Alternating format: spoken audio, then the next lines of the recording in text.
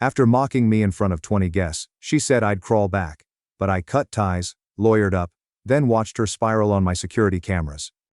During her birthday celebration, my girlfriend became inebriated, clinked her glass and said, "This is my boyfriend," loudly enough for everyone to hear.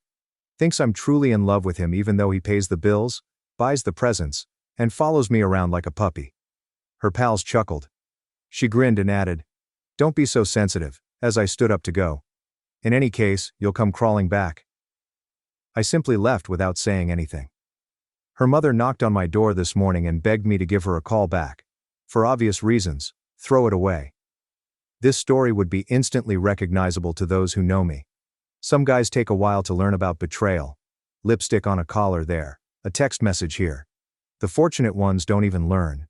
Me? I received a public notification accompanied by witnesses. It couldn't have been better scripted by primetime television. I've been dating Anna, who is 34, for 3 years. I'm 38. After years of working 80-hour weeks and investing every dime I had in my restaurant, I'm a professional chef who is finally making a profit. Just good food in a local restaurant that now has regulars and weekend reservations scheduled a month in advance. Nothing extravagant. I labor hard, get burns on my arms, smell like the kitchen, and go to bed like a corpse. It was a simple existence, and I enjoyed it. Anna works as an architect for a prominent firm. She is the type of lady that draws attention when she enters a room since she always wears impeccable clothing and has flawless nails. I was shocked that she gave me her time when we first met at my friend's wedding. After 3 dates, I became enamored. She had a key to my house after 3 months. Red flags were waving like they were caught in a hurricane in retrospect, but I was too enamored with what I believed to be love to see them. Officially, we never shared a residence. She stayed at my house most nights and kept her apartment. When she had to work late or needed time with me, she would always say she needed her own place. Despite the fact that I was paying for both locations, I respected that. Last Saturday was her birthday. I'd been organizing it for weeks. Not mine, but her favorite Italian restaurant, Vincenzo's, is where I reserved the private room. She continually complained about combining business and pleasure, even though I could have hosted at my restaurant. I organized a special cake with the glitzy gold leaf she liked and invited 20 of her closest friends. Dropped $3,000 with ease. Hey, that's what you do for your loved ones, isn't it? It was a good dinner. Delicious dinner, lots of wine, and laughter from everybody. Since we got there, Anna had been downing Aperol spritzes. It was looser than normal, but not sloppy drunk. I was seated to her right at the head of the table. Megan and Taylor, her co-workers, were present. Her sister Amanda, a few college friends, and a couple of the guys from her yoga class. Then it was time to make toasts. Jade, her best friend, started off by sharing a story about their spring break in college. Next, I told her I loved her and looked forward to many more birthdays with her. But I kept it simple. People sipped their wine and clinked glasses. At that moment, Anna got up and held a glass. I assumed she would express gratitude to everyone for attending. Rather, she smirked as she glanced around the table before placing her hand on my shoulder. "This is my boyfriend Reed," she said, giving my shoulder a slightly too tight squeeze. "He pays the bills, buys the gifts, follows me around like a dog. I still think I'm in love with him," she said, pausing for effect and looking around the room. There was a pause of 2 seconds at the table. After that, her pals began to chuckle. Not all of them. Although her sister appeared embarrassed, there were enough giggles that I thought the room was closing in on me. Anna must have seen the expression on my face because she rolled her eyes. "Oh my God," she said. "It's a joke." However, it lacked warmth. I got up and placed my napkin on the table. I simply took my jacket from the back of the chair without saying anything. She asked irritably, as if I were destroying her evening, "Where are you going?" "Home," I murmured softly. Didn't want to stir up trouble. I simply had to leave before I said something I would later regret. The whole table could hear her hitting me with it at that point. "Be less sensitive. In any case, you'll come crawling back." She stated it with such assurance and contempt, as if it were a known truth, as if I were a well-trained pet that would always come back, no matter how mistreated. I simply left and drove home without saying a thing. There was only the sound of tires on asphalt, no radio, no calls. Just my own thoughts racing like a hurricane. What on earth had just occurred? What's more, why didn't I feel more shocked? I arrived home to a modestly sized home with a good backyard and a deck that I had constructed the previous summer. I sat outside after pouring myself 2 fingers of bourbon.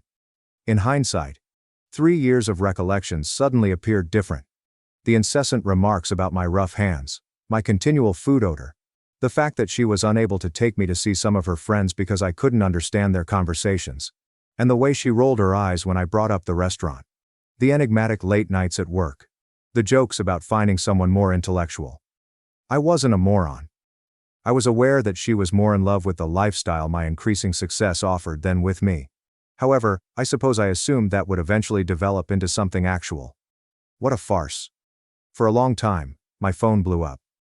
Anna texted me in a variety of ways, from defensive to angry, from trying to spoil my birthday to begging, "Baby, please come back."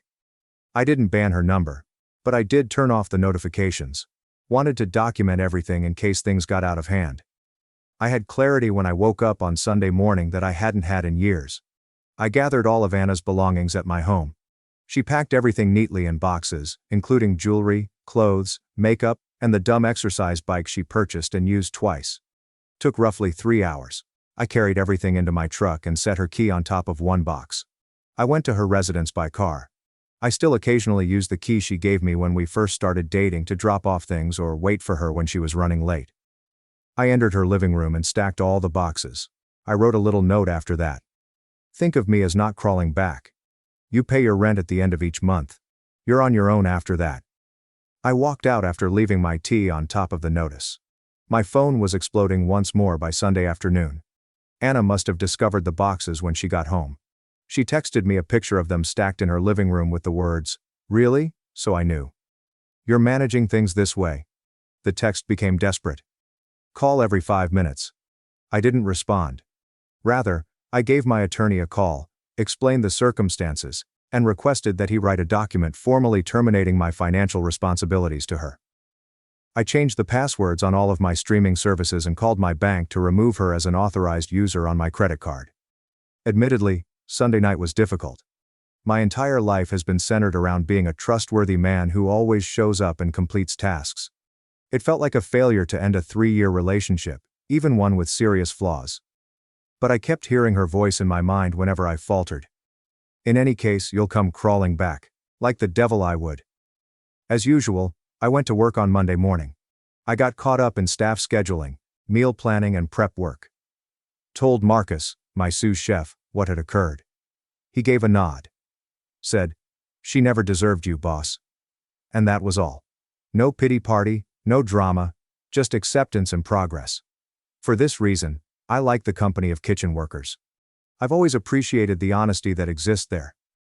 Anna lost it on Monday night and began writing on social media about someone going through a midlife crisis and discarding the best thing that had ever happened to him.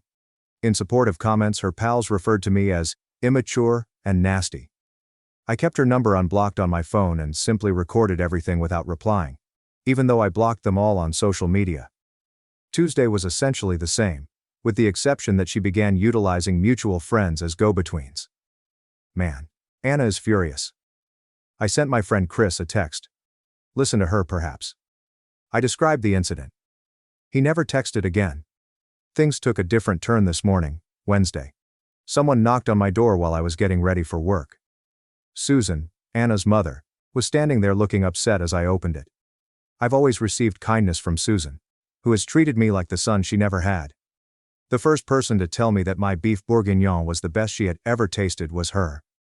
I almost lost my resolve when I saw her at my door, her eyes red-rimmed from crying. When she said, "Reed," her voice cracked.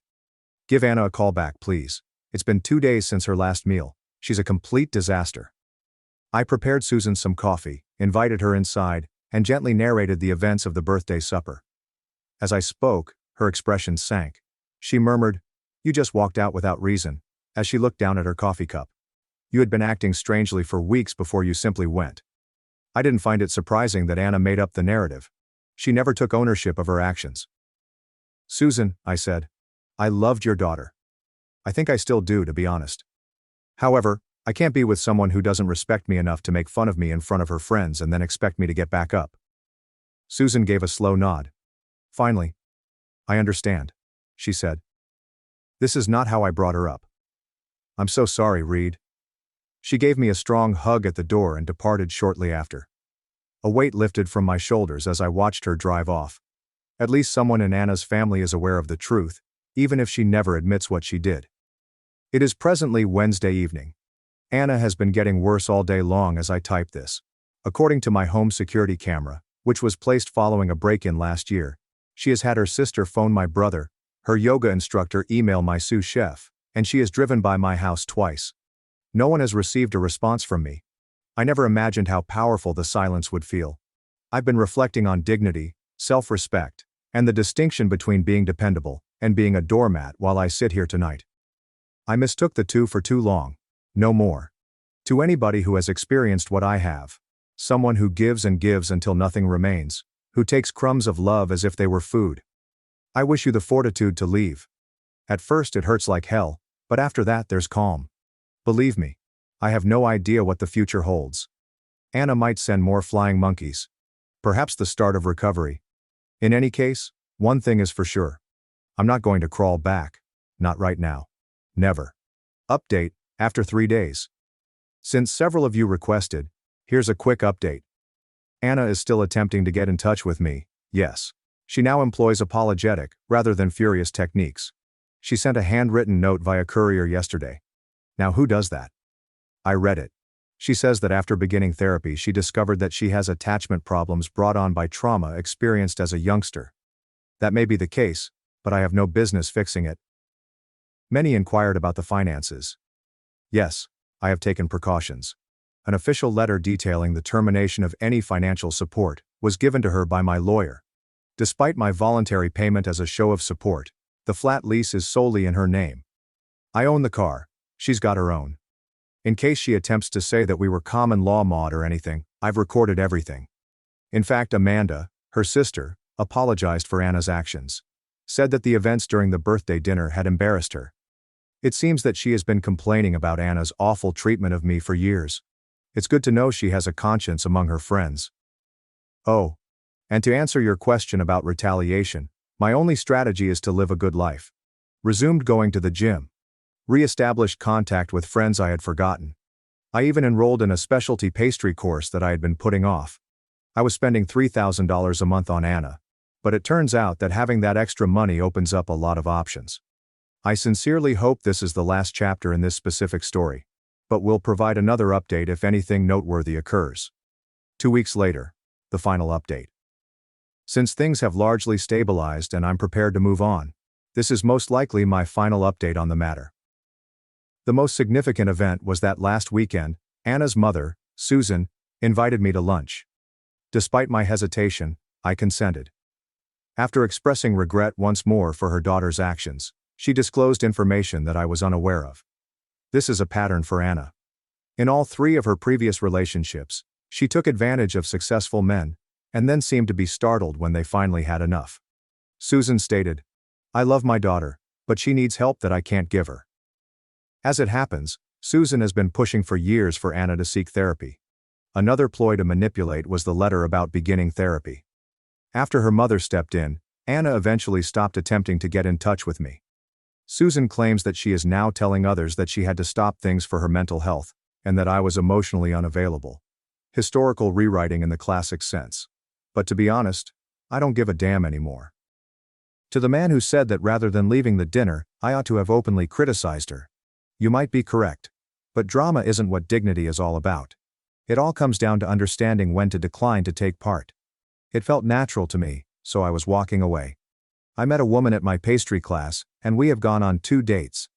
I'm taking it very slowly, but it's good to speak with someone who genuinely inquires about my day, and shows an interest in my responses. It's refreshing after talking to Anna in a one-sided manner for years. I sleep better. Which is the nicest part of all. It's time to stop being cautious. I will no longer fearfully check my account balances. I will no longer pretend to be someone I'm not in order to win over someone who has never been satisfied. Because of the way I handled this, some of you referred to me as a king. I'm not aware of that. I'm merely a guy who came to the conclusion that his dignity could not be compromised. I suppose I'll accept the throne if it qualifies me as royalty. Once again, I appreciate all of your help. It was more beneficial than you'll ever know, helping me reclaim not just my voice, but my self-worth. Thanks for watching and diving into this wild family drama with me. If you love Reddit family drama, don't forget to subscribe and turn on notifications so you never miss the next one. My family banned my adopted daughter from a wedding, so I walked away without a fight. Now they're flooding my phone with apologies. My name is Emily, and I'm the oldest of 3 sisters. Growing up, that meant I was the responsible one, the assistant, the babysitter, and the one who took care of things when our parents were too tired or distracted. I never complained. Sophia was the middle child, the performer, the attention magnet. Rachel, the youngest, was the baby. He got away with anything, and I was the one who cleaned up after everyone else. Things altered slightly as I grew older and became a mother myself, but not significantly. Lily, my 3-year-old daughter, had big serious eyes and a quiet way of observing the world, as if she didn't trust it yet. I remember crying in the car after dropping her off at preschool the first time she called me mom, and I made a promise to her right away. Sophia got engaged last spring, with a big announcement, a big ring, and a big Instagram caption. I congratulated her, of course, and Lily even made her a card, cut out little wedding bells, and glued them on with too much glitter. She would never feel unwanted in my family again. But I couldn't keep that promise. Sophia said it was sweet, then left it in the backseat of her car, where I found it 2 weeks later, half crumpled under a Starbucks cup. Lily was still excited about the wedding. She began looking at dresses online and asking if she should wear her hair up or down. I could tell she was nervous but hopeful, and she wanted to be included. Then the invitation arrived in the mail. It was one of those fancy ones, thick paper, gold trim, the kind that probably cost more than my monthly water bill. I opened it at the kitchen counter while Lily was doing homework at the table. The usual stuff, location, dress code, RSVP link, and then I saw it. Adults only, 18 and up, strictly enforced. No exceptions. I read it twice, thinking maybe I missed something, but I didn't. Lily saw my face before I could say anything, looked up from her notepad and said, "She doesn't want me there." I responded, "It's an 18-plus wedding." She was quiet for a second, then continued, "Is it because I'm adopted?" That phrase shattered something in me. She said it so calmly, as if it was just a fact she'd come to accept. I told her, "No, of course not." But I knew what she meant. It wasn't the first time something like this had happened. Not exactly this, but other moments, smaller ones, slippery comments. My mother once introduced Lily as Claire's girl, never our granddaughter. Sophia referred to her as your daughter, as if she were referring to a neighbor's child. During family vacations, Lily would offer to help in the kitchen, and no one would even respond. I tried to believe it was unintentional, that they didn't mean anything by it, but this time was different. I didn't fight or yell, I just went online and clicked not attending. No explanation, just no. I thought that would be the end of it. The next day Sophia texted me, "Hey, just saw your RSVP. Is everything okay?" Then a follow-up. "If this is about the age thing, I hope you understand. We're being super consistent with everyone. Nothing personal, right? Except that Lily is her niece and she's 17, not 7. I didn't respond. Then Rachel messaged me and Sophia said, "Are you not coming?" "What? What's happening?" Then my mother called. She never calls me just to talk, so I picked up, bracing myself. "Emily," she said, "I heard you aren't going to the wedding. Is this actually regarding the age limit?" I answered, "Via is not invited. I am not going without her. She's almost 18. My mom said, "It's not like she's a young kid. She's family." There was a pause. "Don't torture your sister over this. It's only one night." I didn't fight.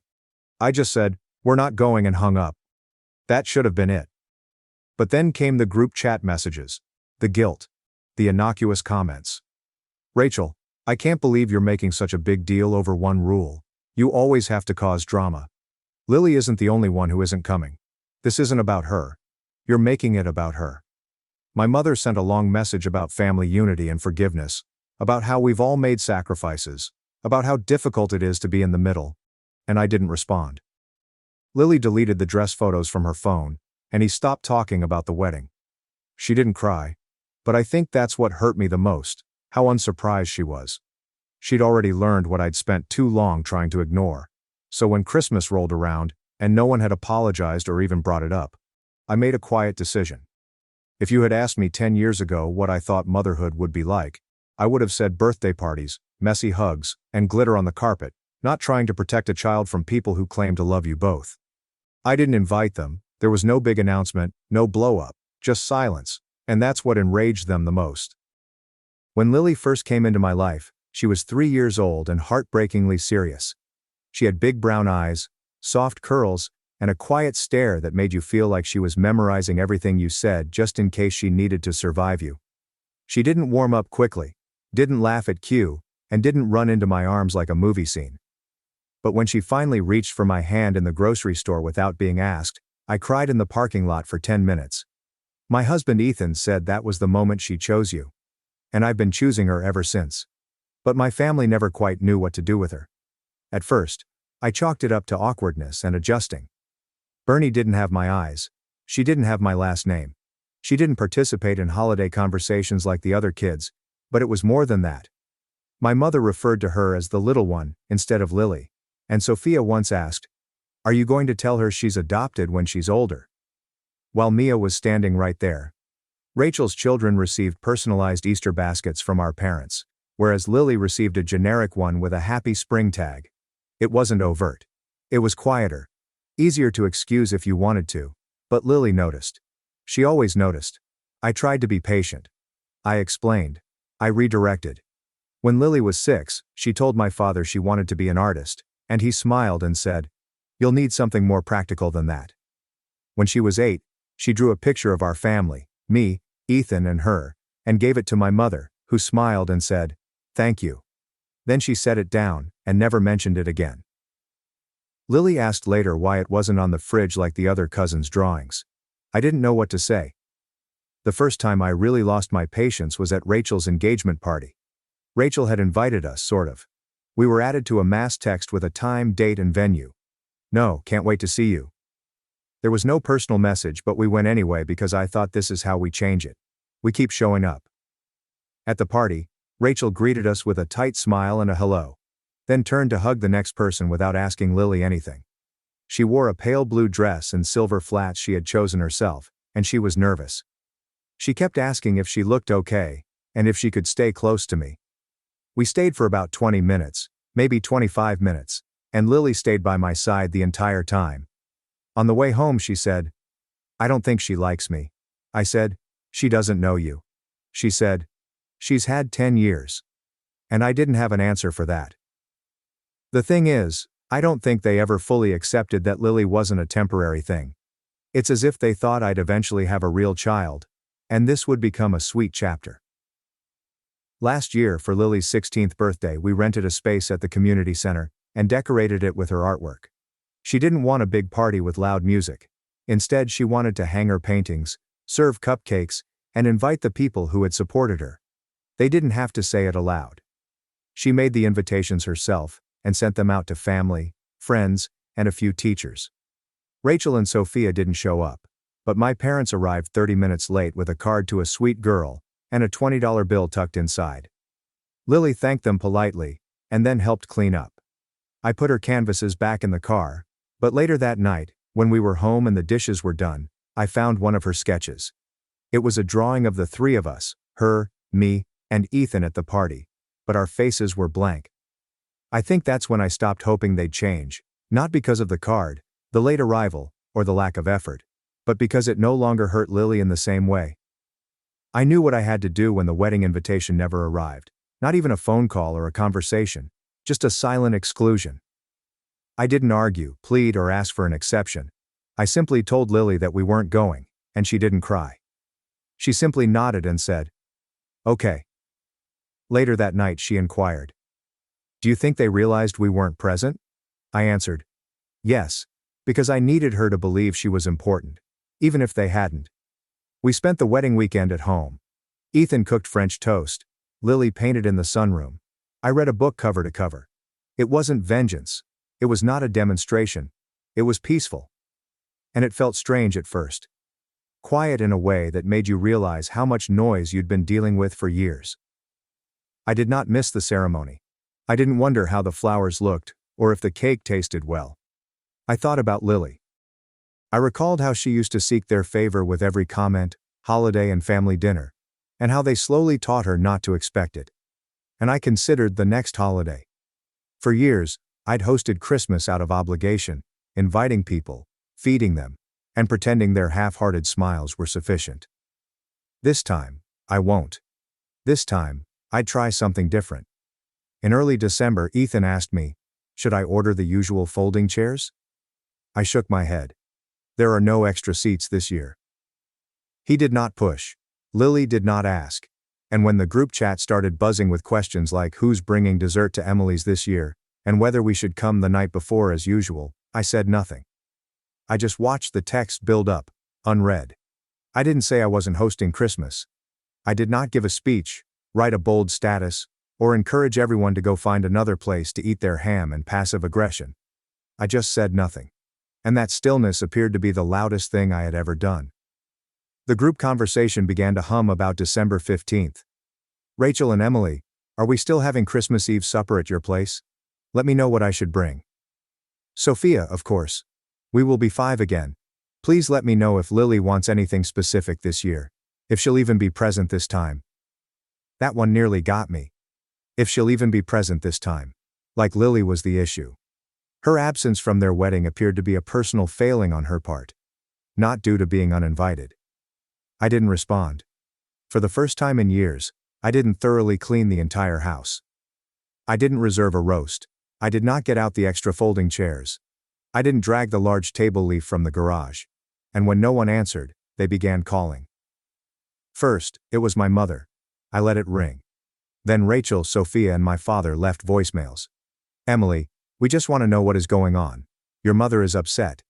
It is not too late to do the right thing. It's the correct thing. As if inviting individuals who excluded my daughter was the appropriate decision. As if feeding them would resolve what they refused to recognize. We did not host anyone that year. Instead, Ethan and I made lasagna in our pajamas, while Lily created sugar cookies in shapes that barely held together. We sat inside, watched movies and opened our gifts early. We laughed longer than we had in months. It felt normal in a way that our previous holidays had not. Nobody walked on eggshells. Nobody had to translate pointed comments. When Lily entered the room, no one became silent. It was only us. And that is when the messages began to alter. December 26th. Sophia joined the group chat. I just think it is sad. We've all attempted to greet Lily, but Claire has made it impossible to contact her. Rachel, if you cut off family whenever there is a problem, you will end up with no one. Dad, how you're treating this is harsh. I apologize, but it is. My mother emailed me a photo of their Christmas tree, along with the caption. It was not the same without you. Lily would have enjoyed her gifts. I did not respond because the gifts were not for Lily.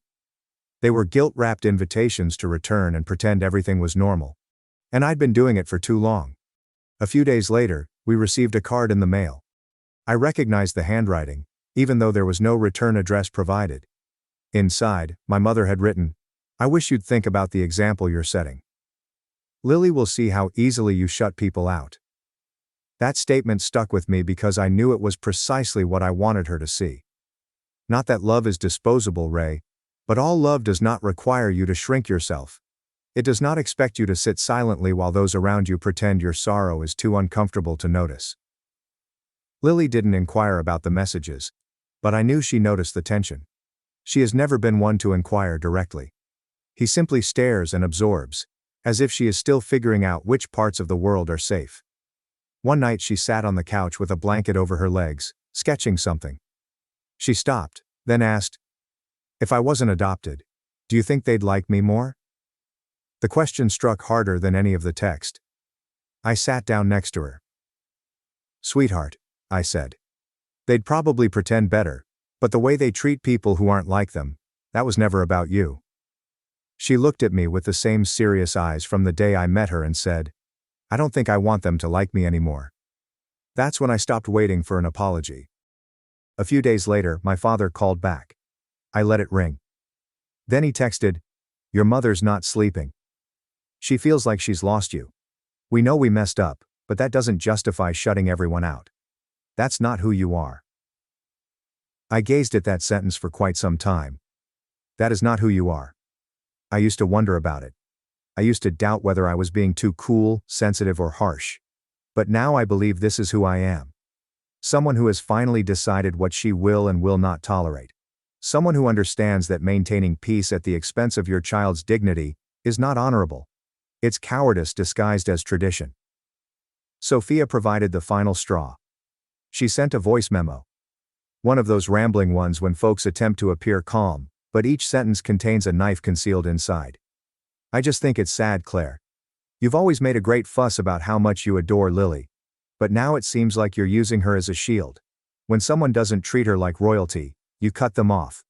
That is not healthy. That is not parenting. That is an obsession. I didn't listen to the rest. I deleted the message and banned her number. Because, if loving Lily fiercely and completely is considered an addiction in their world, then I am addicted. I am fiercely, unabashedly concerned with safeguarding the one who needs me the most. Nothing they say will make me regret this. New Year's arrived and went peacefully. Lily fell asleep on the couch before midnight, holding a Halaton cookie. Ethan and I toasted with tea rather than champagne, and watched the fireworks on mute. He asked me, "Do you miss them?" I thought about it. "No," I replied. "I miss the idea of them. But that version never really existed." He gave a shrug. Didn't say anything else. Just reached for my hand. I'm not sure what will happen next. I'm confident they will keep trying. People like that don't leave gently. There will be additional texts and posts. Perhaps one of them will show up to Lily's graduation next year as if nothing happened. But I have made my decision. There will be no major showdown. Just a quiet distance. And sometimes, that is the most powerful option of all. It happened on Thursday. Cold, cloudy, and silent. I had just returned home from work, still wearing my coat, when the doorbell rang. I was not expecting anyone. Ethan was working late. Lily was upstairs putting together a portfolio project for her college applications. I opened the door to find my parents standing on my porch, as if nothing had happened since 2007. My mother held a Tupperware container in her hands. I believe they were oatmeal cookies, her specialty. Soft in the center, slightly charred around the edges, like the sort she used to make when I was younger. "Claire," she replied with a breathy little smile. "We thought we'd stop by." I didn't say anything at first, just stared at the container in her hands, as if it were booby-trapped. My father shifted alongside her. "Can we come in for a minute?" "No," I replied. There was a pause. Surprise? Perhaps, but not for long. My mother attempted to recover with another warm tone. "We simply wanted to talk. Things became heated. But we are still your family." She presented the cookies as a peace deal. I did not take them. That's when the smile began to fade. She added, "You don't have to be like this." Her voice tightened. "We know it's been difficult parenting a teenager while pushing everyone else away," my father added. "We tried to remain patient. We granted you room, but now you're going to lose your true family for a girl who'll go in a few months." My stomach constricted. "She's 17, my mother replied softly.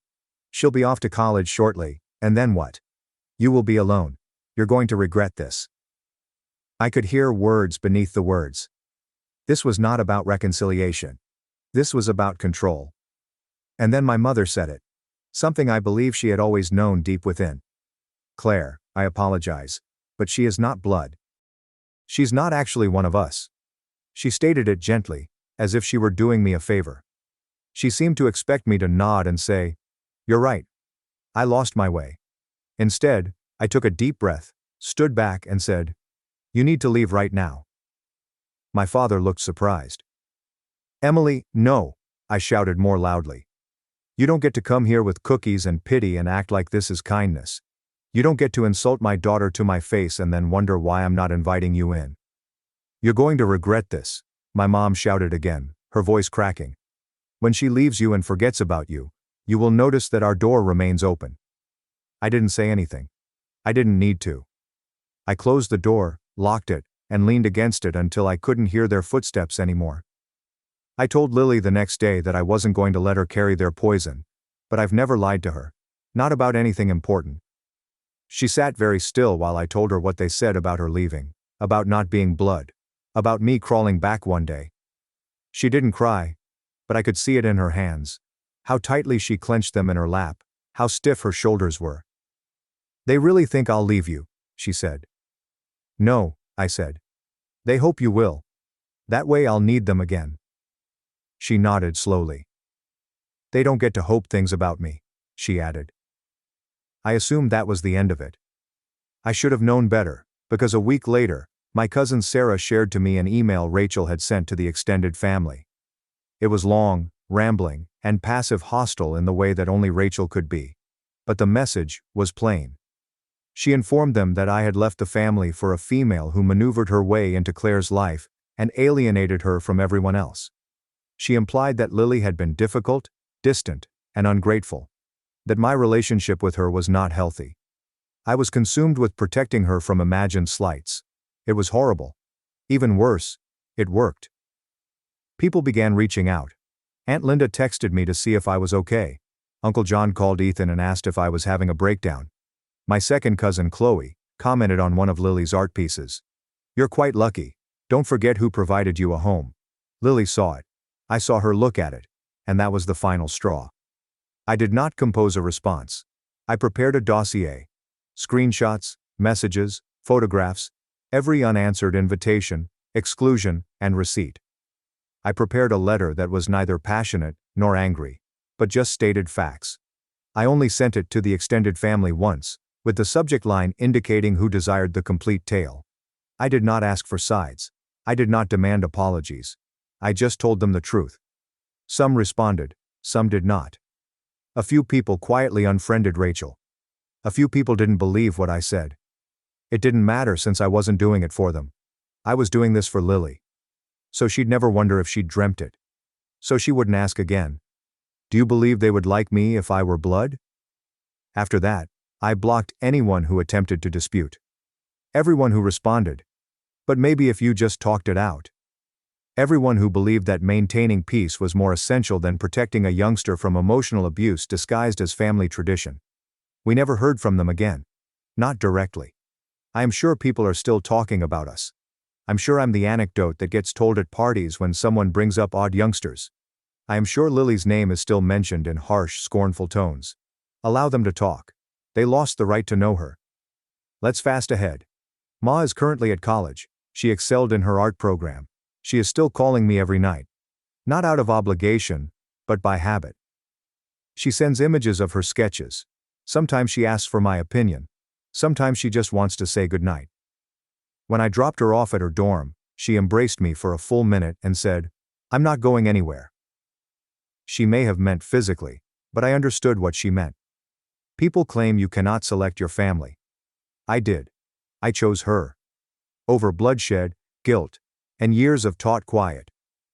And if they still think I'll come crawling back one day, they can wait. Sometimes I remember that moment on the porch.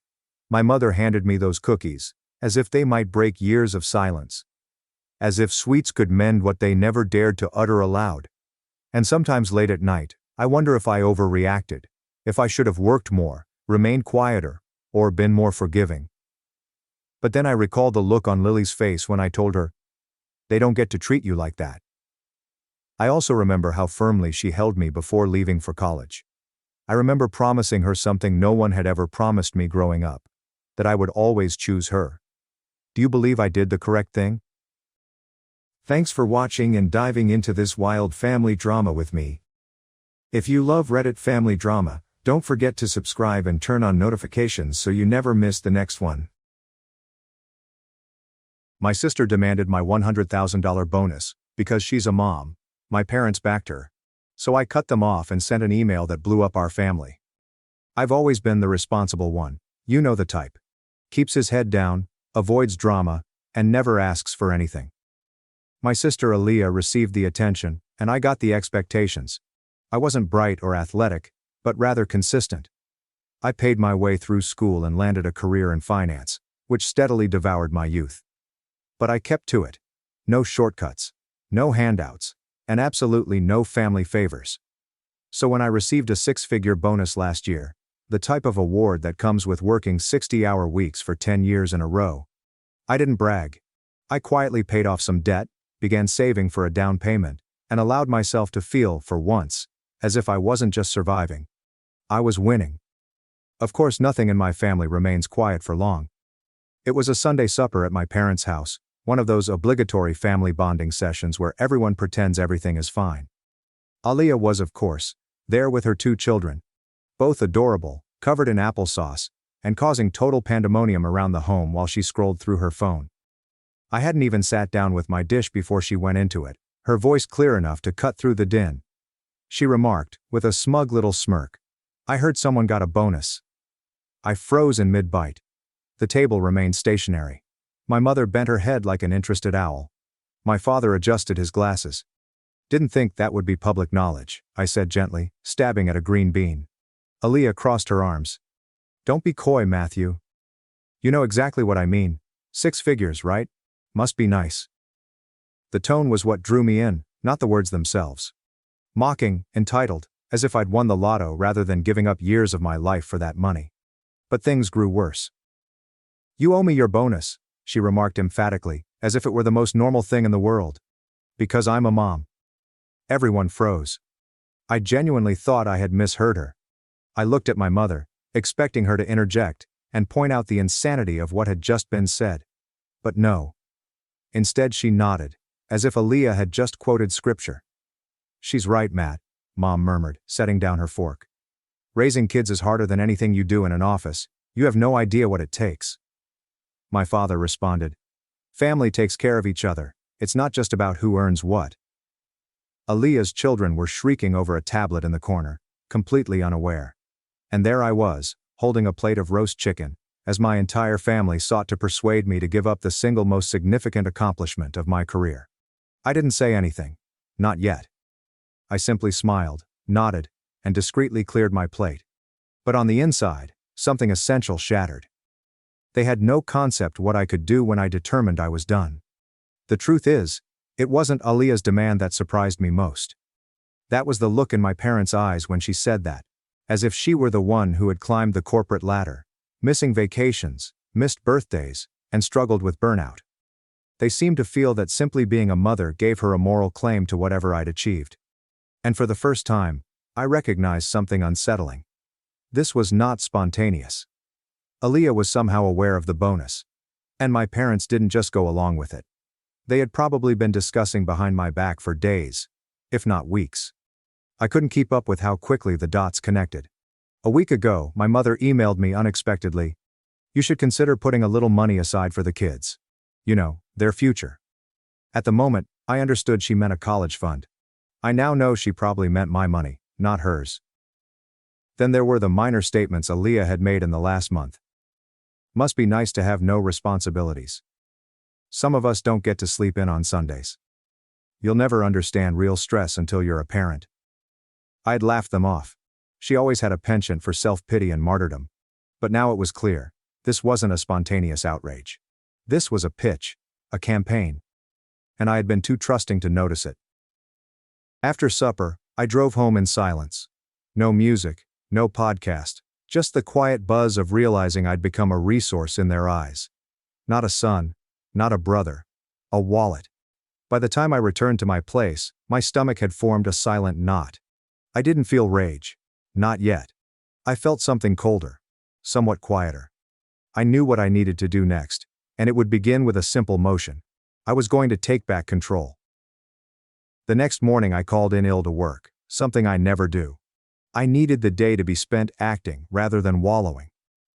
"Aliyah, want to make this about fairness, sacrifice, and family." Fine. I would make it about borders.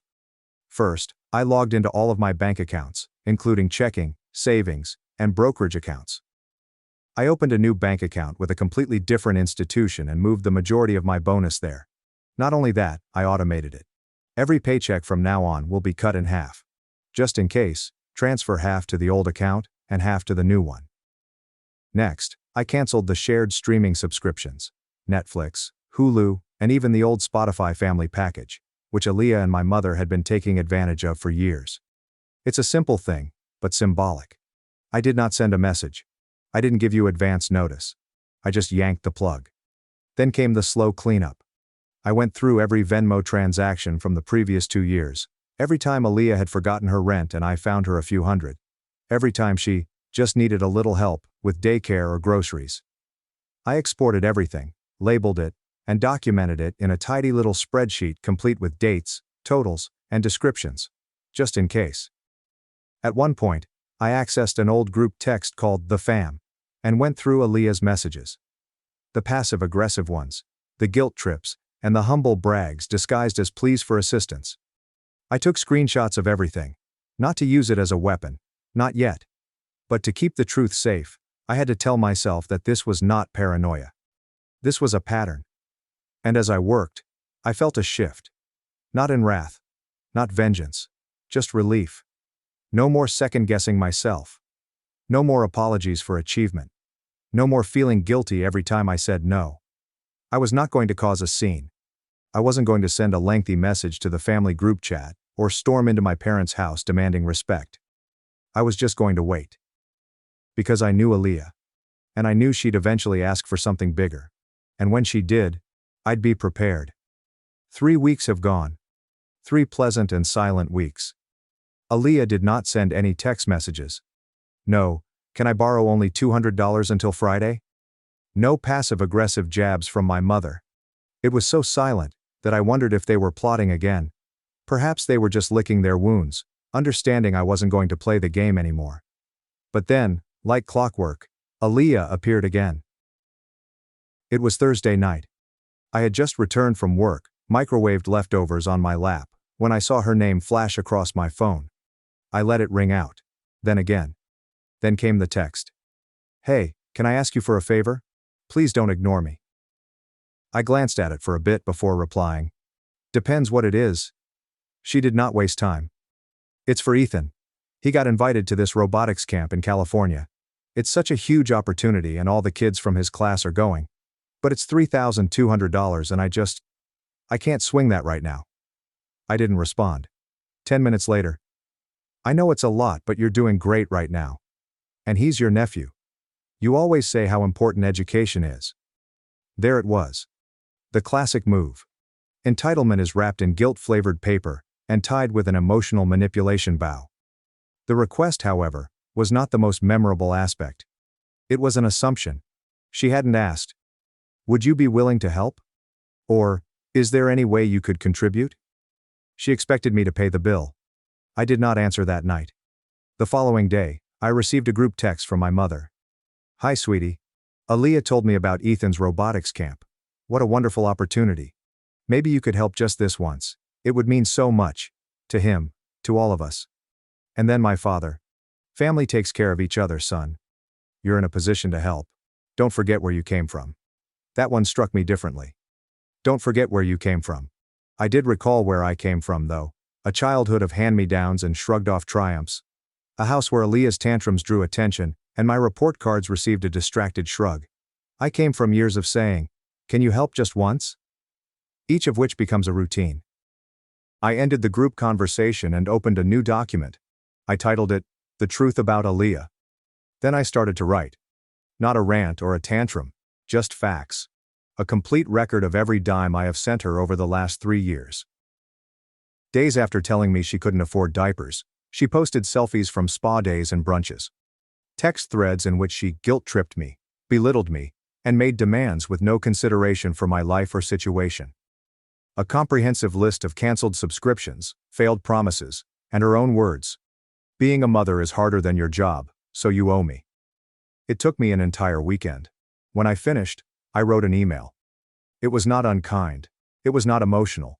It was chilly, clear, and final. I explained what I had given, what I had tolerated, and why I was now pulling away. There's no more money. There is no more aid. Not because I wasn't interested, but because they weren't. I did not send it. Not yet. Because I knew Aaliyah. I knew she wasn't finished. And when she made her next big move, I'd be ready to send. It did not take long. The following weekend, Aaliyah asked the entire family to dinner at our parents' home. She casually forgets to bring anything to the potluck party. I had no intention of going. But then my mother called and said, please, Just come. Let's all be together. No drama.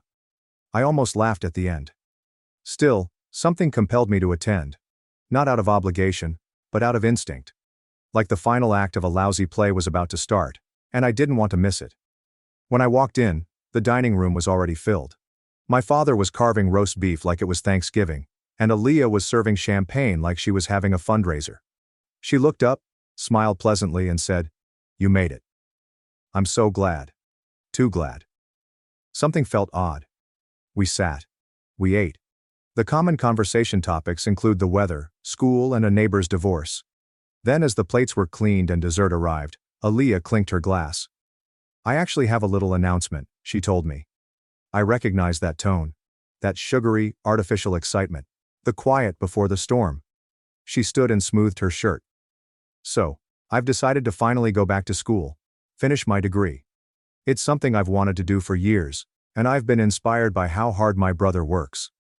She gestured toward me, but her smile did not reach her eyes. "To finally invest in myself." There was modest applause. My mother was beaming. My father gave her a proud nod. Aaliyah continued. "Since we're all here, I just wanted to ask." Then she turned toward me.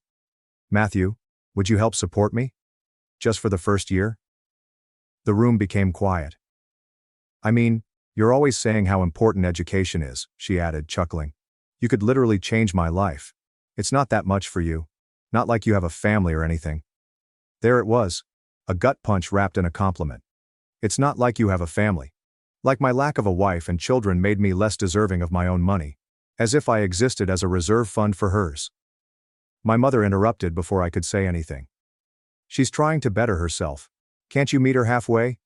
And my father, ever the philosopher, added, "This is what families do. We invest in one another." I looked around the table. Aaliyah smirked. My mother's expectant gaze. My father's detached approbation. And I realized, they actually expected me to fold. I laid my fork down, grabbed into my pocket, and took out my phone.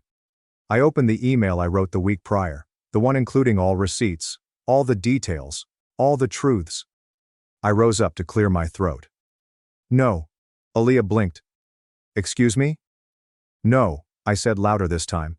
"Not this time, not ever again." My father began to speak, but I raised my hand. "I'm not going to argue, I'm going to show you." I pressed send. All of their phones lit up practically simultaneously. The room grew silent as they, one by one, checked their devices. My mother's smile wavered. Aaliyah's face gradually changed the hue of her wine. My father's jaw locked. At that point, you could hear the figurative house of cards crumble. Aaliyah looked up, her voice a whisper. "You kept track?" "Yes," I answered. "Because you never did." I turned to my parents. "You taught me to take care of my family." And I did. "But you never said it had to be at the cost of my dignity." Silence. I took up my coat. "You want someone to fund your education?" I inquired, glancing at Aaliyah. "Try FAFSA." And with that, I exited the front door. For the first time in years, I felt liberated. I wasn't expecting fireworks when I left. I anticipated silence. Perhaps some angry texts, a guilt trip or two. What I received instead was an avalanche. That night, I turned my phone off. I wanted to sleep deeply for the first time in months, free of the dull ache of obligation. And I did, peacefully and dreamlessly. But when I awoke the next morning, I found 48 unread messages. The first came from Aaliyah. "Wow. Way to humiliate me. You blindsided me in front of Mom and Dad. You made me look like a beggar." As if she needed assistance with that. Then came my mother. "You didn't have to be cruel. We're family, Matthew. You could have talked to us privately." Privately, after years of public pressure, manipulation, and emotional ambushes over roast chicken. My father sent the shortest message. "Disappointed in how you handled that. Thought you were better than this." There it was. Disappointed. They never used this word when Aaliyah dropped out of school, went back home, or worked 3 jobs in 2 years. But I'd embarrassed them, and that seemed to be the actual offense. I did not respond. Instead, I dressed, prepared a pot of coffee, and went about my business as if nothing occurred. Because nothing had happened to me. What happened at dinner was not a meltdown. It was not an explosion. It was a boundary. Something long delayed. Over the next few days, things became stranger. Aaliyah removed most of her social media posts. My mother quit texting. My father went silent. And then I got a message from someone I hadn't heard from in years. My cousin, Rachel. "Hey, just read the email. Good for you. You said what the rest of us have been too scared to say. We all saw it, Matt. You just had the spine to say it out loud." It turns out that my email had been forwarded. A lot. I began hearing from distant relatives, cousins, and even an aunt who had relocated out of state. Everyone stayed the same thing. We always knew Aaliyah took advantage. We just didn't know how bad it was. I did not feel vindicated. I had a sense of being seen. But the true surprise arrived a week later. A letter. Not an email. Not a text. A tangible envelope in my mailbox, addressed in Aaliyah's handwriting. Inside, there's one piece of lined paper. There are no theatrics. No apologies. Just, "You made your point. Loud and clear. I hope you're happy." I folded it in half, placed it into the drawer, and did not respond. Because I was pleased. It's strange how peaceful life becomes after you unplug from the noise. No frantic texting. No unexpected bills. There were no sudden emergencies that always required my assistance. Just silence. At first I kept expecting the other shoe to drop. A confrontation, a desperate attempt to entice me back in. But it never arrived. Aaliyah went dark. My parents sulked in the shadows. And I received something I had not had in years: space. I began walking after work. Long, aimless excursions through neighborhoods that I used to rush past. I picked up my guitar again. I even began preparing for the solitary trip I had always postponed. There is no one to obtain permission from. I have no one to pay for except myself. It's remarkable what happens when you cease being everyone's fallback option. You begin to feel like the central character in your own life. I didn't detest them. Not even Aaliyah. But I didn't miss them as much as I had previously. That, I knew, was freedom. It was a dreary Saturday afternoon when she arrived. I was halfway through organizing my office, which I'd been putting off for years, when the buzzer rang. I was not expecting anyone. No deliveries. There are no buddies dropping by. I nearly ignored it. But then there was another buzz. This time much longer. I used the intercom. "Yeah." A pause. Then I heard a familiar voice, tiny and hesitant. "Hey. It's me. Aaliyah." I did not respond right away. I just stood there, palm hovering over the button, my heart thudding in that uncomfortable, protective way it usually does around her. I eventually buzzed her in. When I opened the door, she was waiting there, holding a paper bag from the bakery down the street, as if that might soften the landing. She seemed exhausted. Not in her normal exhausted mom fashion, but in the way people appear. When the act is over, no makeup, no smile, Aaliyah is unfiltered. "Can I come in?" she quietly inquired. I stood aside. She entered like a guest, not like my sister, who used to storm in and plunder my refrigerator. She didn't sit until I motioned to the couch. "I'm not here to fight," she replied, "or ask for anything." That part took me off guard. She laid the pastry bag on the table between us and stared at it, as if it might speak for her. I needed to see you," she said, "because it's weird not having you around. Not hearing from you. Not yelling at you when you don't text back." I did not say anything. She offered a quick laugh. "I deserved everything you said. All of it. And the email, that was brutal. But it wasn't wrong." This astonished me more than the visit itself. Aaliyah truly looked at me. "You know, when you sent that email, Mom said you were being cruel. But when I read it, I realized you were just done pretending. And that's worse in a way. You didn't yell. You just let go." She shakes her head. It's weird how loud silence is when someone finally pulls away. For a moment we sat there. Not as adversaries. Not even as siblings, actually. As if two people grew up in the same house yet lived their lives in completely different languages. "I don't expect you to forgive me," she explained. "I just wanted you to know I'm not proud of how I acted. And I'm trying to change." I studied her. Her hands were trembling slightly. Then I gently inquired, "Why now?" She paused. "Because I thought cutting me off would make me hate you. But it made me look at myself instead. And I didn't like what I saw." She stood. "Anyway, that's all. I just needed to say it. She did not hug me. She did not cry. She simply nodded once and walked away, leaving the bakery bag unopened on the table. When I eventually opened it, I found a note inside. For everything I have never thanked you for. There's also a little receipt folded once underneath. It was a partial repayment of $200. Not much, but perhaps a start. A few days after Aaliyah visited, I received a letter in the mail. Not an envelope, but a folded sheet of yellow legal paper, placed into my mailbox with no return address. I recognized the handwriting right away. Sharp, deliberate, and always in blue ink. My father. I slowly opened it, expecting the usual disappointment disguised as advice. Another plea for being the bigger person. But it was not that. It was a single paragraph. Just this. I checked your email again. All of it. And I realized we'd ceased viewing you as a person a long time ago, only as a supplier. That is on us. I do not expect anything from you. But I had to say it. For once I understand. No signature. No apologies. Just comprehension, scribbled like a guy attempting to recreate history in a few precise lines. I did not cry. But I sat with it for a long time. It wasn't a real closure, but there was a fracture in the wall. And maybe that's where the healing begins. Thanks for watching and sticking around till the end. If you enjoyed these stories, make sure to subscribe and hit the bell so you don't miss the next drama-filled episode.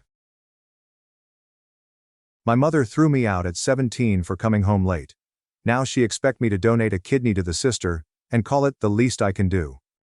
My sister's kidneys were shutting down, as was everyone's memory. It's funny how a medical emergency can bring a family together, if you can call this group a family, but the glue they constantly employ appears to be guilt rather than love. The phone arrived at 8:30 a.m., just as I was about to pour the last of the quality coffee into my mug. Mom's voice was scratchy, desperate, and unexpected. Nancy, it's your sister. Emma's kidneys are failing. We need you to get tested. You're her only shot. There was no, hi, how are you, or even a pause before asking. Just what you need. Need, as it has always been. I feel like a walking spare part, rather than their long-ignored kid. My hand froze mid-pour, causing coffee to gush over the edge and drip down my wrist. That sting of fire anchored me more than her words ever could. I hadn't spoken to my mother in 3 years. Not since the last Thanksgiving I foolishly consented to attend, when I was ambushed in the kitchen and blamed for the cranberry sauce being too tart, as if I'd ever touched the blasted thing. And my sister? I hadn't seen Emma since our father's retirement party, when she gave a speech about family values while I sat alone at the distant table with a cold piece of chicken and only my own silence for company. But here she was. Allegedly dying. The phone rings, and I'm supposed to run like a good little soldier. As if nothing ever occurred. I feel like I owe them. You know what is crazy? I was not even surprised. I've always been the backup plan. The just-in-case gal. The one you don't love but keep around in case you need her eventually. It began early. Emma was the golden child. Straight A's, cheer captain, daddy's favorite, and mom's miniature twin. She wore bows and ballet slippers and always had the largest slice of cake. Even on my blasted birthday. I was the one with scraped knees, crazy hair, and a lot of questions. Emma gleamed. I created messes. When she fractured her leg at age 13, I gave up my summer camp money so they could hire a private tutor. I didn't even ask. When she dropped out of college and blamed her lover, they paid for her to restart at a community college in Arizona. When I received a scholarship to a public institution, no one came to help me move in. Now they needed my kidney. It's the least you can do, Mom responded, her voice quivering with what she undoubtedly interpreted as parental concern. After everything we've done for you. That phrase landed like a stone in the teeth. What the hell did they do for me? Did they kick me out after I informed them I was depressed? Dad blamed me when he found out about Mom's affair, and needed someone to be upset at other than her. Birthday cards were sent 3 days late, or not at all. I let her talk. Allow her to twist the knife in the way that only mothers can when attempting to shame you into doing something that is your responsibility. The weird thing is, they all believe I'm cruel, cold, detached, but I am not. I quickly learnt that crying in front of wolves just makes them hungry. When I got off the phone, I did not cry. I did not scream or throw anything. I sat down at my table, sipped some cold coffee, and stared at the wall for a long time. I remembered how Emma switched out my science assignment at the last minute, and took credit for mine. I recalled the time she told Mom I had stolen her bracelet, and I was suspended for 3 weeks. I remembered prom night, when I arrived home after being stood up, and she laughed herself to tears. I reflected on all the dinners where my opinions were too strong, and all the car rides where I was instructed to be quiet. And I recalled that statement again. After everything we've done for you. I should have told her to go to hell. Should have hung up and blocked the number. But I did not. I am not formed like that. I've always required more than just silence to function. So I phoned the hospital and inquired what I should do. They planned the testing, and I replied, I'd be there, calm as ever. When I strolled into the clinic, I smiled at the receptionist as if I weren't about to make the first move in a long chess game. They collected my blood, did their tests, and told me it would take a few days to get the entire findings. I thanked them, and stated I was delighted to assist. But within, I was already far ahead of them. Because here's the thing, they forgot. They have spent my entire life educating me not to trust them. Don't count on them. Not to think for a second that I mattered. And now they were requesting a piece of me. A literal part of my body, like it was nothing, as if it were theirs. I said yes. But not for the reasons they believe. They say that memory is a tough thing. A slippery fish that grows bigger as you try to catch it. In my family, however, memory is selective, rather than fluid. They don't remember the things that would make them appear awful, and they hold on to the scraps that depict them as saints. But I remember. I remember everything. I recall the smell of bleach on my hands after cleaning the bathroom, which Emma never used because chores were not for girls with flawless hair and high grades. I recall Mom telling me once, calm as reading the weather. You're lucky we even kept you. And no one in the room asked what she meant. I recall Emma screaming crocodile tears when she was caught snatching earrings from the mall, and I ended up apologizing to the security guard. Because that's what a good sister does. People believe that being the black sheep implies disobedience. As if you're the crazy one who disobeyed the rules. However, sometimes you are the black sheep simply because you were born after the golden kid, and there is no longer a limelight for you to shine in. I never had the luxury of failure, because mine was met with exile rather than sympathy or assistance. I received a B- in algebra once, and it developed into a family meeting.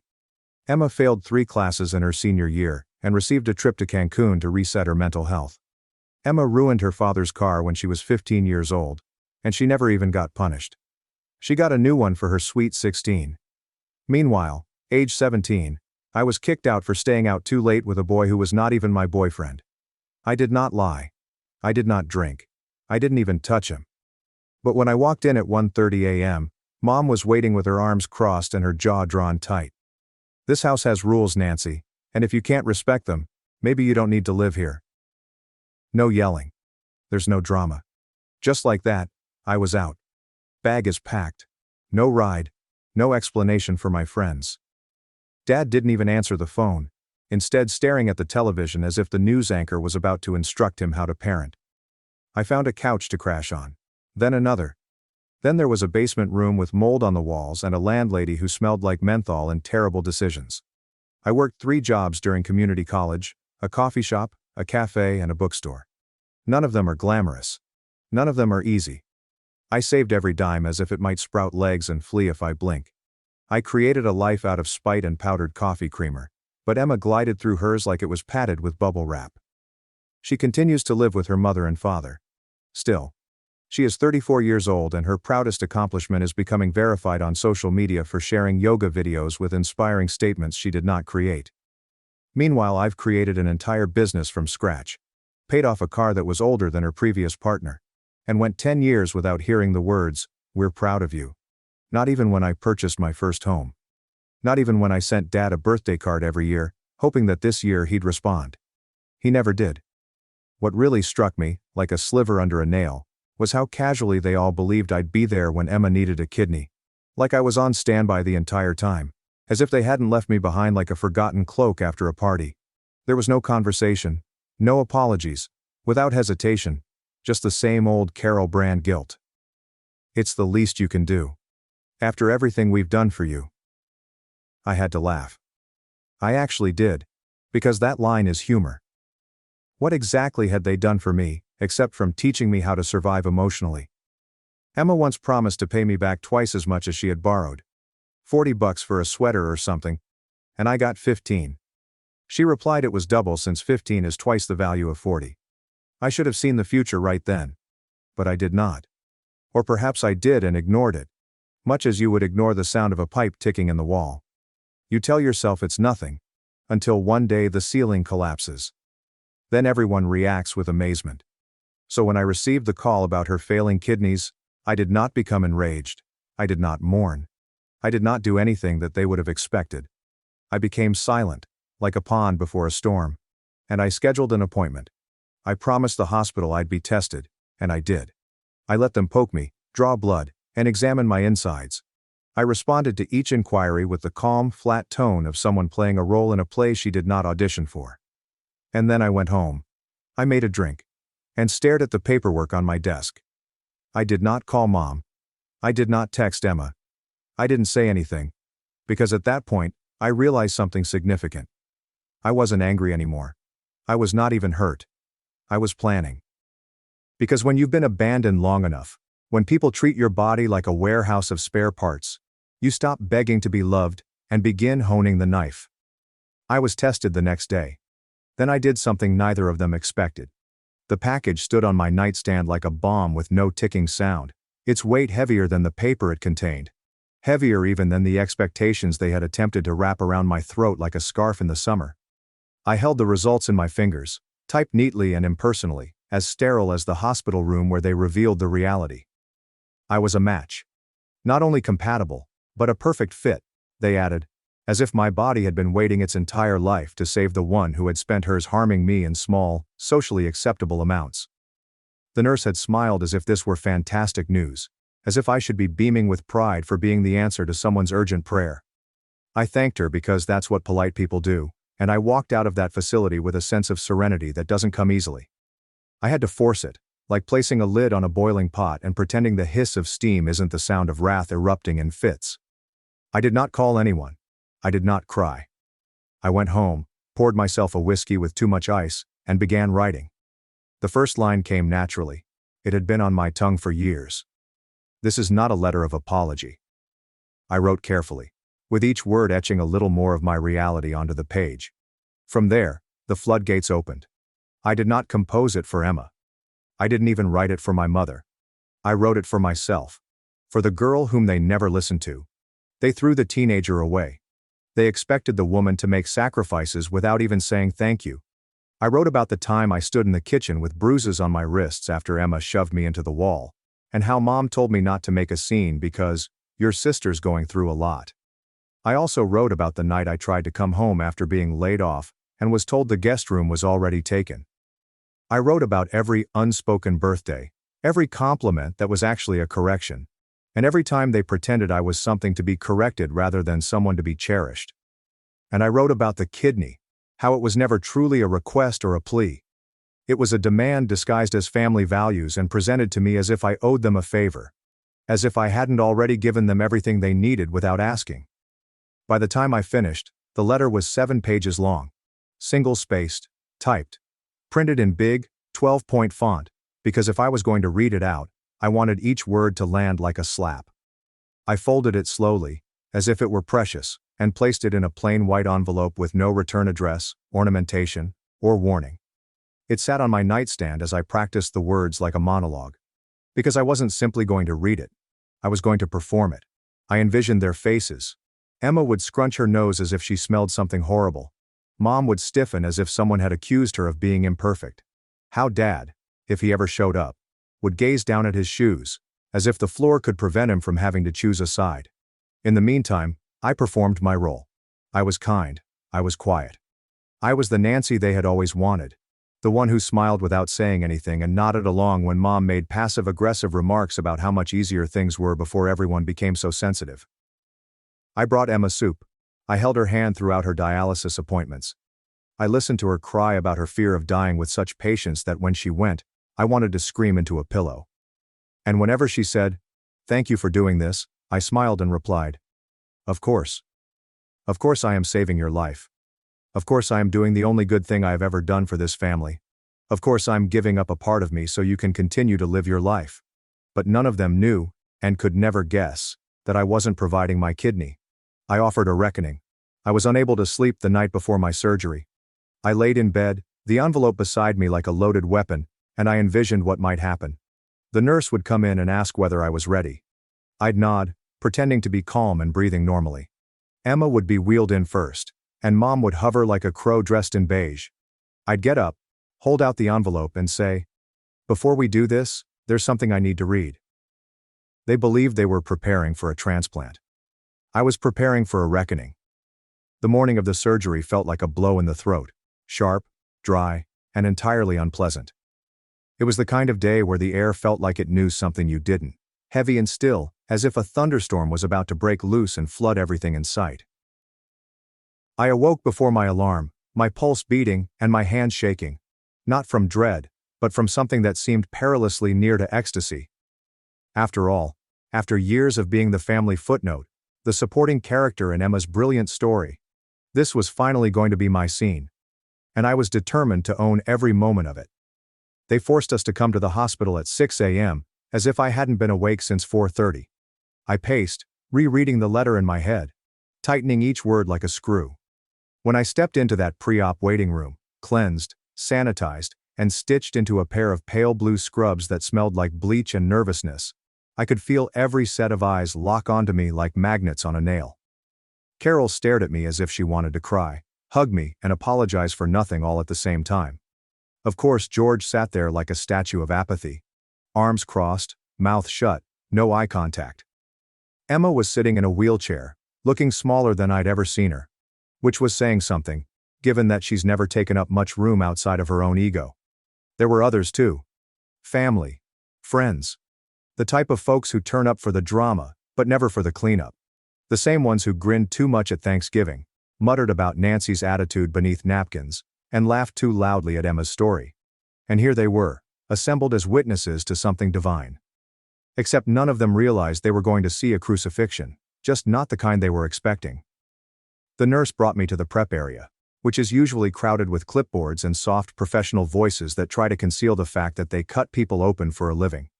They asked whether I was nervous and I responded, not even a little. Because the reality was, I felt more relaxed than I had in years. I had something they didn't, a secret weapon, loaded and ready to fire. I kept the envelope tucked inside my hospital bag, wrapped in a hoodie I didn't even like, because if anything happened to that letter before I could read it, I swear I would have burned the entire house down. They put us both in a common waiting area, a pale green room that undoubtedly cost some design consultant a six-figure fee to make it look relaxing. Emma grabbed for my hand, her eyes shiny and red-rimmed, and muttered, "Thank you for doing this. I know I don't deserve it." It would have been the ideal time if it hadn't been 20 years too late and 50 lies too deep. Mom hovered at the side of the room like a ghost with an opinion, wringing her hands and mumbling things like, "This is what family's supposed to do," and, "You're really showing what kind of person you are, Nancy." And for once, she was correct. I was definitely showing them who I was, just not in the way she expected.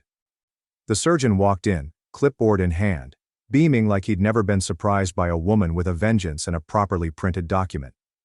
"We'll start preparing in just a few minutes," he replied, motioning toward the corridor. I nodded before gently standing up, taking a deep breath, and reaching into my bag.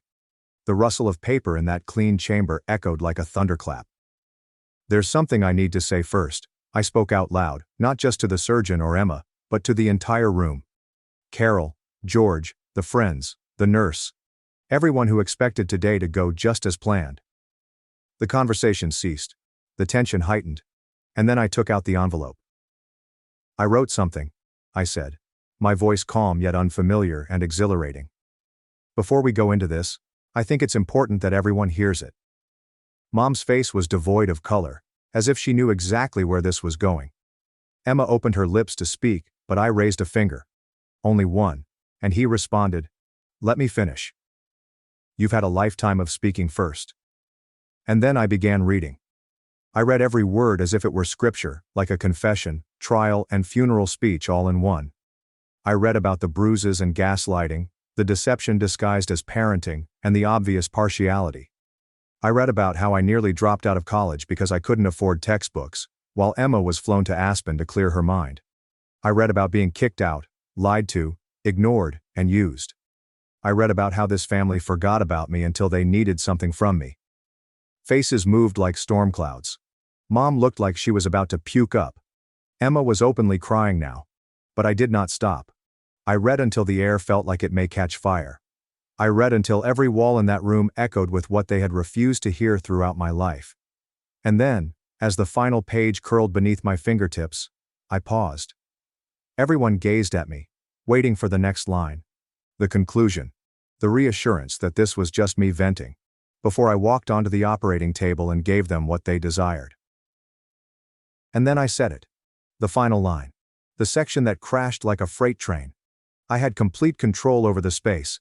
Every breath stalled mid-chest, every face strained tense with anticipation. And for the first time in my life, they were all really listening. Not to dismiss, correct, roll their eyes, or make my comments more palatable, but because I had something they couldn't ignore.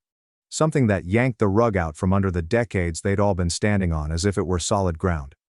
I took one last breath, and read the last paragraph with the kind of calm that only comes when you know the bomb is already halfway to the floor. I'm a perfect match, but I choose not to donate, because I'm done being the body you throw under the bus. The subsequent hush was unusually quiet. It wasn't only quiet. It was a shocking silence, the kind that screams in your ears and strikes you in the gut. The nurse dropped something, maybe her clipboard or a tray, but I scarcely noticed it since Emma's voice broke like glass.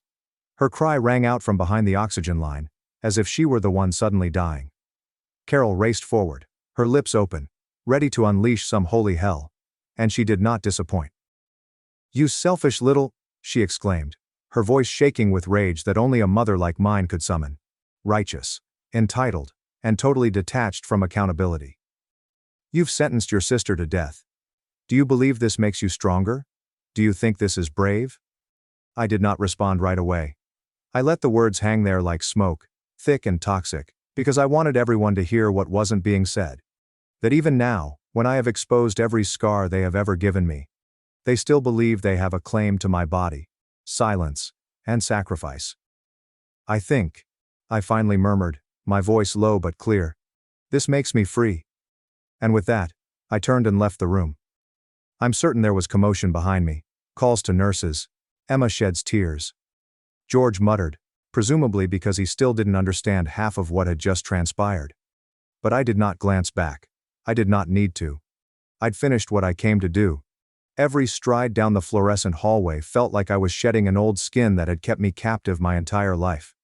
The days that followed were like a sluggish, spiraling storm, soaking through everything gradually and mercilessly. The voicemails began that night. Carol, of course, came first.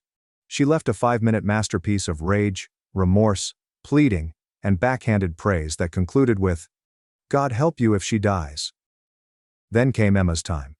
Hers were quieter and more unpredictable, with some crying and others angry. One terrifyingly quiet moment when she remarked, "You'll regret this one day.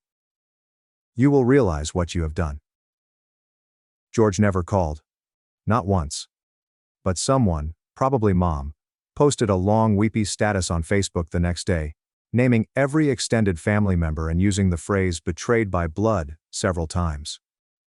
My inbox was loaded with messages from cousins I hadn't communicated with in 10 years. Some people labeled me brave. Others informed me that I was the reason Emma was now on a transplant list with dwindling hope. One of them said, "You're a monster, and you'll die alone." That made me laugh out loud, because monsters don't cry themselves to sleep for 20 years, longing to be seen. Monsters are created when you are treated as one for an extended period of time and cease denying it. But here is the bit that no one knows. That bit, I never told anyone. Not the nurses, not the hospital staff. Not even the person who drove me home that day and kindly inquired, "Are you okay?" I sat in the passenger seat, staring out the window as if I were seeing someone else's life pass by. I'd lied. I was not the perfect match. In fact, I was no match at all. The results arrived 2 days before I read the letter, and they were very clear. I couldn't donate, even if I wanted to. Emma's blood type was incompatible, and the cross-match came up negative. Medically, scientifically, I wasn't any use to her. But emotionally, psychologically, symbolically, that was a masterpiece. Because I wanted people to have the impression that I could have saved her but chose not to. I wanted them to feel the weight of their decision every day. In the same way, they forced me to carry their judgment. They're quiet. They show preference. Their disinterest. I wanted to give them the burden of what if.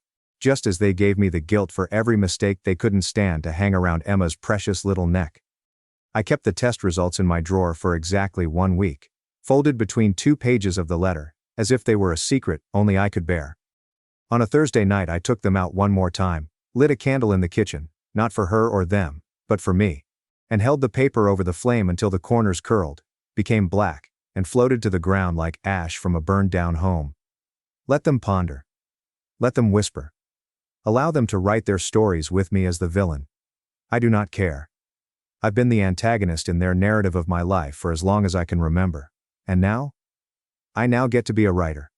Allow them to choke on that what if, just as I did on their silence over the years. Thanks for watching and sticking around till the end. If you enjoyed these stories, make sure to subscribe and hit the bell so you don't miss the next drama-filled episode. Family stole my $7,500 surgery fund, went on a luxury cruise, and left Grandma alone on Christmas. Now I gave them 48 hours to return the money. I came home for Christmas. The home was empty, save for Grandma, who was eating leftovers. The note continued. Spent your $7,500 loan on a family cruise. Take care of her. Grandma said, we'll fix this. I just nodded. 4 days later, they pleaded for. I did not knock. It was my folks' home. The one I had virtually paid for. And I was meant to come home for Christmas, as I had always promised. But when I opened the front door, the warmth and cheer I had imagined did not exist. Yes, the tree was lit. The cheap plastic star blinked as if to apologize. But the silence was thick. No people, no wrapping paper, no cinnamon or burnt cookies. Only the gentle clinking of a fork against a plate. Hello, I said cautiously, going in. In here, sweetheart, said a quiet and exhausted voice from the kitchen. I turned the corner and there she was, Grandma sitting alone at the table in her purple knitted sweater. A platter of cold stuffing and half-eaten ham sat in front of her. I blinked. Where is everyone? She did not respond at first. He simply gave me a sad, toothless smile and handed a folded paper across the table. Her hands trembled. I picked it up. It wasn't even an envelope, just a shredded piece of notebook paper with my name scrawled in black pen. Use your $7,500 loan for a family cruise. Sorry. Take care of Grandma while we are gone. Love you, Mom. I just stared. I did not speak. My brain stopped processing terms like loan and cruise. That money was for my dental surgery. I had saved for more than a year. Grandma watched me with the same care and silence that a soldier would in a minefield. I guess they didn't think you'd mind, she replied softly, folding her napkin. They left yesterday. I sat down hard. The seat felt cooler than the room. No warning? What? No phone call? Did they just take the money and leave you here? I whispered. She uttered a dry laugh. Oh, honey. You know they only call when they need something. I nodded slowly, my hands gripped beneath the table. This was not new. It was simply noisier. Grandma took a little drink of orange juice, looked me straight in the eyes, and said, we'll fix this. I didn't say anything, but something inside me broke. And something much colder began to grow. Grandma retired to bed early that night. She said she was exhausted. She said her hips couldn't take much more waiting. She kissed my cheek, caressed my arm and whispered, you were always the only one who stayed kind. And then she shuffled away with the limp she developed after tumbling down the stairs 2 winters ago. The one no one else ever sent her to rehab for. I sat alone in the house for hours. No television, no lighting. Just a note. That note. The loan. My money. The money I make by working night shifts, weekends, holidays, driving Uber, freelancing, skipping meals, and sleeping less. $7,500. Gone. On a cruise. I opened the family group chat. Silence. Not even a Merry Christmas. I scrolled upward. My mom's last communication was from November. Remember to transfer the loan to Dad's account. We need to book before rates go up. Loan. They never referred to it as a gift, because they knew it wasn't. I remembered my mother's voice as she offered the idea. It's only a short-term loan. We will pay you back by February. Latest. You can always reschedule your dental appointment. I nodded. Because that is what I have always done. When they asked for money for Eric's school expenses, I nodded. When they asked for aid with Dad's gambling debt, I nodded. Ruby needed rent after she lost her job, aka resigned because her boss was rude, and I nodded. I always nodded. Because otherwise, I would be selfish, unhelpful, ungrateful. Family comes first. This is, after everything we've done for you. Done for me? They kicked me out when I was 17, because I refused to lie for Eric after he took Grandma's medicines. They did not attend my college graduation since they were too busy helping Emily move into her boyfriend's house. They forgot my birthday for 3 years in a row. But what about the money? Oh, I was abruptly reunited with my family. By the next morning, I had the answers. They weren't just taking a cruise. They were on the majestic Aurora, a luxury ship that was cruising the Caribbean for 10 days. Suite deck. A private butler. Infinity pool access. Gourmet foods. $3,000 per person. 4 of them. Emily posted a photo on Instagram, which she must have neglected to block me from seeing. All 4 of them were in bathrobes, clinking champagne glasses. The caption reads, "Finally some calm. Away from the leeches and negativity." Leeches. I laughed aloud. They took my money, left Grandma with leftovers, and labeled me a leech. That was when the final wire inside me snapped. And I was no longer sad. I was not even angry. I was concentrating. That evening, Grandma discovered me in the garage. I was slumped over Dad's ancient filing cabinet, surrounded by heaps of paperwork, bills and old papers. She said nothing. I just witnessed myself scroll through decades of lies. I need to know everything, I informed her. Where did the money go? What they did. Who is in on it? She sat down next to me, took out an old notepad, and began flipping pages. Let's start with 2016, she remarked. That's when your mother took my pension login. By midnight we had the numbers. By the next day we had a plan. They rolled into the driveway like royalty. The same individuals who had abandoned me and Grandma with a note and a fridge full of rotting kale law returned home like heroes from war. Their laughter filled the home before the door even opened. Emily arrived first, pulling a luxury bag, her hair braided with ribbons and her nails freshly painted. Ugh, I am so glad to be back. That last dinner on the ship gave me hives. Behind her, my mother glided in with the grace of a soap opera villain, her sunglasses still on inside. Did you even clean up a little? She inquired, stepping over Grandma's shawl as though it were garbage. Dad followed, red-faced and bloated from the boat buffet.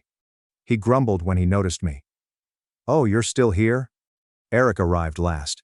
He didn't even recognize Grandma, instead dropping his things by the couch and collapsing into it. I did not speak. I sat at the table, hands folded, calm and ready. Where's the food? Mom inquired, inspecting the kitchen as if she owned it. In the fridge, I said. Still plenty of the ham you left. Eric laughed. Are you still on that? He mumbled. Dude, just order takeout. It's not like you're broke. I stood up gently. Glad you're all here. Sit down. I've got something to show you. Eric rolled his eyes and fell into a chair.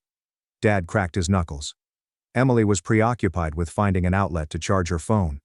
I turned the laptop screen toward them and pressed the play button. The first video shows a spreadsheet.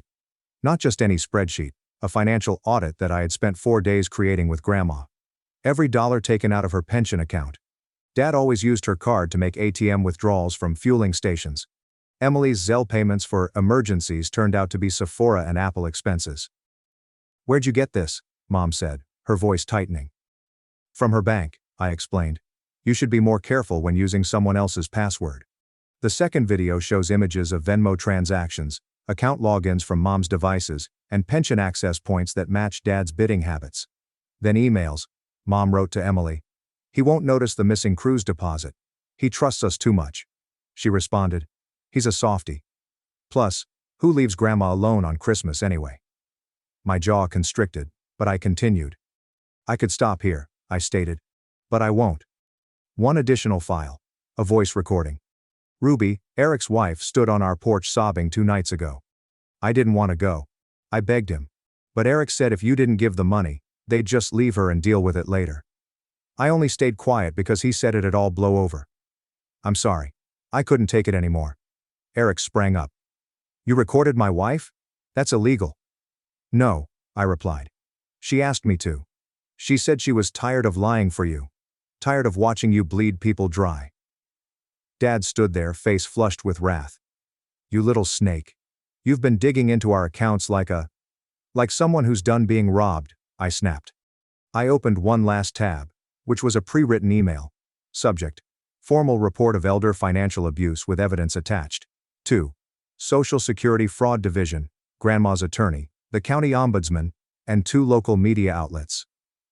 You have 48 hours, I continued, to return every penny, or I send this. All of it. Emily's hands trembled. You're bluffing.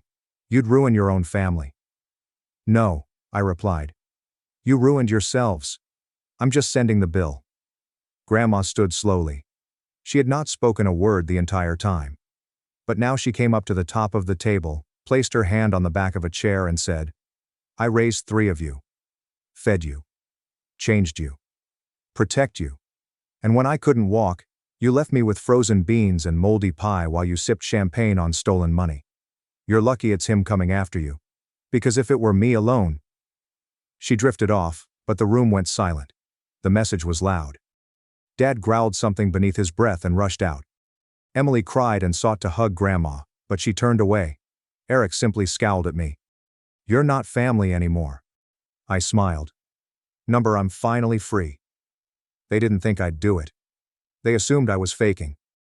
Even after I delivered the email in front of them. Even after Grandma glared at them with silent, aged wrath. They still believed they could outwit me, manipulate me, wear me down. But what about the quiet version of myself? The one who nodded, paid, and said thank you for the crumbs? He died after spending $7,500 from my money on piña coladas and a ship buffet. The first 24 hours were silent.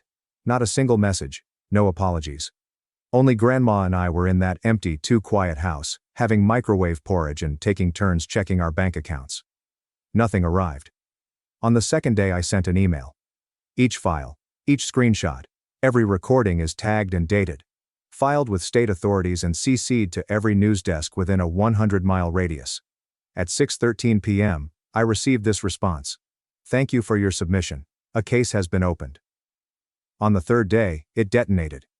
Eric was the first to panic. I awoke to 12 missed calls and a deluge of texts, ranging from, we didn't mean it like that, to the contrary. You're seriously going to destroy your own family over some money? Then came Mom's classic. You're being emotional. Please take the post down. We'll talk. But I did not respond. Instead, I forwarded all messages to my attorney. Natalie, a lady, read through it all with surgical precision. She'd been working with Grandma's legal advisor since the day I recorded Ruby's confession. By midday that day, Natalie had issued legal letters of intent to suit my parents, Eric and Emily. She wasn't lying either. The charges include elder financial exploitation, unlawful access to retirement accounts, and theft of family loans. The sum owed, including interest and damages, is $14,322.85. The next night, Mom arrived at the door. She looked like she hadn't slept. She had no makeup on and her hair was sloppily put back. Can we talk? She inquired, her voice shaking. I crossed my arms. Only if you brought a checkbook. She dug inside her bag and took out a large envelope. Inside, there was a $7,500 cashier's check. My loan. No interest? I inquired. You're lucky to get this, she retorted. We're being destroyed by this mess you created. You're turning your back on your own mother, she snapped. No, I answered, going outside and closing the door behind me. I'm finally turning my back on a thief. Later that week, Emily called me on her work phone. She was crying and said the piece had begun to circulate. The title is, Family Steals Disabled Grandmother's Pension, Abandons Her at Christmas, Grandson Fights Back. It received 42,000 shares overnight. Emily's employer, a boutique marketing firm, was not pleased with the publicity. Her name appeared on every screenshot. Her remark against leeches and negativity became a meme. I'm getting fired, she exclaimed. Do you have any idea what you've done? Return the favor, I said. Now pay your share. She did. In 4 installments. I made her send proof of payment every time. No shortcuts. Eric was the last to fall.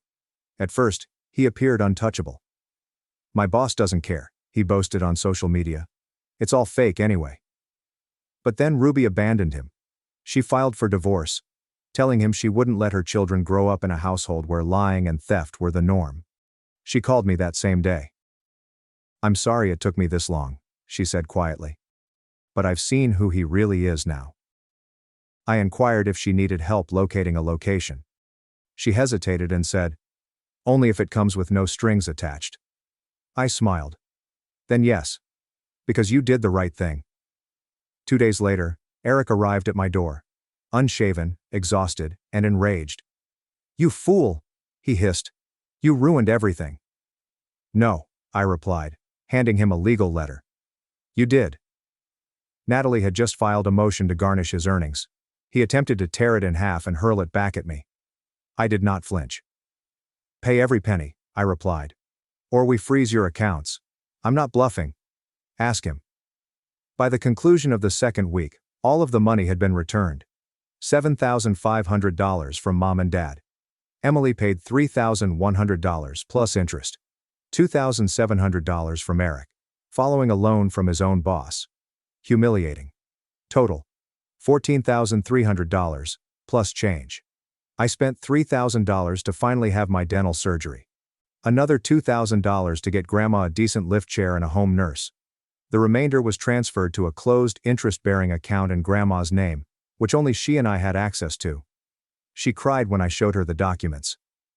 They took everything from me, she whispered. But they didn't take you. And with that, I had won. Not only the money. Not simply the legal battle. I had redeemed myself. The weight I'd carried for years, guilt, obligation, and the quiet shame of being less loved, fell off like a dirty coat. And I stood straighter than I have in years. They stopped calling. And you know what? It seemed as if quiet finally had a heartbeat. Not the frantic stillness of shame.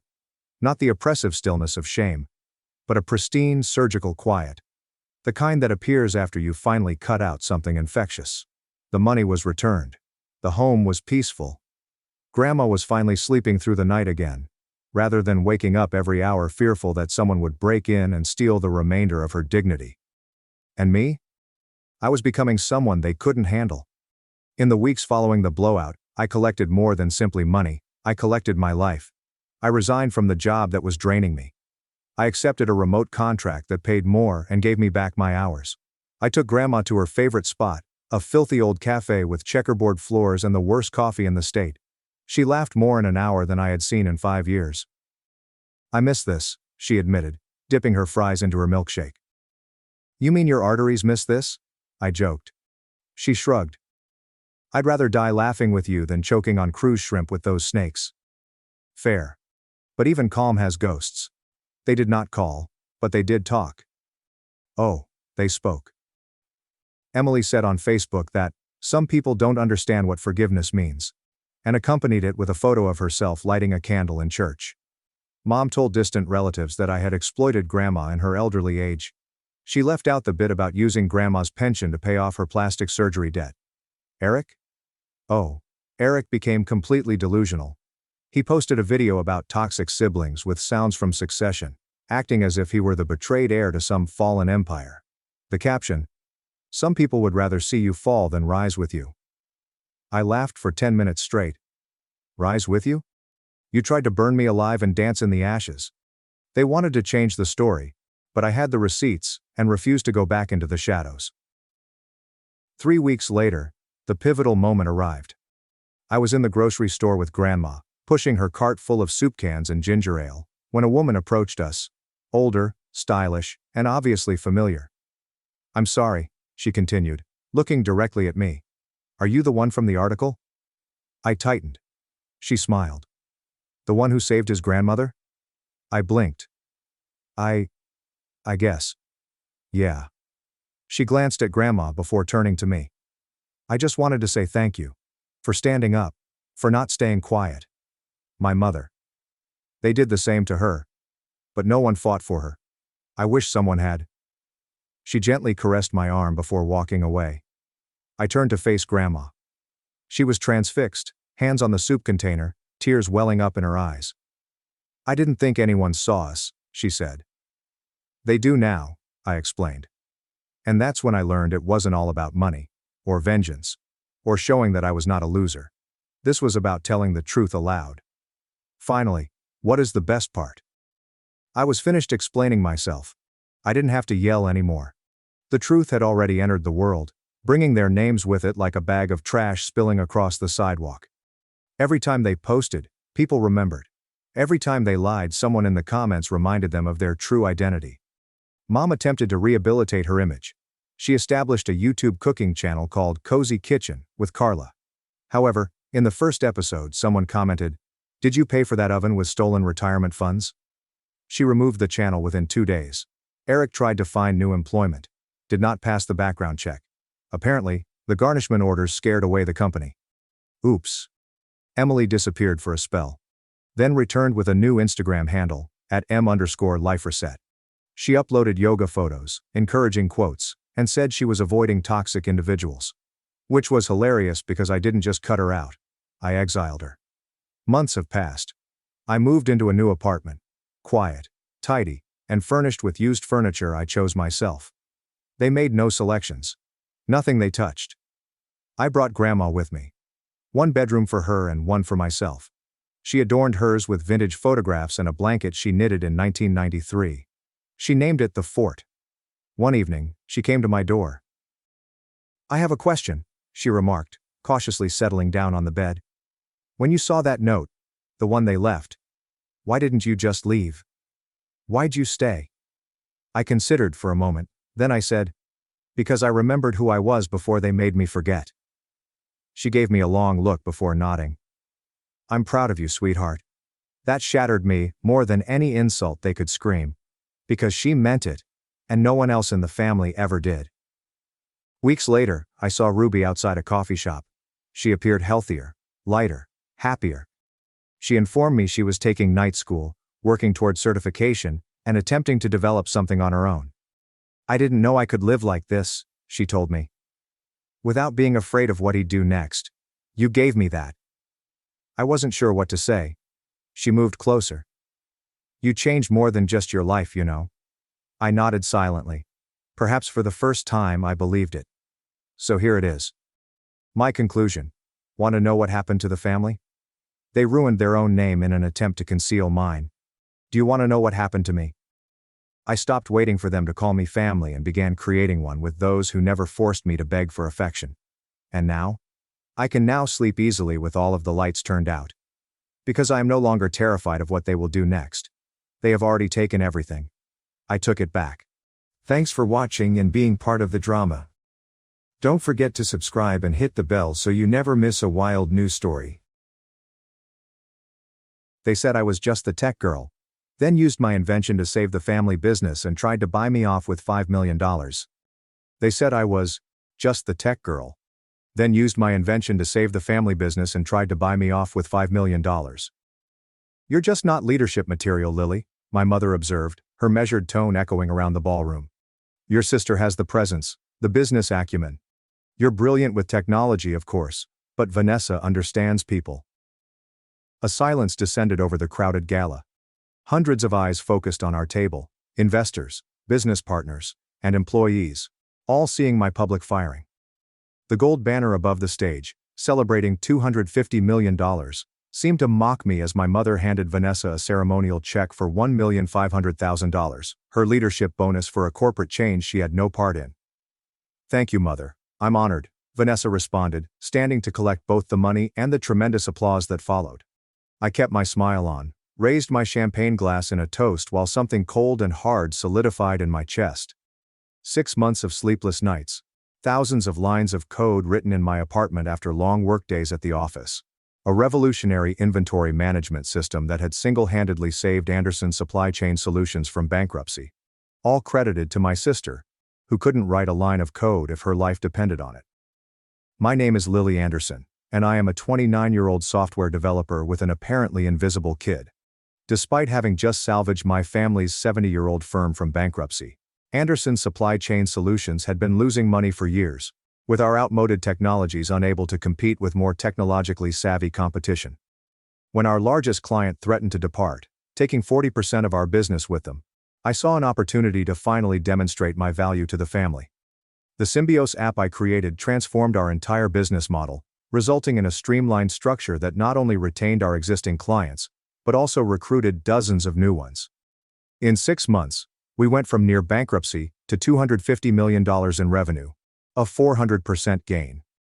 Tonight was meant to be my moment of recognition. Instead, I was patted on the head like a good pet, while Vanessa, with her MBA and natural charisma, received the keys to the kingdom I had saved. "Speech!" someone cried from the audience as Vanessa approached the microphone, her smile gleaming under the ballroom lights. "Anderson Supply Chain Solutions has always been about family and innovation," she told me. "The app that has transformed our business was truly a team effort, though I must acknowledge my sister's technical contribution." I politely nodded as she described 6 months of innovative software development as a technical contribution.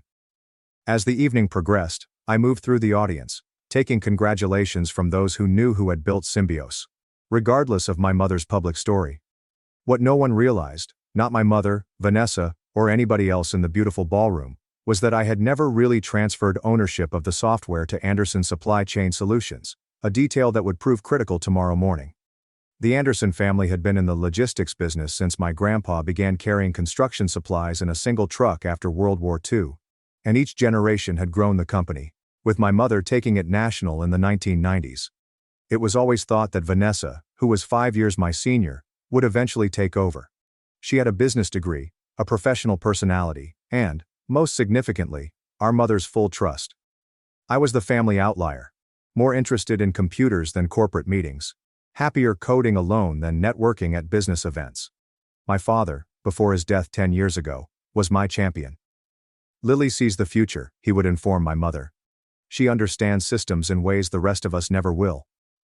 After Dad died, I honored his faith in me by pursuing a computer science degree, and then a master's degree in artificial intelligence, believing that my skills would someday find a home in the family firm.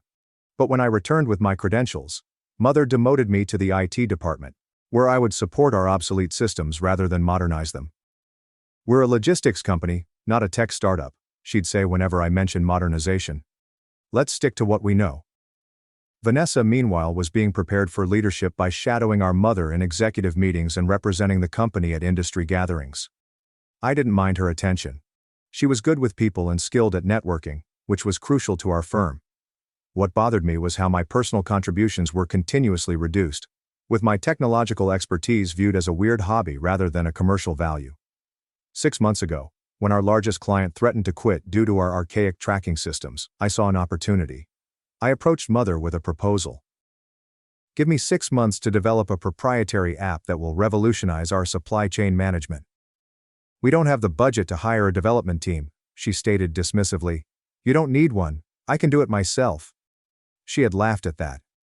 Actually, I laughed. Before Vanessa intervened. "Let her try, Mother. What do we have to lose at this point?" It wasn't a resounding recommendation, but it was sufficient. I was given a limited budget and a 6-month time frame. What neither of them knew was that I had been working on the project for about a year, constructing the framework in my apartment on evenings and weekends.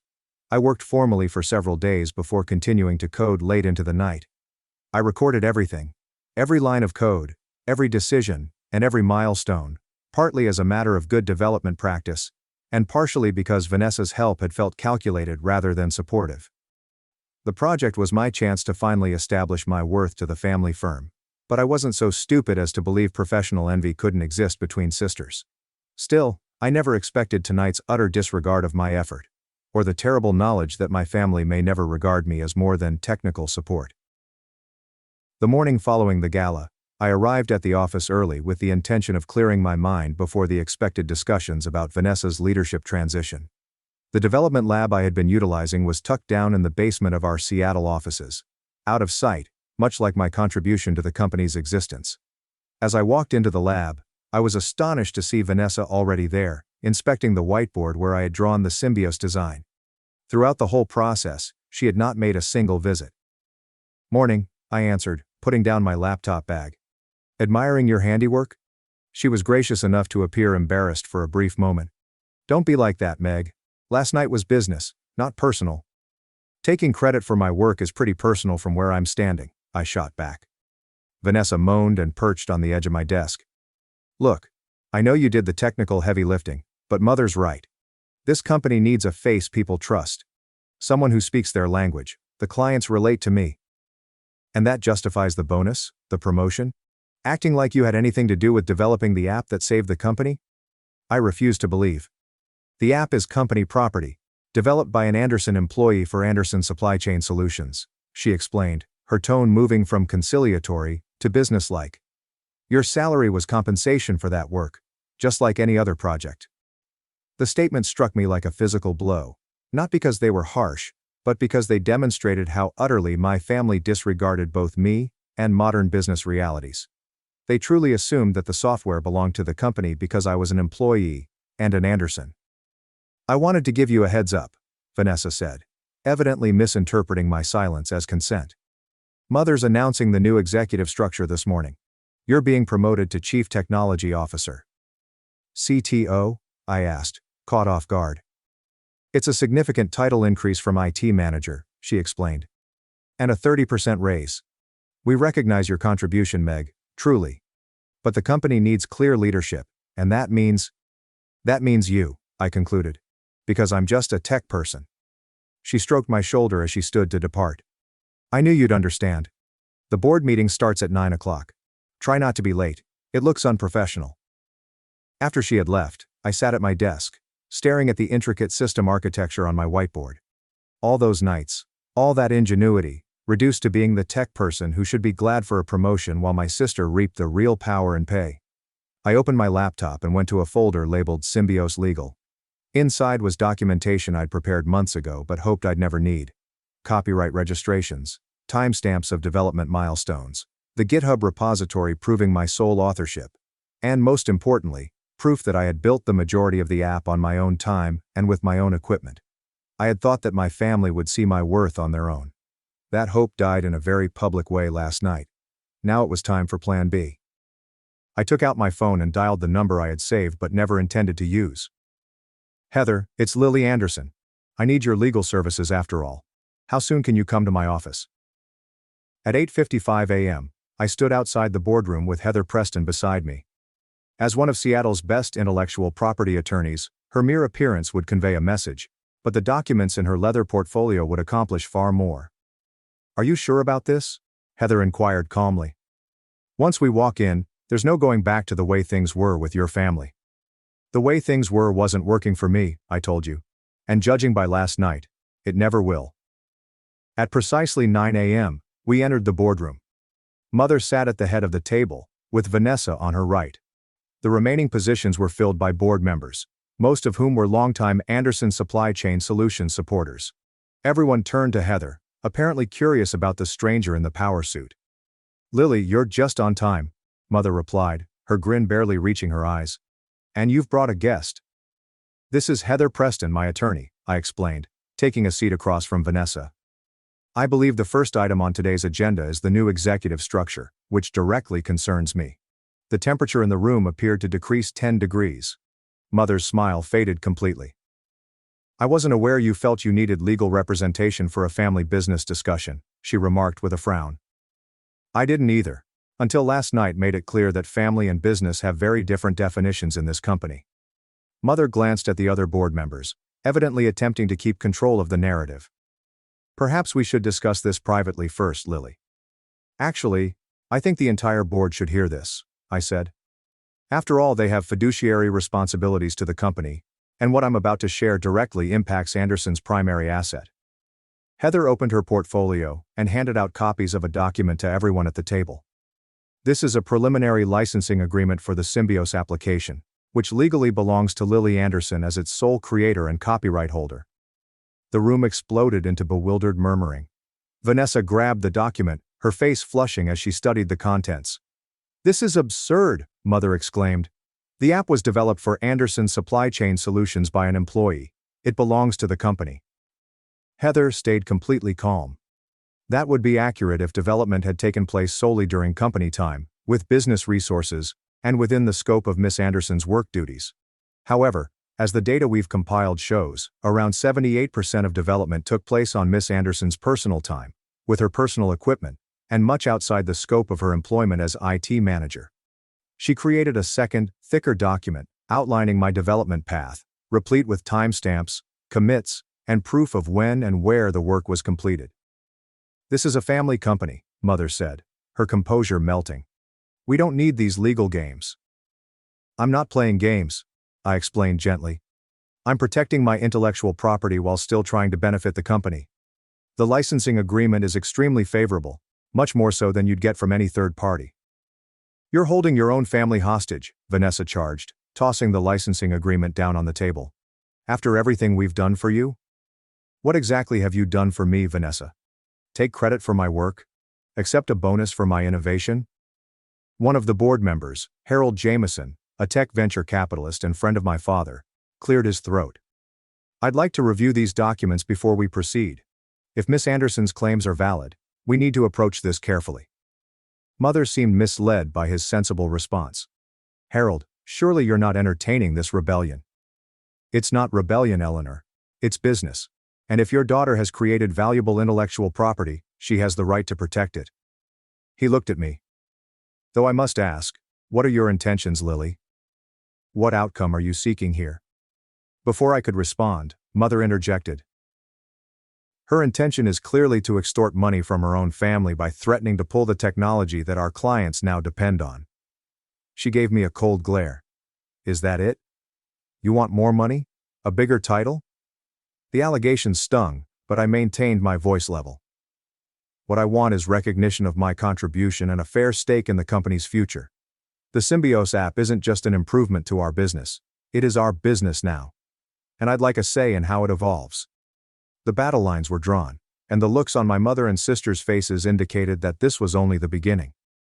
Heather patiently provided evidence of my ownership rights during the emergency board meeting, which lasted into the afternoon. Harold and two other board members with technical backgrounds posed incisive questions, clearly taking the situation seriously, while Mother and Vanessa became increasingly agitated. "Even if, and this is a substantial if, Lily has some technical claim to the software, withdrawing it now would destroy the company," Mother told me. "That would hurt everyone, including Lily herself. This is nothing but a tantrum because she wasn't named CEO." "I'm not threatening to withdraw the software," I reiterated for the third time. "The licensing agreement ensures Anderson Supply Chain Solutions can continue using Symbios without interruption. I'm simply establishing that I own the intellectual property and should have appropriate compensation and authority over its development." "Which conveniently undermines the leadership structure announced last night," Vanessa explained. "If you control the app that runs our entire operation, you effectively control the company, regardless of titles." Her assessment was correct, which is why my family should have explored the ramifications before utterly discounting my contribution. Harold called a quick recess, and the board members left, leaving me alone in the conference room with Heather. Through the glass walls, I could see Mother and Vanessa having an intense conversation with the company's chief counsel, who had been summoned mid-meeting. "They're going to counter with something," Heather threatened. "Stay focused on your primary objectives." When the conference resumed 30 minutes later, Mother's countenance had changed from wrath to calculation, a sight I recognized from innumerable business negotiations I'd observed growing up. She was shifting to a new plan. "After consulting with counsel, we acknowledge that Lily may have certain rights regarding the Symbios application," she continued, her words evidently painful to say. "In the interest of family harmony and business continuity, we're prepared to offer a generous settlement." The company's attorney circulated counter-proposal documents, which included a one-time payment of $5 million in exchange for the entire transfer of all rights to the application. "This is 5 times the bonus awarded to Vanessa," Mother emphasized. "A clear recognition of your technical contribution, while allowing the company to move forward under stable leadership." For most people, $5 million was a considerable sum of money that could change their lives. But Symbios was more than simply code. It was my aim to alter not only Anderson's supply chain solutions, but perhaps the whole logistics sector. The app I had developed was worth significantly more than $5 million, both monetarily and strategically. Before I could react, Harold spoke up. I've reviewed the technical documentation, and I have to say, Lily's work goes well beyond what I'd consider a standard employee contribution. This isn't just an app. It's a complete reimagining of how logistics can function in the digital age. Several other board members nodded, and I felt a sense of satisfaction that my labor had finally been understood. However, he added, fragmenting ownership of such a critical system creates untenable business risks. If we're acknowledging Lily's ownership, then we need to address leadership directly. What exactly? Mother inquired sternly. Meaning we should consider whether our traditional leadership succession plans still make sense given this new reality. The unspoken suggestion, that I could be a better fit to manage the company than Vanessa, remained in the air. To my astonishment, 2 other board members expressed immediate agreement. Mother's expression darkened. This board does not dictate family succession. The Anderson family maintains controlling interest, and we have decided. The company's attorney interjected, looking very uncomfortable. If the Symbios intellectual property is determined to belong to Lily personally, and given its critical nature to operations, the controlling interest question becomes complicated. At that point I recognized the situation had gotten far worse than I had anticipated. I wasn't just contesting my position in the family structure. I was potentially taking over the entire firm my grandfather had created. Mother also appeared to be aware of the situation. She glanced at me across the table, and for the first time in my life, I noticed something unfamiliar in her eyes. Dread. The meeting ended with tension thick enough to cut. Mother asked for 24 hours to assess the situation before reconvening, and the board agreed. Vanessa grabbed my arm as everyone started to leave. What exactly are you trying to accomplish? She questioned, her tone low. Humiliate Mother? Take over the company? Get revenge because I got a bonus? I created something valuable, and I want proper recognition for it, I said calmly. Both financially and in terms of decision-making power for the technology's future. So it's not enough to be CTO. You want my job too? I got my arm free. I never asked for your job, Vanessa. But I did earn a seat at the table where decisions about my technology are made. If that threatens you, maybe you should ask yourself why. She moved back, her face stiffening. You have no idea what you've started. Mother won't just hand over control of this company. Not even to family. I'm starting to think I was never really considered family in the first place, I joked. Just the weird tech person you keep in the basement until you need something. Vanessa's hurt was genuine, and it made me regret my harsh words, despite their validity. Before she could react, her phone vibrated with a text. She took a quick look at it and then gave me an unreadable expression. Mother wants to see you. Alone, her office. 15 minutes. Heather expressed anxiety after Vanessa left that I would meet Mother without legal assistance, but I told her that I could handle a family talk. Text me if you need backup, she insisted before leaving. Mother's corner office overlooks the Seattle harbor, with the Space Needle visible in the distance on clear days. When I entered, she stood at the window, her stance tight and tense. Close the door, she instructed, without turning. Everything as suggested, and then waited. The silence stretched between us until Mother said, still facing the window. Do you know what your grandfather started with? 1 truck. He drove it himself. Delivered construction supplies all over Washington state. Slept in it when necessary. She turned to face me. He built this company with his hands. His determination. Your father expanded it through relationships. He knew everyone in the industry. Remembering their children's names. Send cards on birthdays. I know the family history, I said. No, you don't. She stopped me off abruptly. You know the sanitized version we tell at company events. You don't know how many times we nearly went under. You don't know that your father mortgaged our house, twice, to make payroll during recessions. You don't know that I once went 3 years without drawing a salary so we could afford to modernize our warehouses. She went to her desk and unlocked a drawer, taking out a big binder. You think this is about an app? About who gets credit? It's about 70 years of Anderson blood, sweat, and sacrifices. She slapped the folder down on her desk. Your technology is impressive. Revolutionary even. But an app can be copied, improved upon, replaced. What can't be replaced is this company's reputation, its relationships, its people. I approached her desk warily. I never wanted to damage the company. Then what do you want, Lily? Tell me exactly what outcome you're seeking here. This was the same question Harold had asked.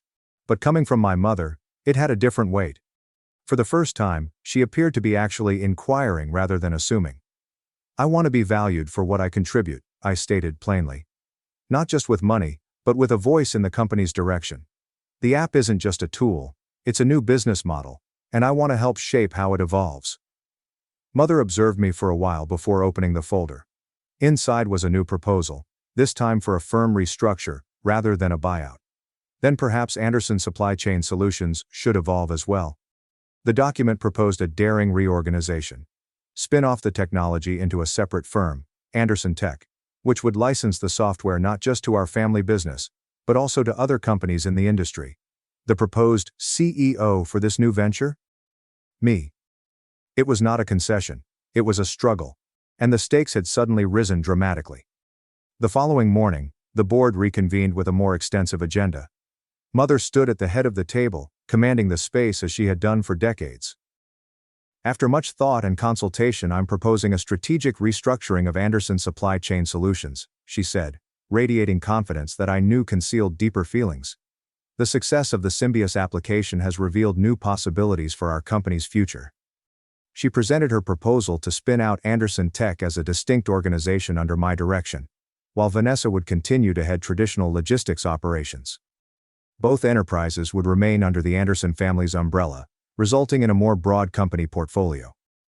This approach recognizes both the value of our established operations and the transformative potential of Lilly's technological innovations, she stated, making eye contact with each board member.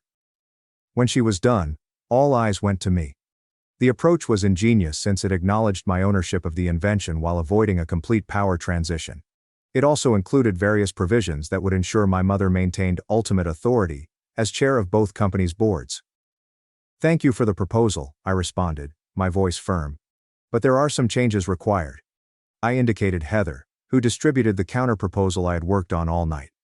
While I accepted the basic concept of distinct firms, my version gave Anderson Tech clear independence by forming its own board of tech industry veterans, rather than family friends. It further stated that, while the family logistics company would be the major client, Anderson Tech would be free to investigate additional market opportunities. Most importantly, my plan included a clear acknowledgement that the Symbios intellectual property belonged to me personally, together with a license framework that provided appropriate recompense for its usage. These terms are not negotiable, I concluded. My technology. My conditions. Harold was the first to speak up. I think Lilly's counter-proposal is not only fair but strategically sound. It positions both companies for growth in their respective spaces. Other board members began to assent, and I watched as the family power dynamic shifted irreversibly before my eyes. 6 months after the restructure, I stood on a separate stage, in a different ballroom, to accept Symbios Pacific Northwest Technology Innovation Award. Anderson Tech had grown to 30 workers, had 3 big clients outside the family firm, and was expected to generate $500 million in sales by the end of the year. Mother sat at the center table, her look a mix of pride and resignation. Vanessa politely cheered next to her, but our relationship remained strained.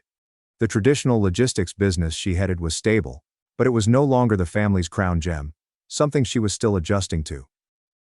Innovation often comes from unexpected places, I stated when I accepted the award. And sometimes the hardest part isn't creating something new, but finding the courage to claim ownership of your creation. After the ceremony, Mother approached me. Her normally strong presence somehow weakened among the tech-focused throng, where her decades of logistics experience held less weight. Your father would be proud, she remarked quietly. He always said you saw systems differently than the rest of us. Thank you, I said, shocked by the genuine feeling. That means a lot. She looked around at the tech professionals who were networking nearby. I underestimated this world, and you. I won't make that mistake again.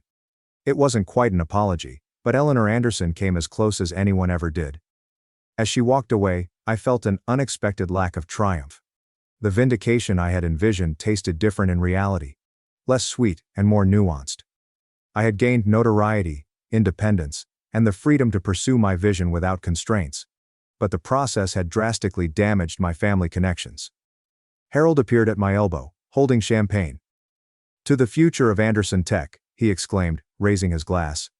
Your grandfather built an empire with a single truck. Imagine what you'll build with a single app. I grinned and clinked my glass to his. I already am. This is just the beginning. And as I observed the room full of people coming to celebrate the technology I'd invented, I realized that sometimes, the most potent payback isn't about pulling others down, but about climbing to heights they never thought you could achieve, and assuming your rightful place when you arrive. Thanks for watching and being part of the drama. Don't forget to subscribe and hit the bell so you never miss a wild news story. My family let my ex-wife handle family money, cut me out of my inheritance, and called me difficult.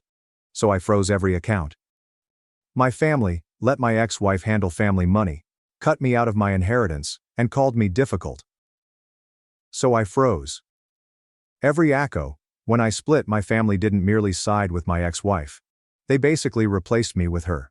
They invited her to Thanksgiving and told me, "You can come as long as you keep your mouth shut and don't pull one of your pathetic scenes." I responded, "Don't worry. I'd rather eat with strangers than sit with traitors." 5 days later, I made a single move that blew everything up.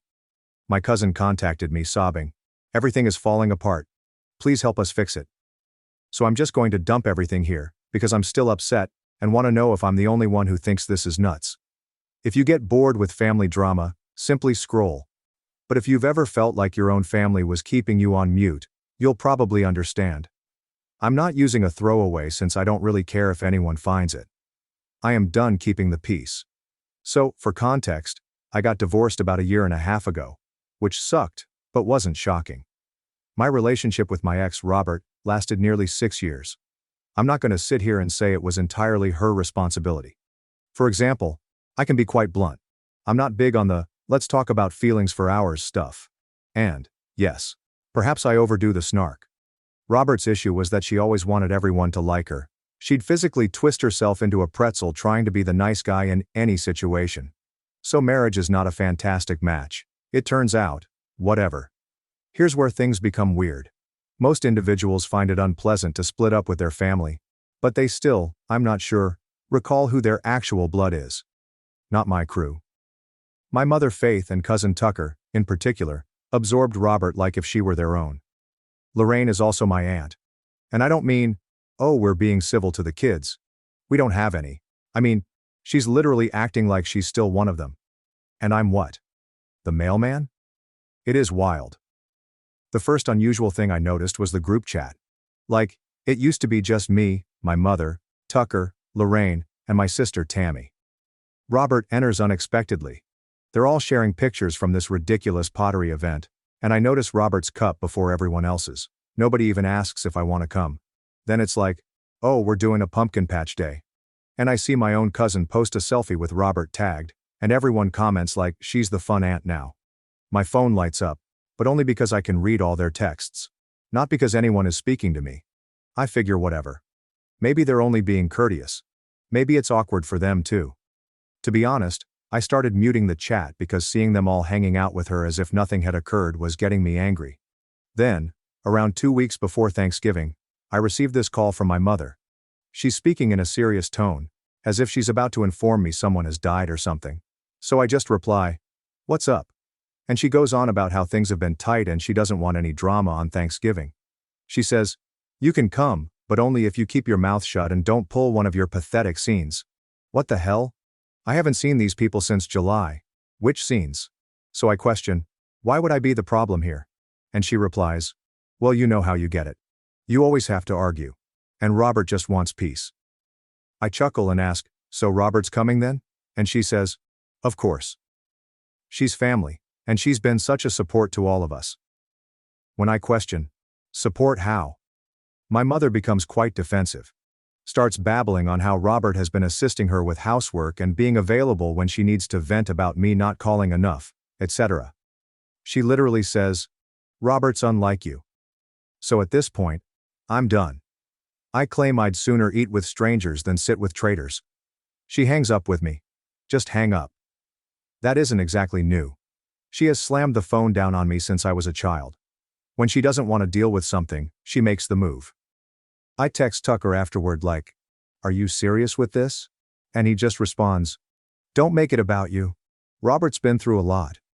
What have I missed? Did I die and nobody told me? I try to get some actual answers and eventually phone my sister Tammy. She's the only one that doesn't treat me like I'm invisible, but she's so over it that she rarely participates. She goes on.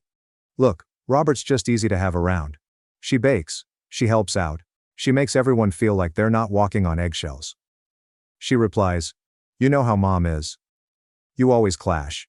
She likes people who tell her she's right. You never did that. Robert does. I ask whether Tammy thinks I should just give in, and she responds, I don't know. Maybe just don't show up. Let them have their peace. She sounds sick. Thank you, sis. So I'll spend the next few days just existing. I keep receiving group chat notifications.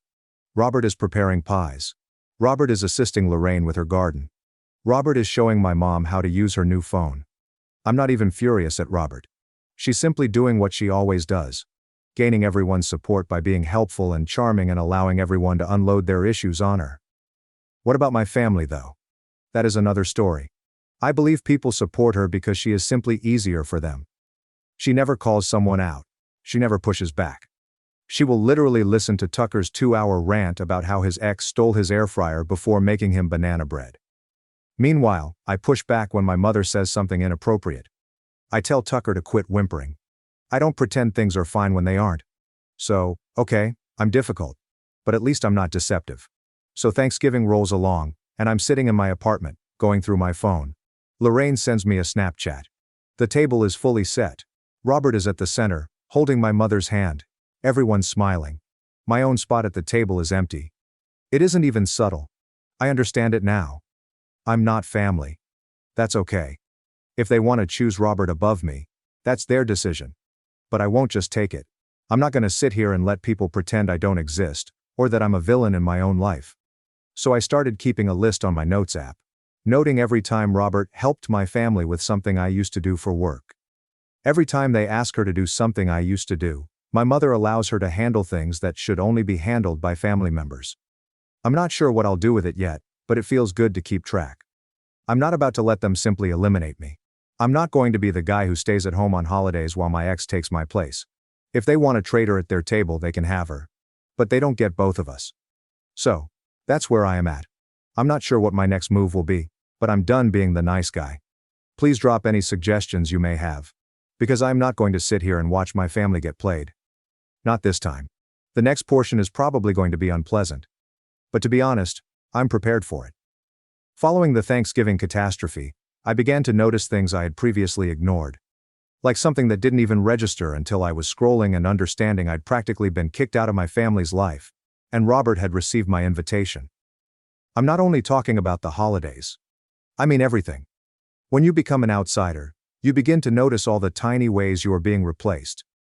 For months, I'd get texts from Tucker about irrelevant family matters, but then I'd notice on his tails that Robert was there, hanging out at my mother's house, bringing food as if she was hosting, rather than visiting.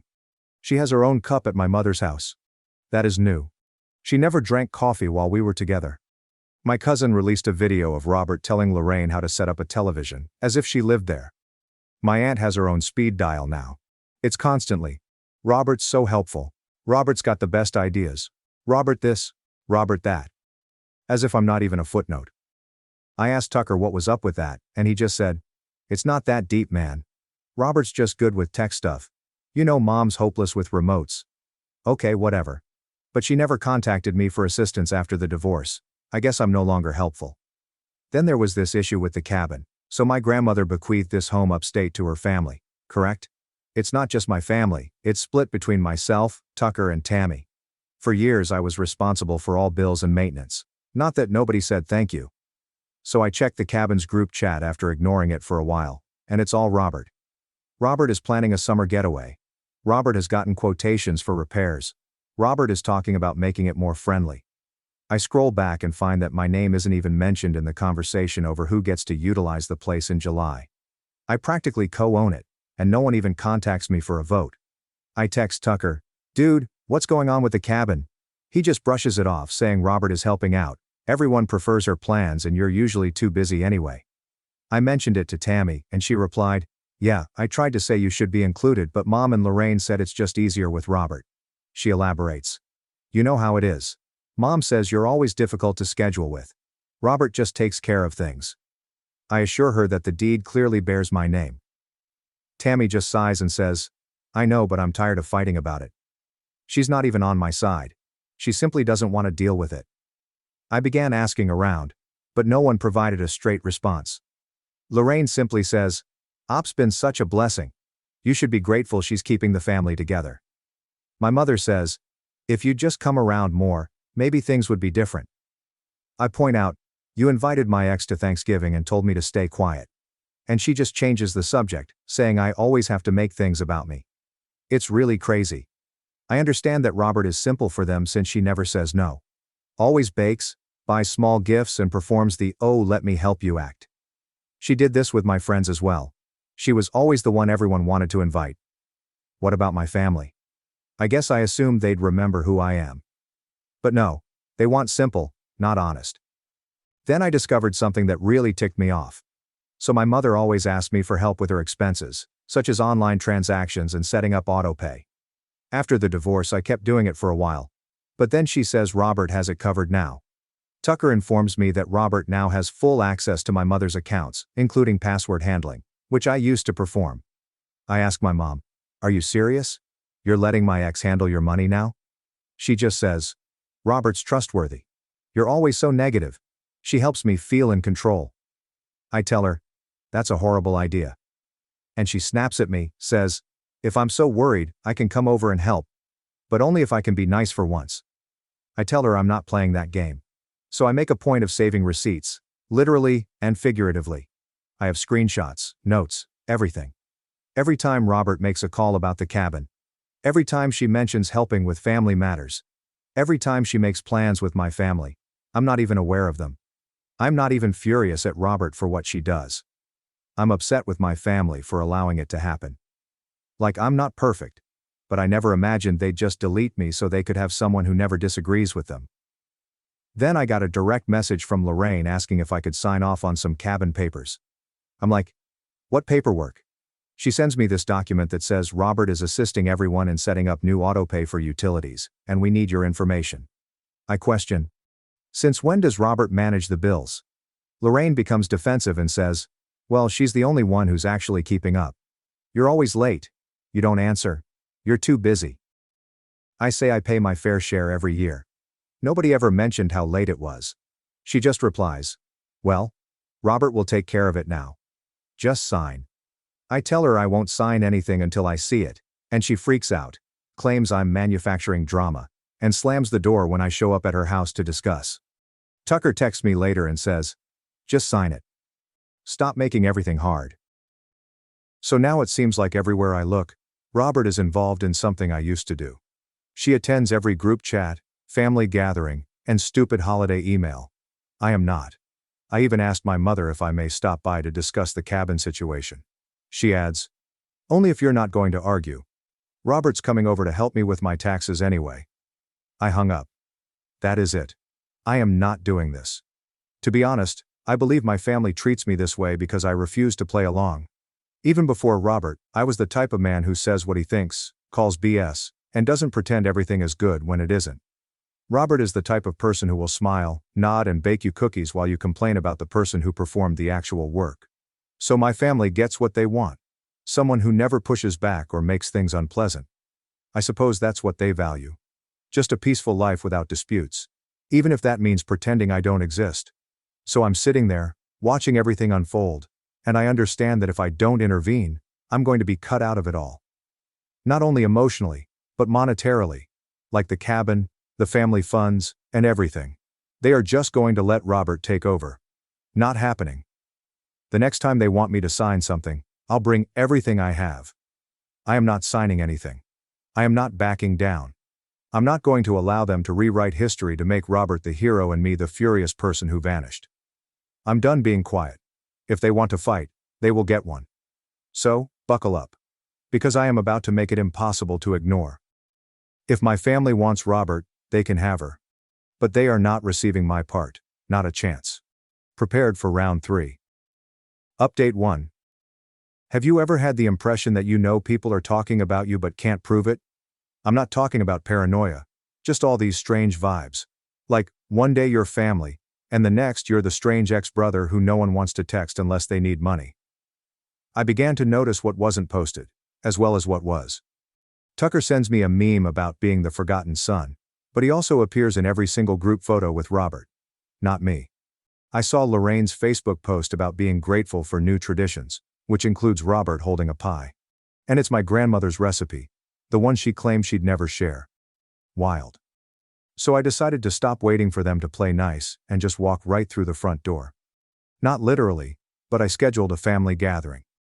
I texted everyone in the old group chat, which Robert isn't in, and said, "We need to talk about the cabin, the money, and all the other stuff."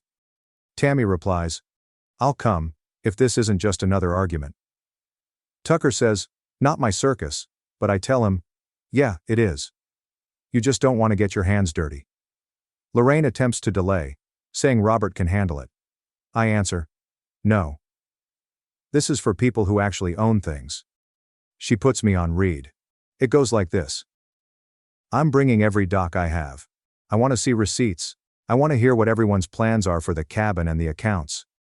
Tammy arrives, clearly annoyed. Tucker is late. Lorraine is acting as if she is at the dentist. I have everything printed and folders piled. I am not playing around. I begin laying out the fundamentals.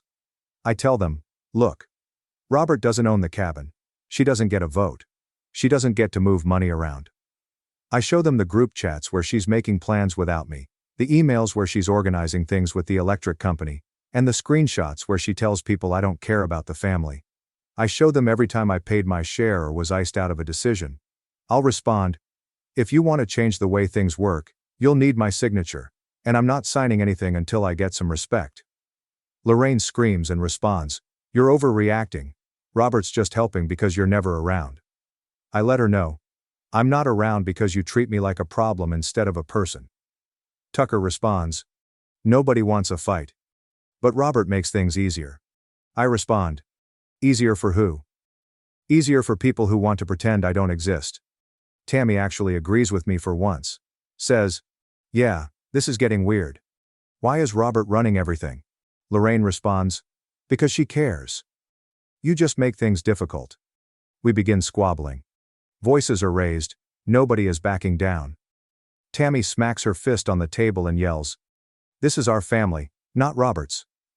This is going too far." Lorraine rises up, pushes her chair back, declares she's not dealing with it, and slams the door.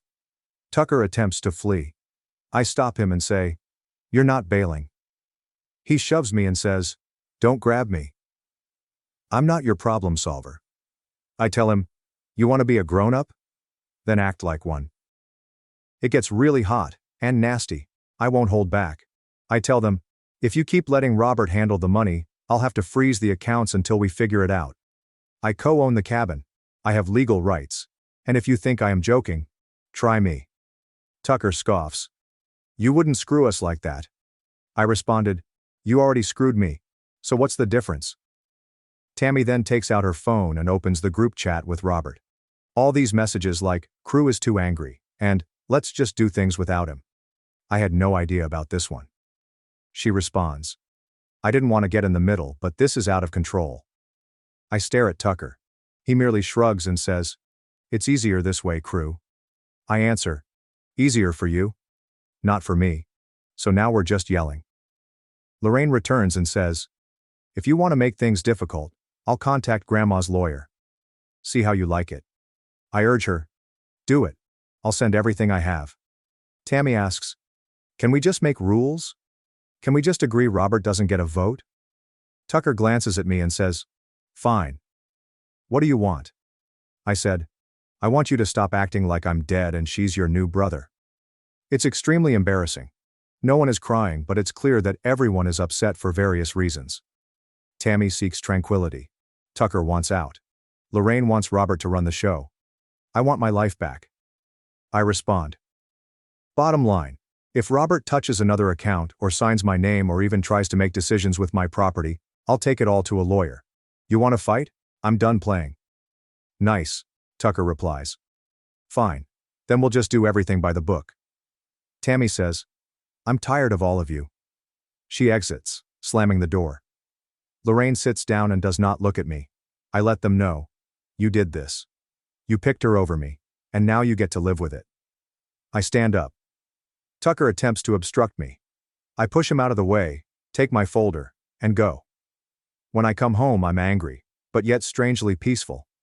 I know what my next step is. I'm not kidding. They like to play games involving money and property. I'll show them what happens when you encounter someone who reads the fine print. I have to say, it's amazing how quickly people change when you cease being beneficial or convenient for them. Do they want Robert? They can have her. But I won't let her take what's mine. Not now. Not ever. The next update will occur when I flick the switch. Stay tuned. Update 2. So, after that fiasco of a family gathering, I gave it 5 days. I kept expecting someone to text and try to smooth things over or perform the standard guilt trip, but nothing happened. It was just the same group chats that I wasn't in. Robert's name is everywhere. I am not getting tagged in anything. I believe they expected me to give up and fade away so they could continue playing house with my ex ruling the show. But, nah, not happening. I started with the cabin. I opened up all of the paperwork, the deed, the invoices, the co-owner agreement Grandma had drawn up back in the day. I double-checked every payment I made, every signature, and every correspondence regarding repairs. Tucker couldn't disagree with how cleanly I had it lined up.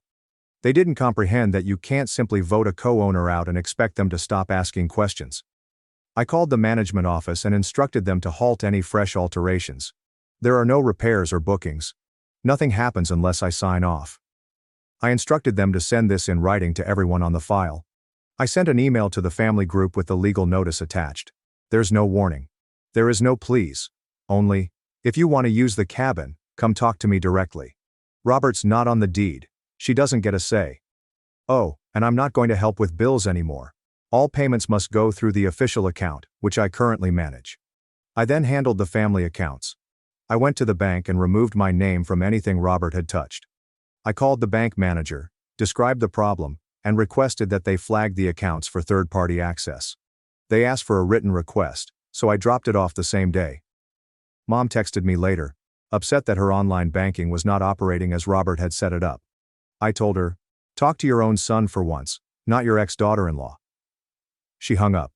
I texted Tammy, explained what I was doing and why, and said, if she wants her share of the cabin, she'll need to talk to me. Not through Lorraine. Not through Robert.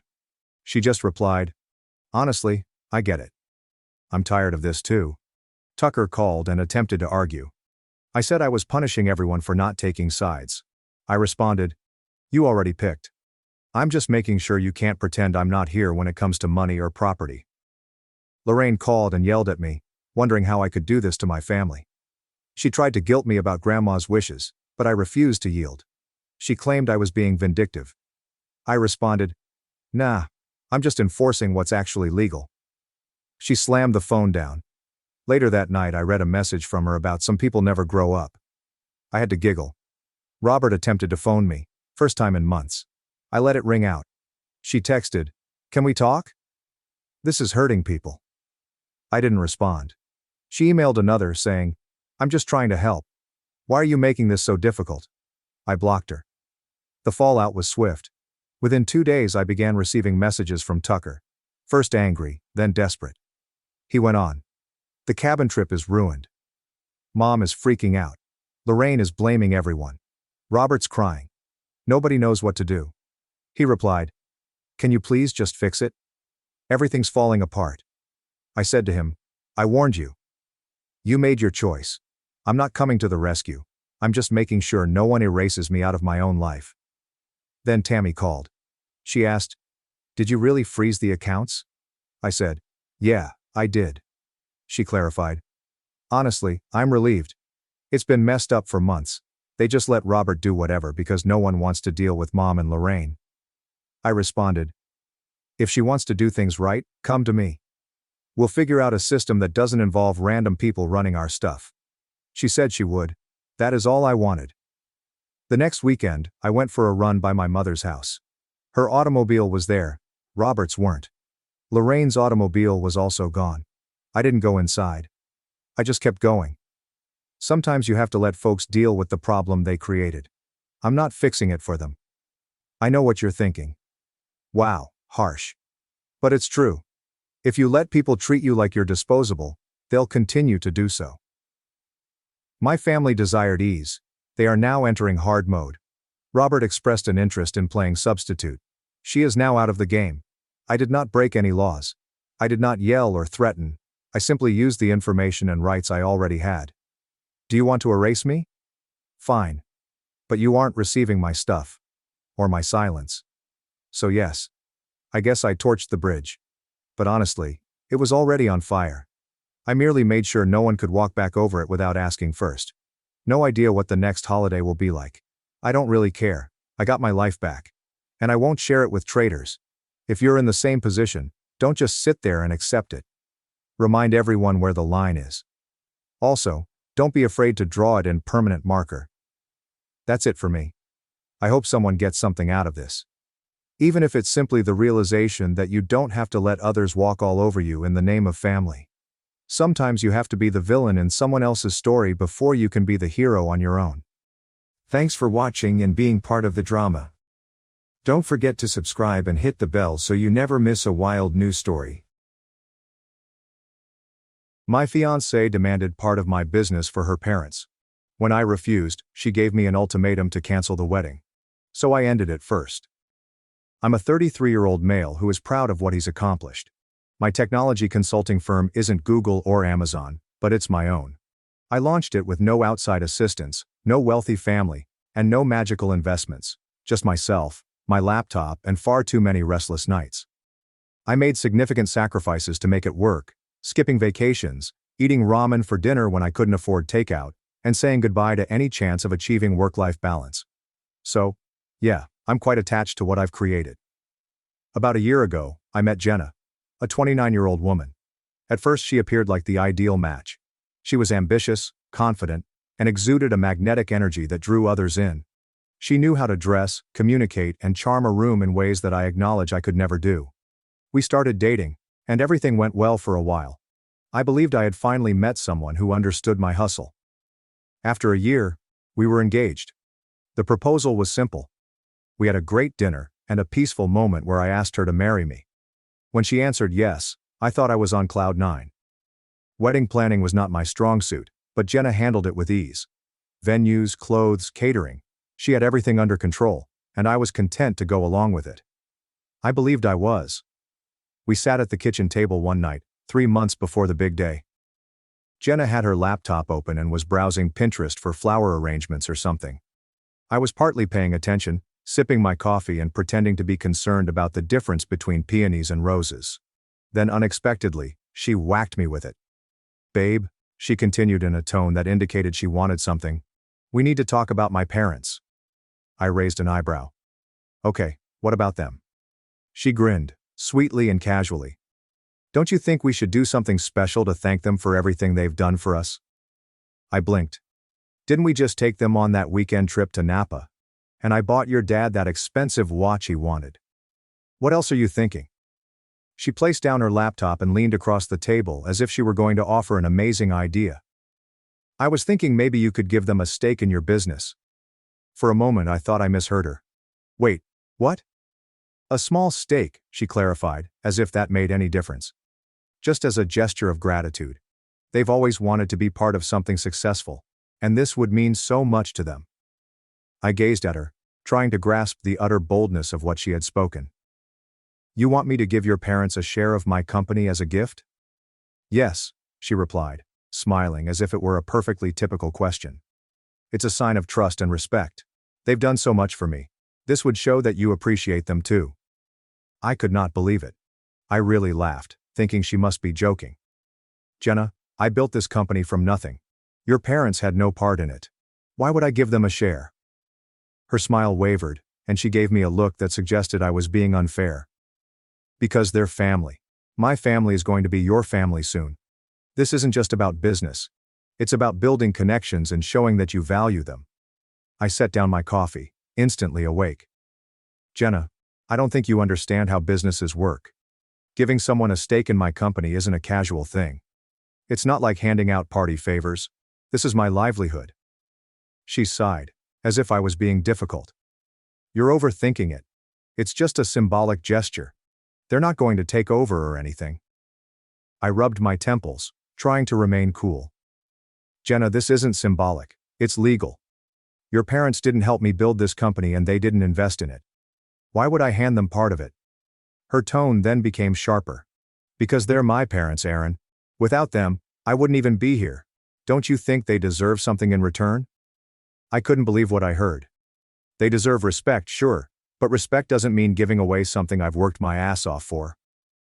The talk ended there, at least for the night. But as I laid in bed later, staring at the ceiling, I couldn't help but feel like this was just the start of something greater. Jenna's request was not only unusual, but also entitled.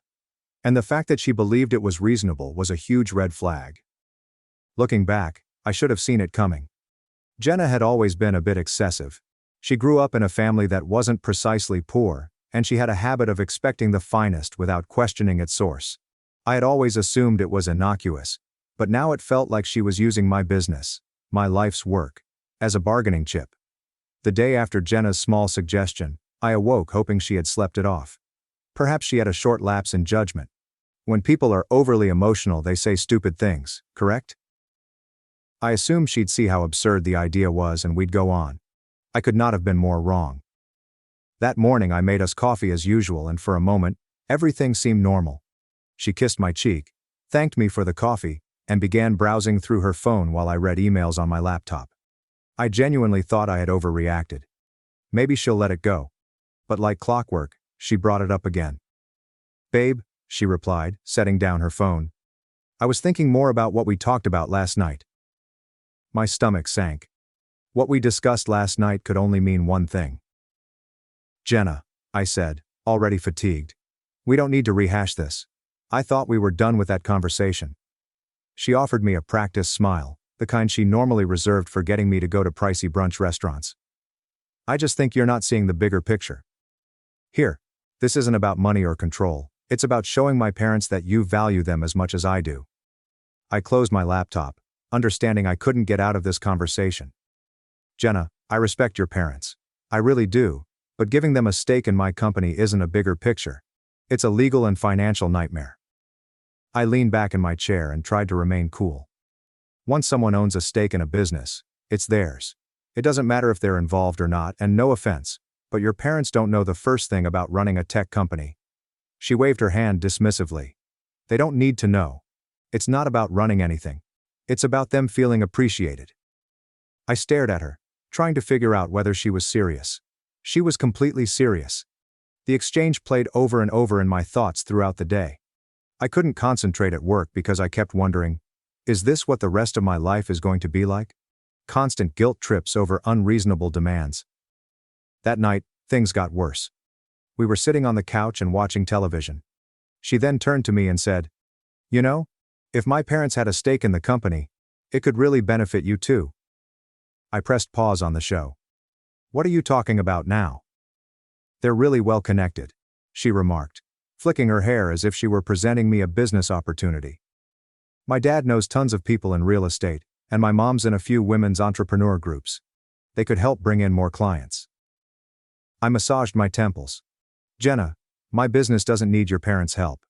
I've been growing it just fine without them." "But think about the potential," she added, her voice rising with excitement. "With their connections you could scale faster.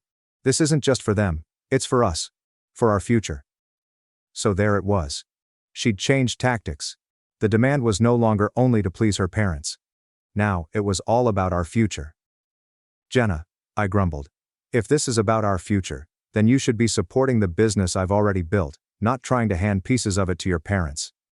She grimaced, plainly unhappy with where this was headed. "I am supporting you. I just think you're being short-sighted. My parents are excited about us getting married and this would make them feel like they're part of something meaningful." It was not exciting. It was all about entitlement. But I didn't want to lash out at her. Not yet, anyway. "Look," I responded, "I respect that your parents are important to you, but that's crossing a line." Her scowl intensified, and for the first time, I noticed something in her look that made me uncomfortable. She wasn't only upset, she was calculating.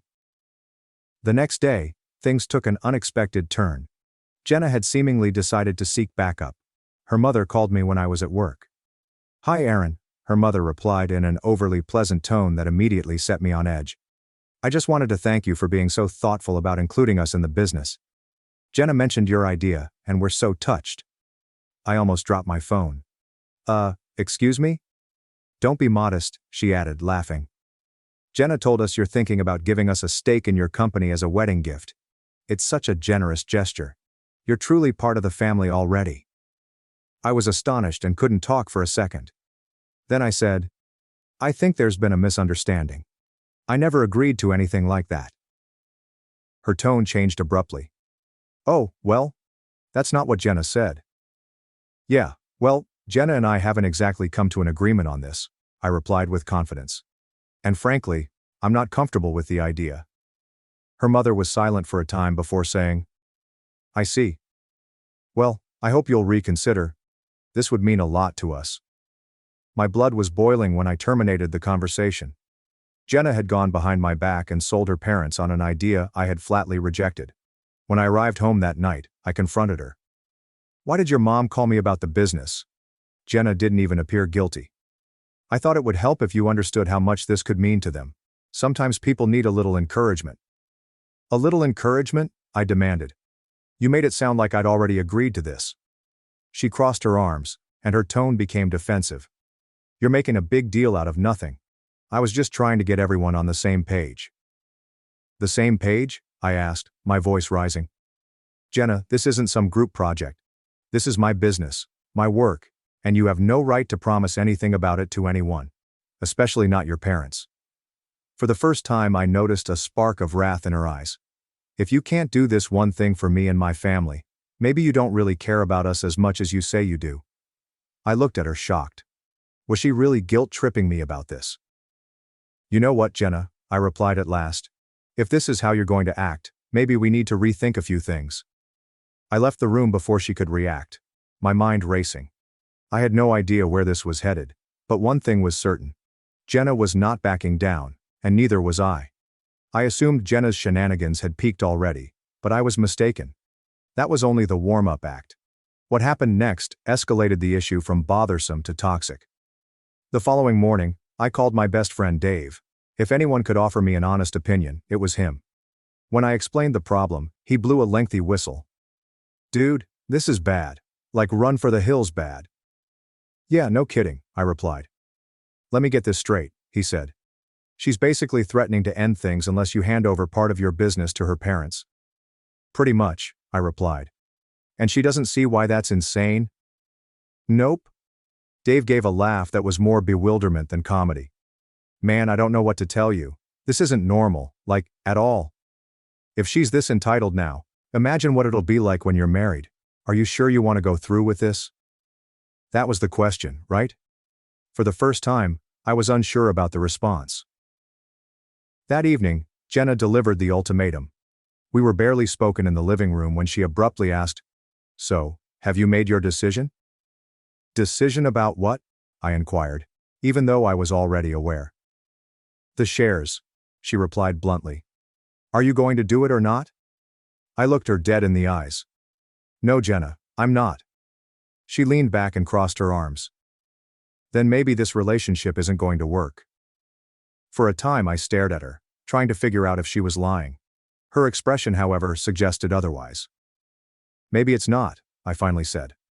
Her eyes widened as if she didn't expect me to call her out. "You're seriously willing to throw everything away over this?" "I could ask you the same thing," I replied. "You're the one making unreasonable demands and threatening to walk away when you don't get your way. What kind of foundation is that for a marriage?" She didn't respond. Instead, she stood up and left the room. As I sat there in stillness, I realized something. It wasn't just a quarrel. This was a watershed moment. And whatever happened next, things would never be the same again. Following Jenna's ultimatum, I spent the next day roaming around in a fog. My mind was whirling. I couldn't concentrate at work and kept repeating our argument. I felt something needed to change, but I didn't know what. Should I strive harder to make her understand? Try to negotiate a compromise? Or is this relationship doomed? Then I recalled my lawyer, Olivia. She was more than simply a legal expert. She was a buddy who had been through some difficult times herself. If anyone could provide me sound counsel, it was her. I called Olivia and said I needed to talk. She did not even hesitate. "Come by my office this afternoon," she said. "We'll figure it out." Olivia smiled as I entered her office and handed me a coffee. "All right, Aaron, what's got you so rattled?" I groaned and sat down, telling the entire thing. I told her about Jenna's request, the guilt trips, the phone call from her mother, and eventually the ultimatum. Olivia's grin vanished as I spoke, replaced by a look of complete skepticism. When I finished, she reclined back in her chair, arms crossed. "Wow, that's a lot." "Tell me about it," I mumbled. "Let me get this straight," she said. "Your fiancée is demanding you give her parents a stake in your company as a wedding gift?" "Yep. And she threatened to end the engagement if I didn't." I nodded. Olivia gave out a low whistle. "Aaron, this is a massive red flag, like a wave it in the air and run the other way red flag." "I know," I replied. "But what am I supposed to do? I love her, but this feels like a line I can't cross." "You're absolutely right," Olivia stated firmly. "You can't cross this line. Not just for your sake, but for the future of your business. If you give away shares now, you're opening yourself up to a world of legal and financial complications." "Like what?" I inquired, already dreading the response. "For starters," said her colleague, "if you transfer shares to her parents, those shares legally belong to them. If anything goes wrong, say they decide they want more involvement or they sell their stake to someone else, you lose control of that portion of your business. And if you and Jenna get married, it gets even messier. Those shares could be considered marital property, which means they'd be up for grabs in a divorce." I felt a cold lump form in my stomach. "So you're saying this could screw me over in more ways than one?" "Exactly," Olivia replied. "And let's be real here. If Jenna is making these kinds of demands now, what's to stop her from making even bigger ones down the road?" I sat there and stared at my coffee. Olivia was correct. This was not a one-time issue. It provided a look into a future that I did not want to be a part of. "What should I do?" I inquired finally. Olivia leaned forwards, her expression serious. "You need to protect yourself. First, make sure your business is legally untouchable. Update your operating agreement to specify that no shares can be transferred without your explicit consent. And if you haven't already, separate your personal finances from your business accounts. Keep everything clean and untangled." "Done," I replied. "I've always kept my business finances separate." "Good," Olivia said. "Now about Jenna. You need to be crystal clear with her. No more maybe or we'll see. Tell her flat out that this isn't happening and that it's not up for discussion. If she can't accept that..." She trailed off. I understood what she was whispering. "Yeah," I replied quietly. "I might have to end it." Olivia nodded, her face empathetic. "I know it's not easy, Aaron. But you need to think about what's best for you in the long run. A healthy relationship doesn't involve ultimatums and manipulation." That night I returned home feeling more resolute than I had in days. Olivia's comments rang in my head. Ultimatums are not appropriate in a healthy relationship. Jenna was seated on the couch as I stepped in, scrolling through her phone as if nothing had occurred. I set down my purse and stepped in front of her. "We need to talk," I explained. She looked up with a wary gaze. "About what?" "About the business. About your parents. About this whole situation." Jenna sighed heavily, as if she was already bored of the conversation. "Aaron, we've been over this. I don't know why you're making such a scene out of it." "Because it is a big deal," I explained. "And I need you to understand that this isn't going to happen. I'm not giving your parents a stake in my company, and that's final." Her eyes narrowed. "So that's it? You've made up your mind and I just have to accept it?" "Yes," I replied forcefully. "You do.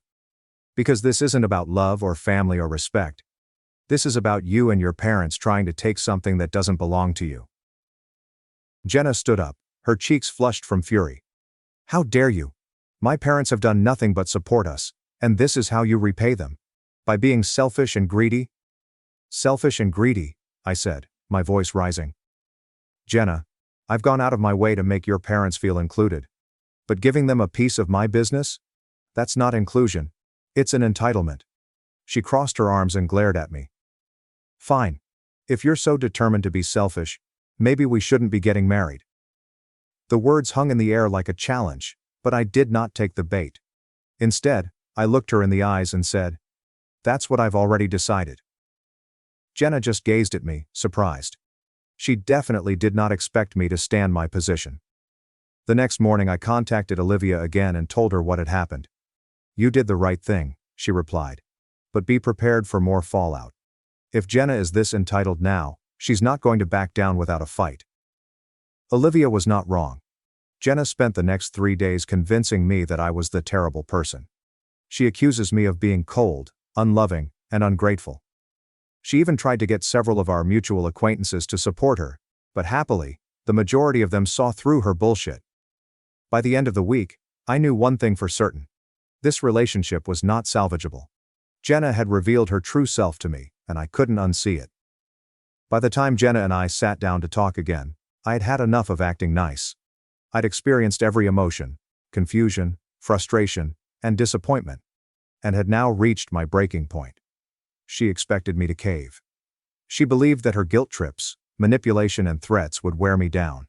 But she miscalculated one thing. I'm not the type of person who succumbs to ultimatums.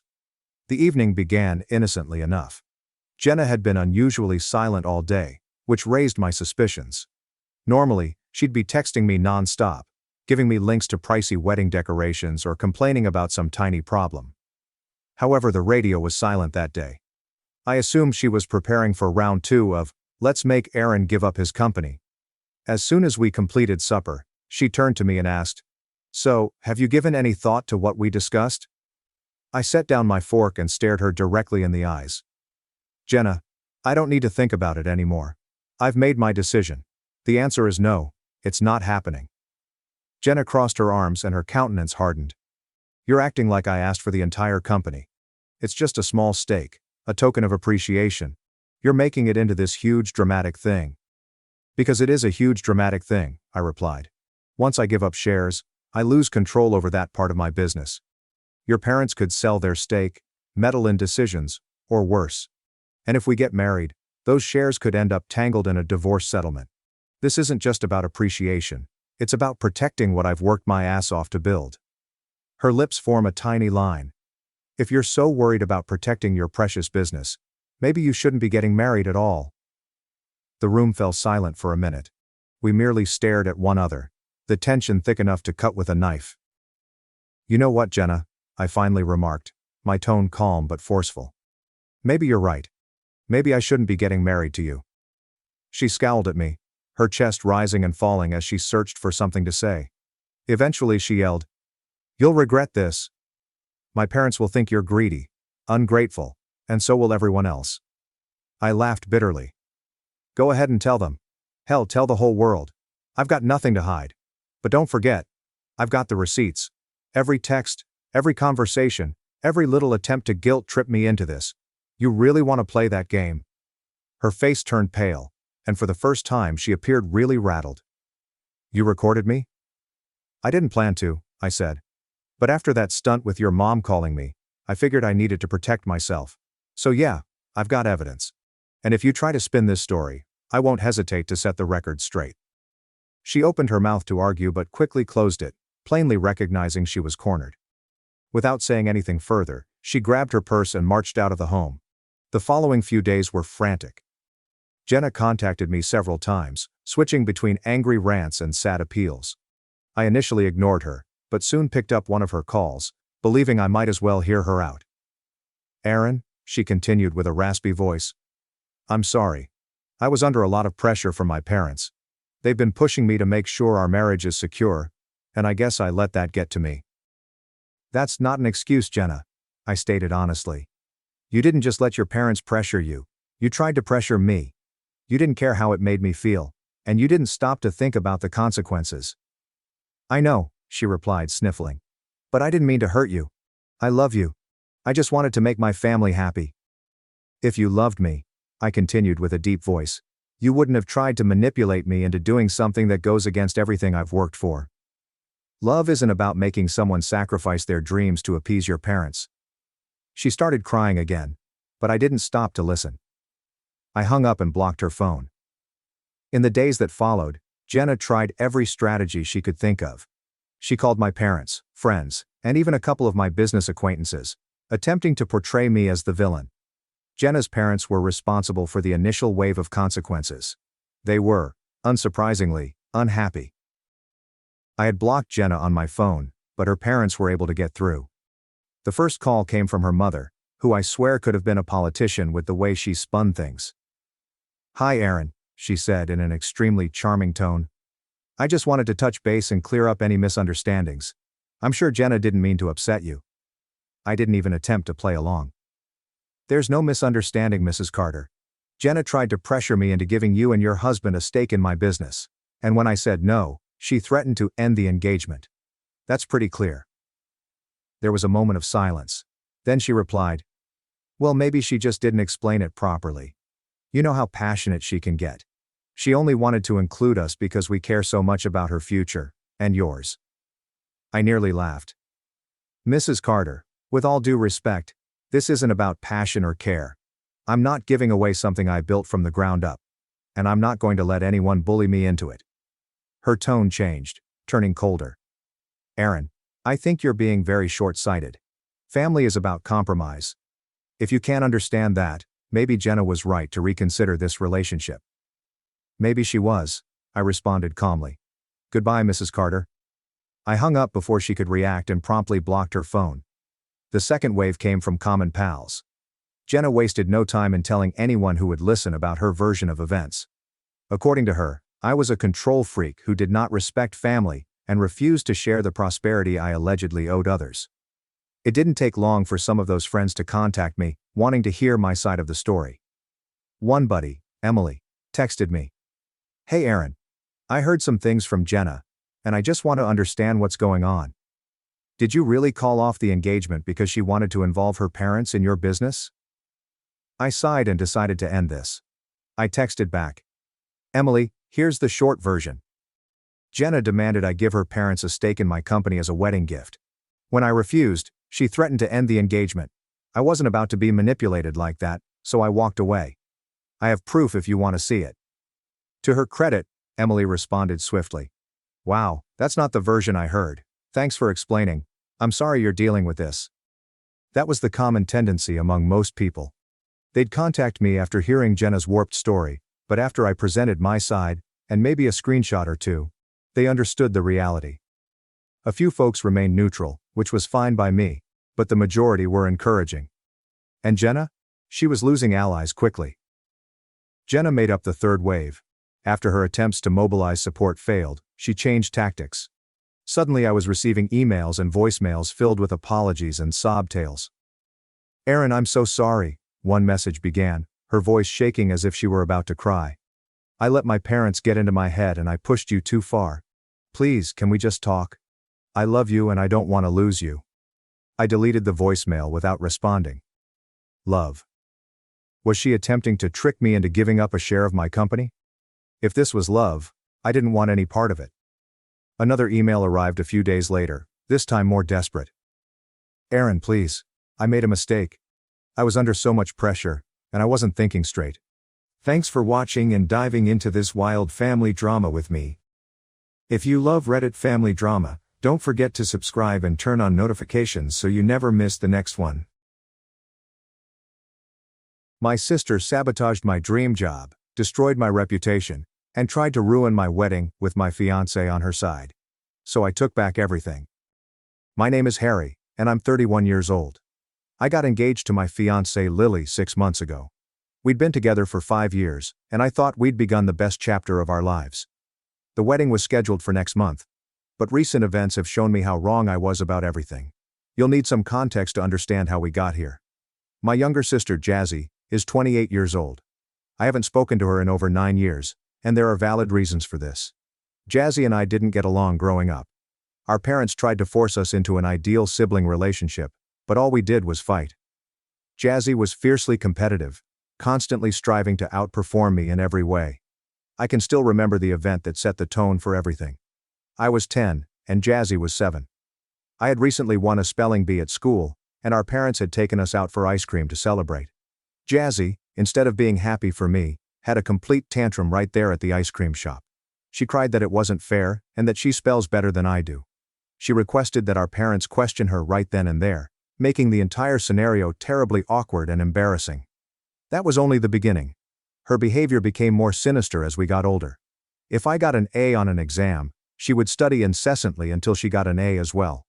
When I was 12, I won a local art competition, and my parents took us out to supper to celebrate. Instead of being pleased for me, Jazzy had a fit in the restaurant, yelling that she could draw better. She insisted on showing everyone her sketches right then and there, turning what should have been a happy occasion into a scene. That's only one example. This behavior shaped our childhood. If I joined the basketball team, she became completely obsessed with basketball. When I expressed interest in a lady in high school, Jazzy would go out of her way to be her best friend or gently flirt with her. It was frustrating. My home, which was supposed to be a haven, felt more like a perpetual competition. Our parents made every effort to help us find common ground. They even enrolled Jazzy in family therapy when she was 13 and I was 16, but she refused to participate. She'd sit there with her arms crossed, rarely saying anything, as the therapist attempted desperately to coax her out. The therapist eventually told my parents that they couldn't do much else, until Jazzy agreed to cooperate. Things reached a breaking point when we were both in our early 20s. I had recently graduated from college and landed my dream job at a top marketing business. It was the type of position for which I had worked so hard. Great income, excellent benefits, and the opportunity to work on campaigns that could change the industry. I felt as if my years of hard work had finally paid off. Meanwhile, Jazzy was still in college and struggling to find her feet. She had changed majors at least 4 times and was on the verge of academic probation, struggling to meet deadlines and follow directions. When I announced my job offer at a family meal, I expected at least a polite congratulations. Instead, Jazzy erupted. Her face contorted with wrath, and she began ranting at me, accusing me of being a show-off who constantly stole the spotlight. "Why do you always have to be the golden child?" she asked. "Why can't you just fail once so that someone else has a chance?"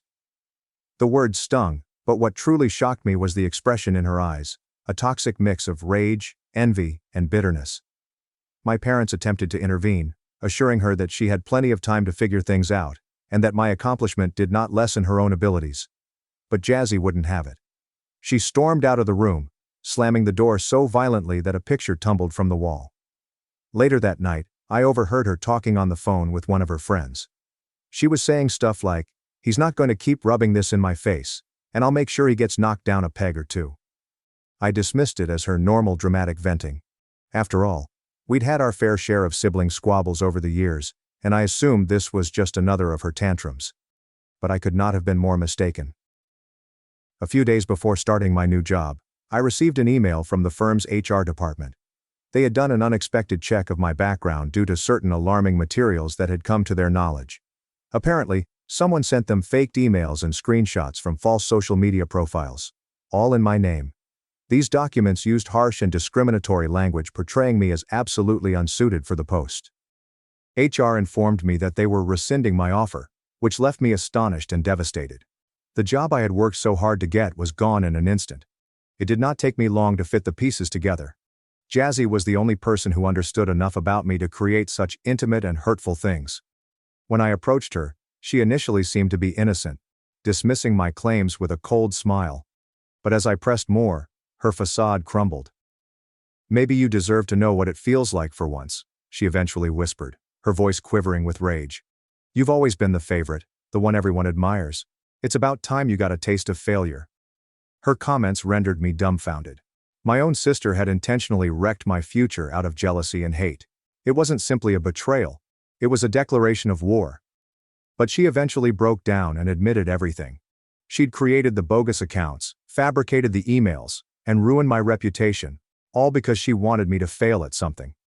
Her voice was full of twisted pride, as if she had finally won some bizarre competition. I was crushed. This was beyond sibling rivalry. This was a premeditated sabotage by my own flesh and blood. I told her I never wanted to see or communicate with her again, and I walked out of the house that day. I crashed on a friend's couch while I tried to piece together my life. In the years that followed, I lost contact with Jazzy. My parents still saw her occasionally, but they knew better than to raise her around me. It was difficult for me to rebuild my career. I had to start with a lower-paying job and work my way back up, but I eventually got there. Now I have a wonderful job, helpful friends, and, until recently, Lily. When I met Lily 5 years ago, it felt like everything had finally clicked into place. She was nice, witty, and understanding.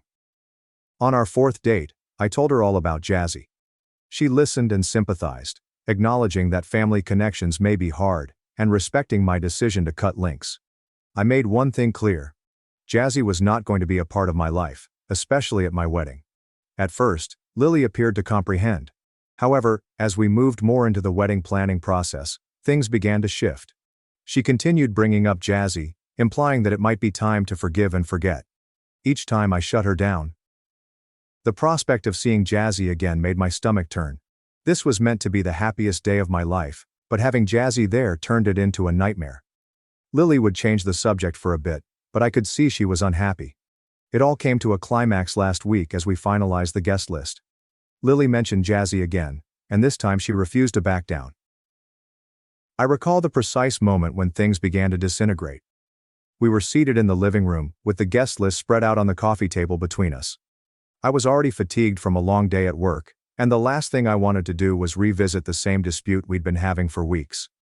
But Lily was certain. "Harry, I really think you should reconsider inviting Jazzy," she added softly, as if to ease me into it. "She's your sister. Don't you think it's time to forgive and move on?" I clenched my jaw. She'd said those words before, but they hit me more this time. Perhaps it was the way she looked at me, with eyes full of hope and worry. Perhaps it was the fatigue I felt from repeatedly shutting her down. Regardless, the remarks landed differently that night. "Lily, we've talked about this. It's not happening. Having her there will ruin everything. You know what she did to me." Lily sighed, her frustration scarcely concealed. "But it was years ago. People change. Maybe she's different now. Maybe she regrets it." I could feel the typical wrath rising. Regrets it. She destroyed my childhood, my career, my reputation. She knew exactly what she was doing. How do you just regret something like that? Her eyes scanned mine for any sign of compromise. "I'm not saying what she did was okay. I just think maybe she deserves a chance to make it right." I looked at her in bewilderment. "Why are you pushing this? Why does she deserve a chance to be at our wedding?" Lily's face hardened. "Because family is important, Harry. I can't imagine cutting someone off forever." The remarks stung worse than they should have. "Family? You think this is about some petty grudge?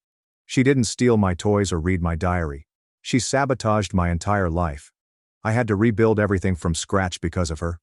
She shook her head, her tone becoming sharper. "You're being stubborn. You're punishing her for a mistake she made when she was young." "That did it," I snapped. "A mistake? Do you know how humiliating it was to lose that job? To have my name dragged through the mud because my sister couldn't stand that I was doing well? That's not a mistake, Lily. That's cruelty." She crossed her arms and turned away. "Maybe she's grown. Maybe she wants to apologize. And maybe I don't care," I responded. "She made her choices, and I made mine. I told you this was a boundary for me. If you can't respect that, then maybe we shouldn't be getting married." Lily's eyes widened with shock. I could see the hurt on her face, like a shadow. "You're seriously saying that over this?" she blurted out. I responded, "Yes. Because it's not just this. It's about trust. You're supposed to be on my side, Lily. You knew how much this meant to me, and you're still trying to push me."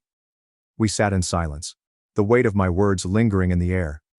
My heart was beating, each pulse a stinging reminder of how far we'd strayed from the happy pair we were just months earlier. Lily spoke softly. "I thought you'd understand. I thought love meant forgiveness." I shook my head, making my words barely audible. "Love also means respect. And I can't respect someone who won't respect my boundaries." She said nothing after that. She simply sat there, her eyes glistening with unshed tears. After what seemed like a lifetime, she stood up and left the room. I sat alone, staring at the guest list, the names blending together as my vision blurred.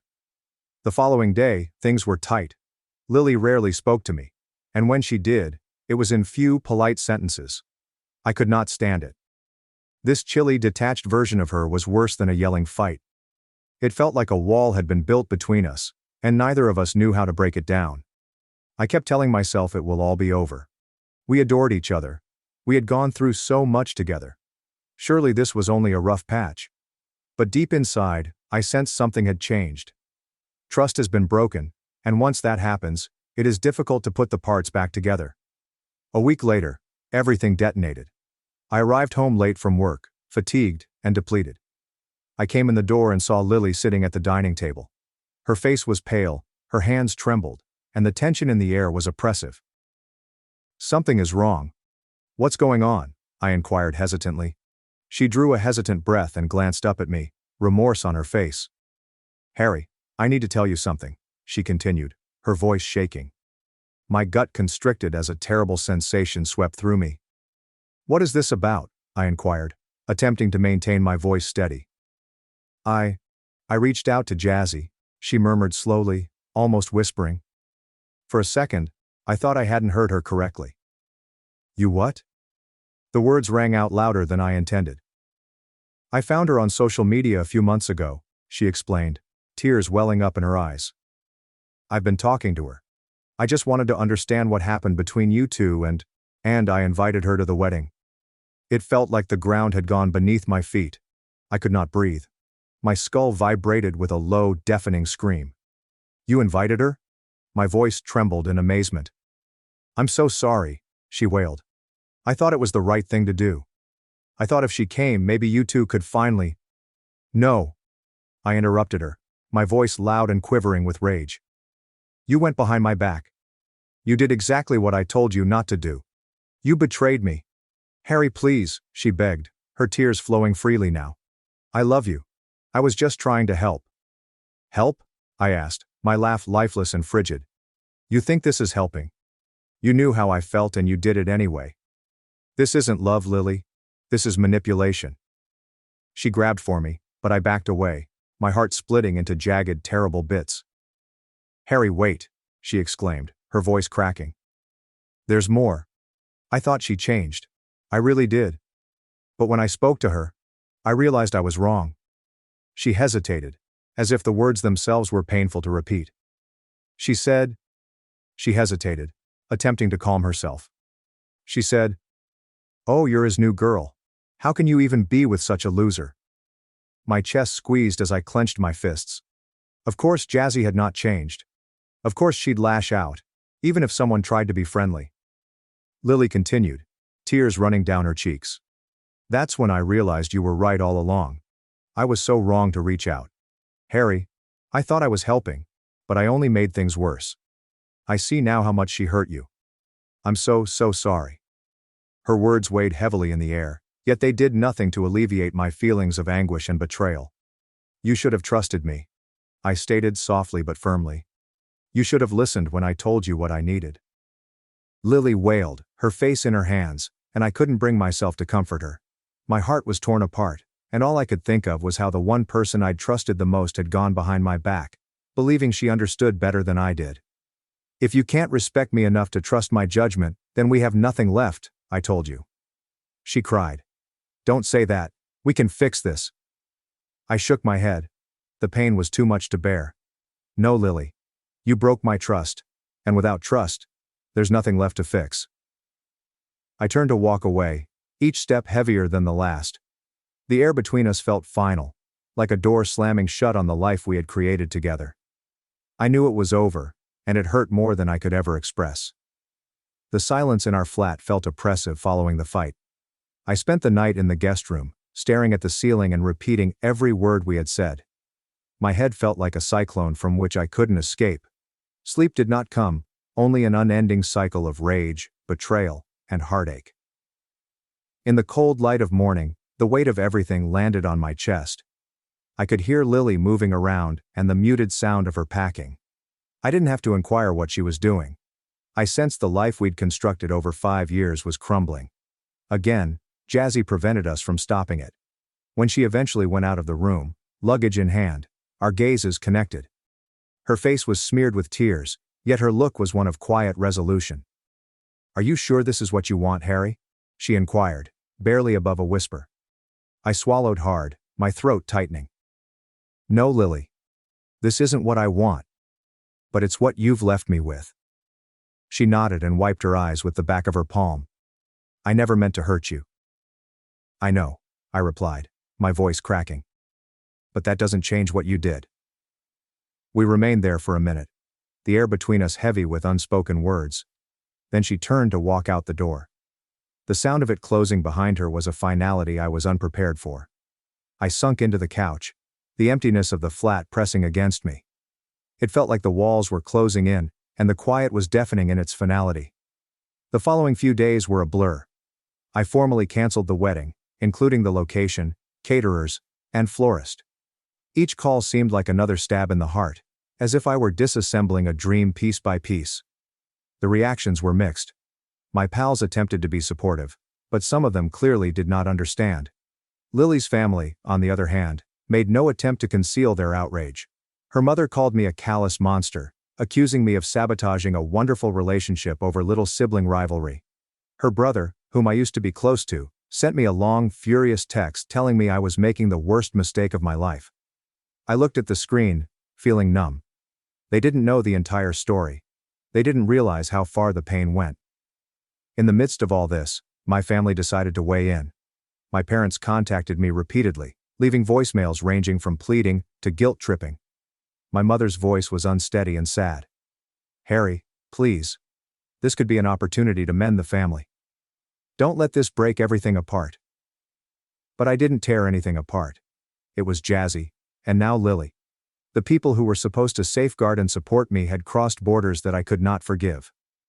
One evening, after a long day at work, I arrived home to an email from Jazzy.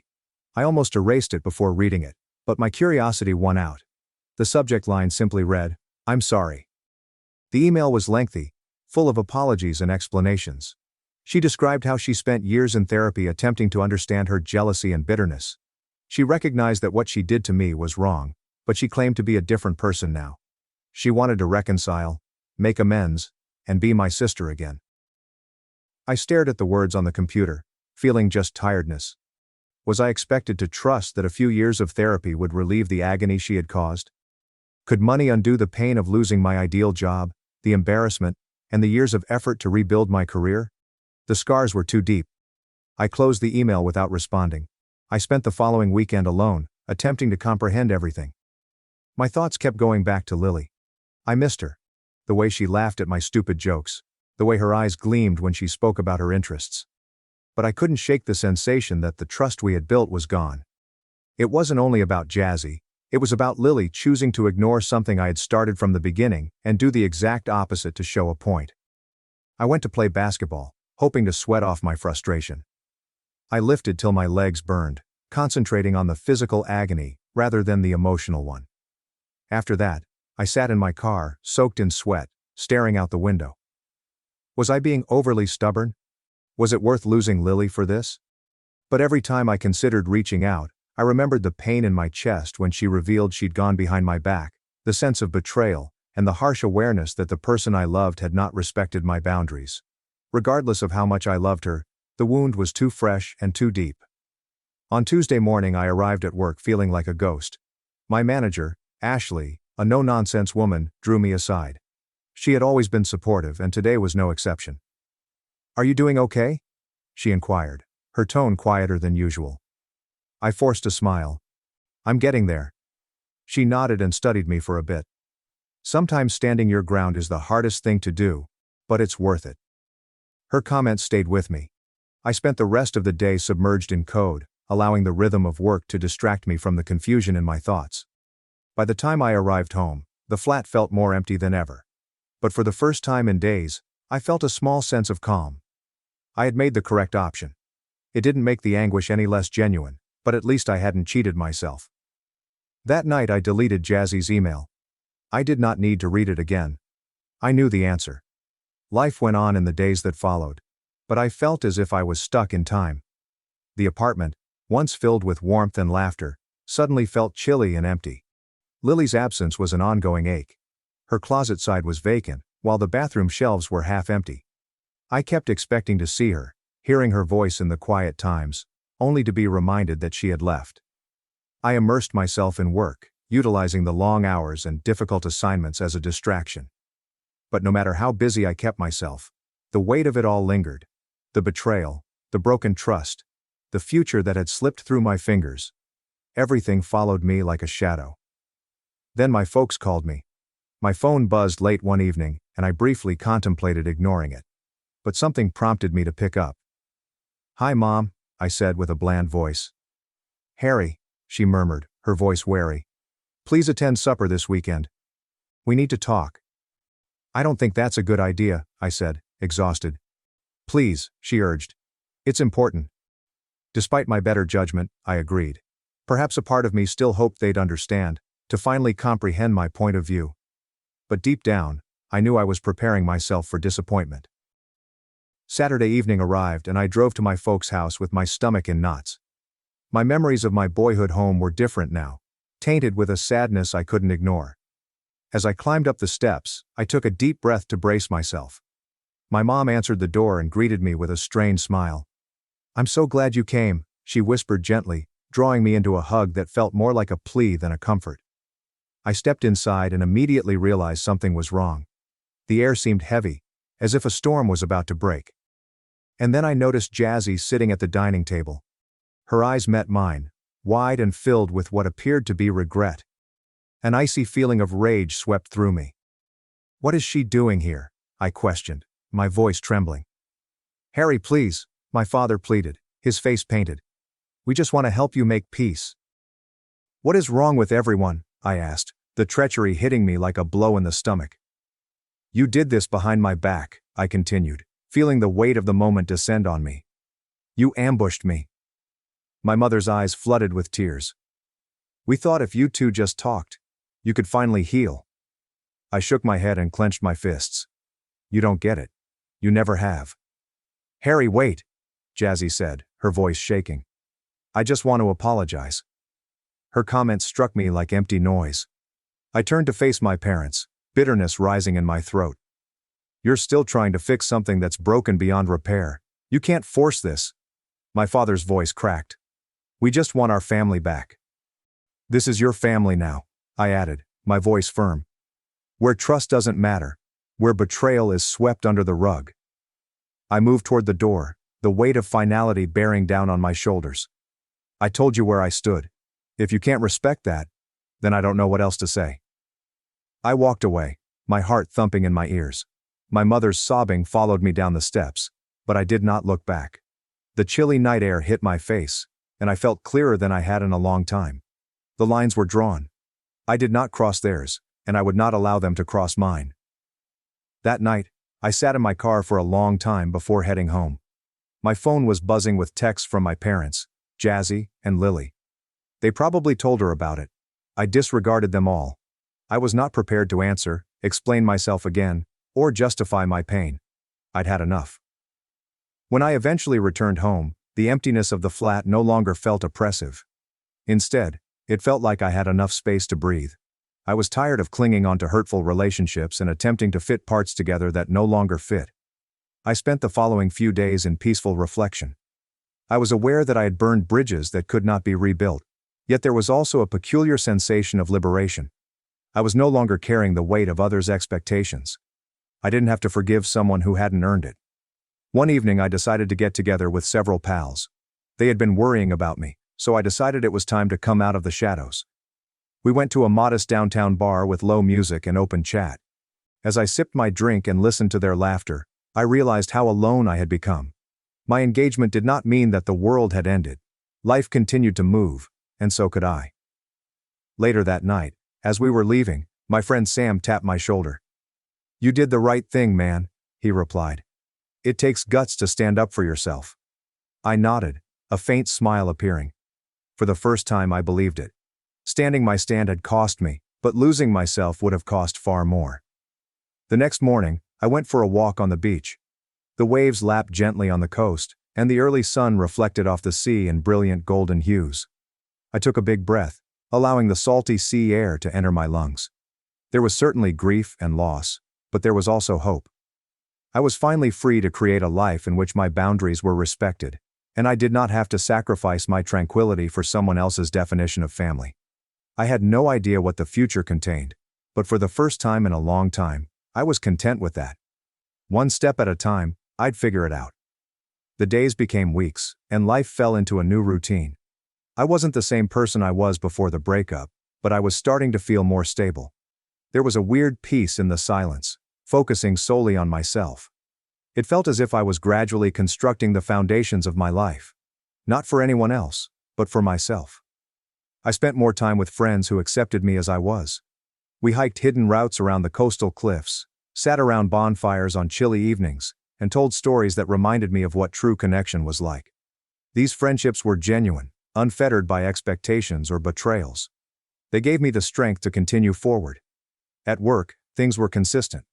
I poured myself into tasks, accepting challenges that pushed me to improve. My manager, Denise, observed a change in me. One day she approached me after a meeting. "You've been doing great, Harry," she said with a smile. "I can tell how focused you are. Keep it up." I nodded, feeling a sense of pride. Her remarks reassured me that despite everything, I was still capable and determined. My past had not broken me. It had shaped me into something greater. One weekend, I decided to declutter the apartment. It was time to let go of the things that kept me stuck in the past. As I searched through the drawers and closets, I discovered mementos from my relationship with Lily. A stray earring, an old movie ticket stub, and a half-written grocery list in her handwriting. Each thing was a memory, a glimpse of what we had. But rather than drowning in nostalgia, I let them all go. I put them inside a box, sealed it, and set it aside. Letting go did not mean forgetting. It meant deciding to move forward without the burden of what may have been. The apartment felt different, cleaner and lighter. It was finally my space. I moved the furniture, added some plants, and hung new artwork. These modest modifications have a significant impact. The space felt like a mirror of who I was today, rather than who I was before. My phone buzzed one evening as I was cooking dinner, a new interest that I was gradually improving at. My mom sent me a text. "We miss you. Please contact us when you're ready." I looked at the message for a long time.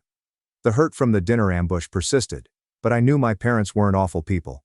They simply didn't grasp the extent of my anguish, or the boundaries I needed to protect myself. I did not respond right away. I needed more time, and that was fine.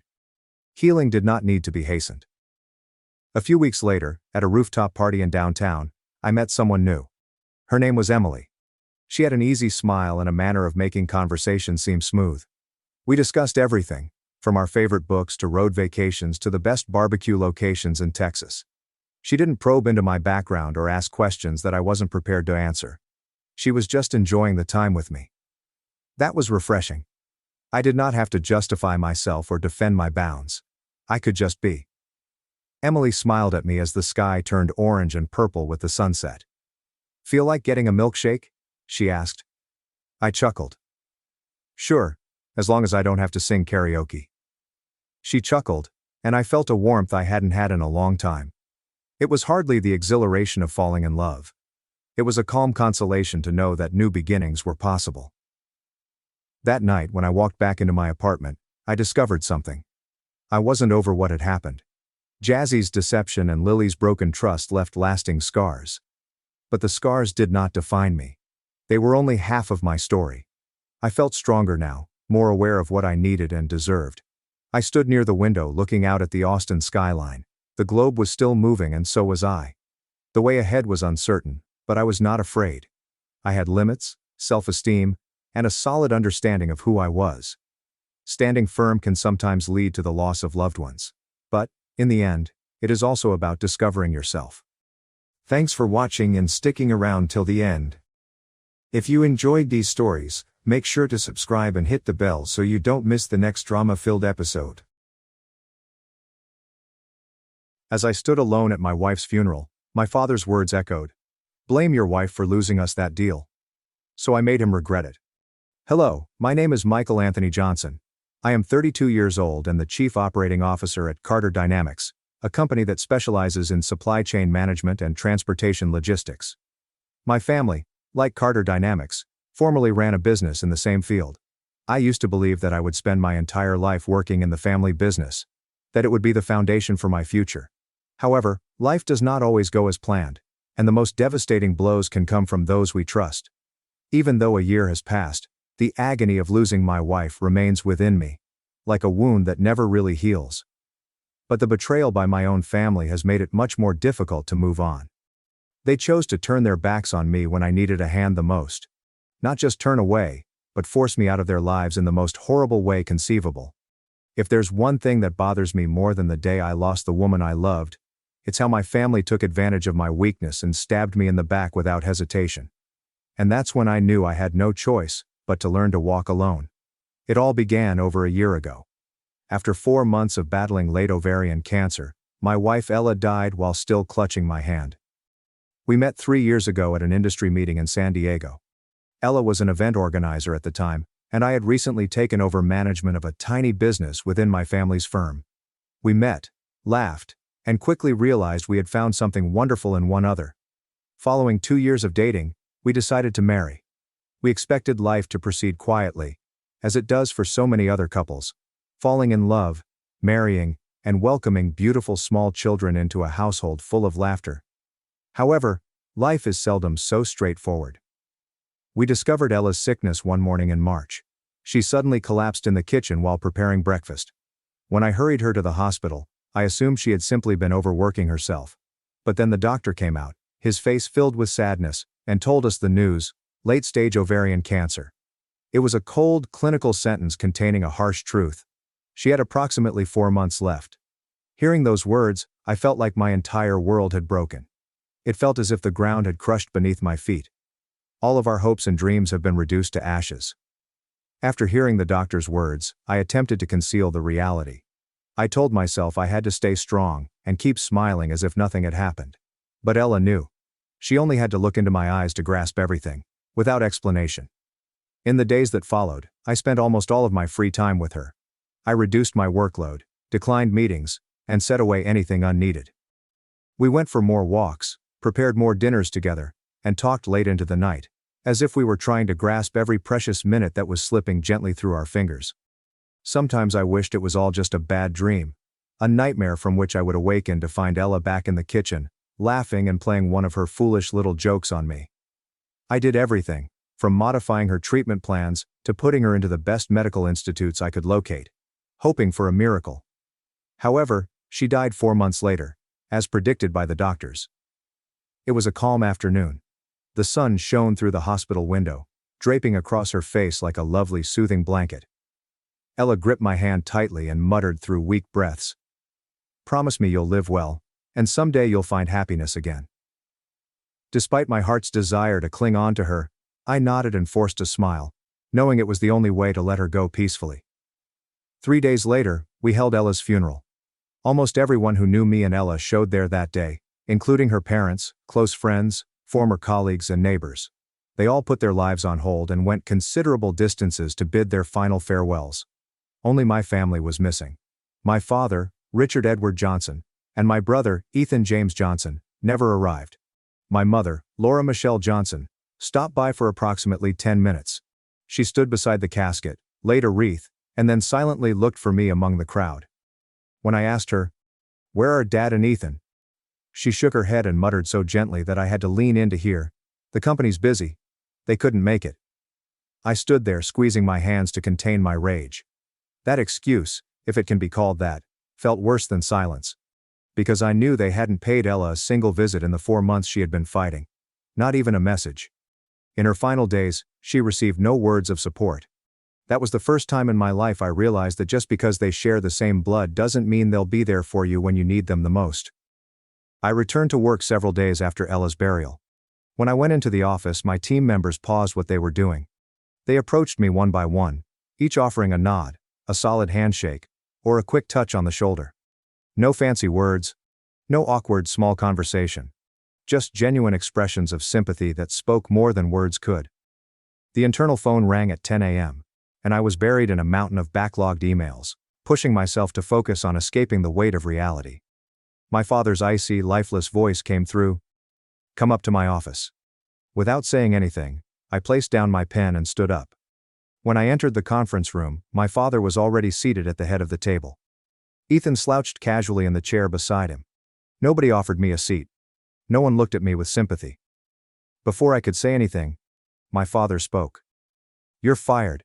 Your shares will be reclaimed." I didn't move. He hadn't called to share my pain or provide assistance. He called me up and told me I was fired. It took me a few seconds to find my voice. When I finally spoke, my throat tightened. Why? He spoke quickly, his voice flat and icy as a conviction. Because you took a week off. The business lost a $200,000 deal. Hearing that, I felt my entire body numb but managed to remain calm. I responded slowly, each syllable measured. You approved my leave.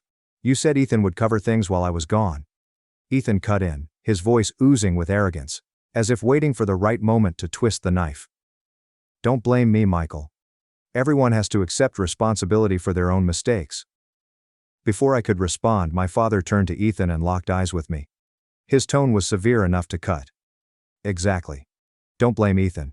If you want to blame someone, blame your wife. I stood there, my pulse hammering so hard that it blocked out everything else. I could not believe it. After everything I had given them, everything I had sacrificed, they swept it all away without hesitation. But it did not end there. My father kept speaking, each syllable stinging deeper than the last. Your wife's death cost the company that contract. Your wife's death is the reason you got fired. If your wife hadn't died, you wouldn't have taken time off and the company would have made a huge profit. The air in the room was so heavy that it felt like it could crush any sound before it formed. I glanced at him, the man who had once been the epitome of everything I believed in my childhood, and realized I had never fully known him. My heart was broken not because of Ella's death. It wasn't the anguish that made me want to fall and cry. It was at this point that I realized my misery was nothing more than an inconvenience in the way of my family's money. I became enraged. I ground out each word, my voice shaking from the effort it required to keep myself together. What the hell are you saying? I took a step closer, placing my hands firmly on the cold surface of the table, and locking eyes with him.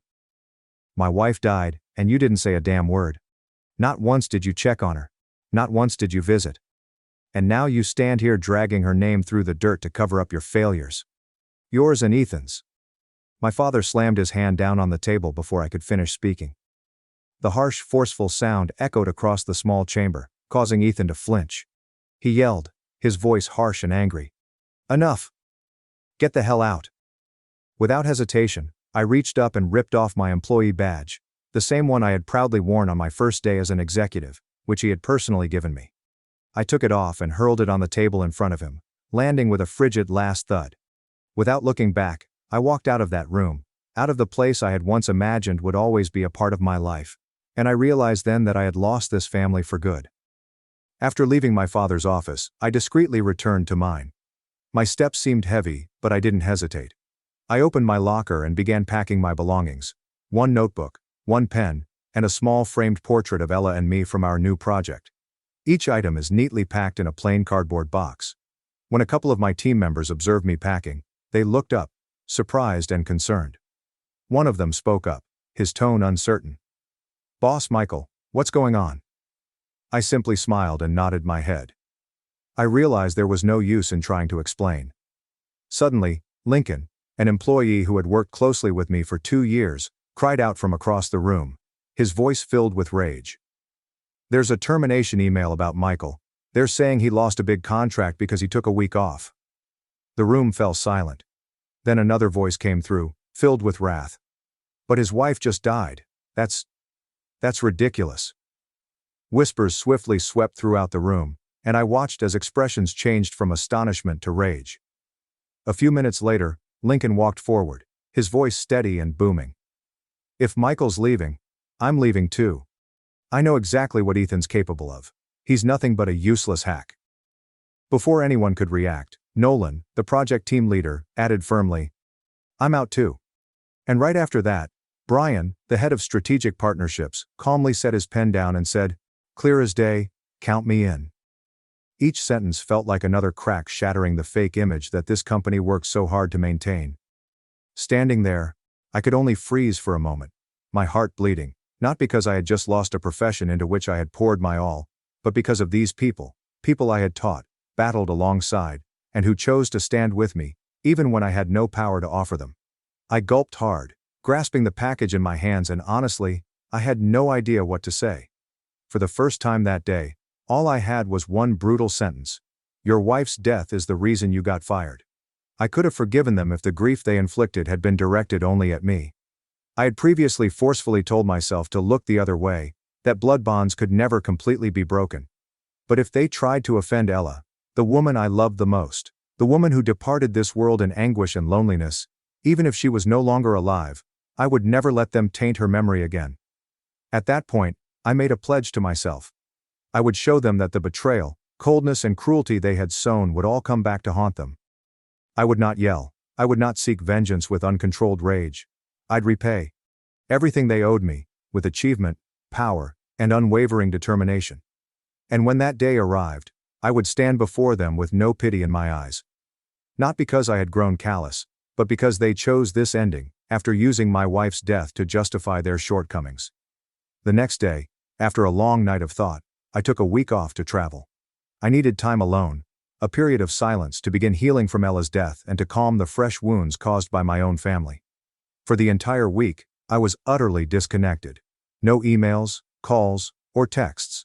Just me, a few strange cities, and boundless roads where my melancholy could fade into the breeze. The week flew by. As I returned to my old residence that afternoon, a similar blank sadness came over me. I tossed my suitcase into the corner, sunk into the sofa, and grabbed my phone. When I turned it on, the screen filled up with missed calls, unread messages, and email notifications. The pulsing blue light felt almost taunting, as if the world had spun forward while I remained motionless. I scrolled through the emails. The majority were trash adverts or belated letters from old colleagues. But then my finger came to a name I recognized all too well. Matthew Carter. Matthew, a former friend and longtime rival of my family's business. Without hesitation, I opened the email. Inside, there was only one line. Call me as soon as you see this. There were no explanations or light conversation. Without hesitation, I phoned his number. The phone only rung twice, before he answered. Matthew's voice filtered through, urgent but measured. Michael, are you free tonight?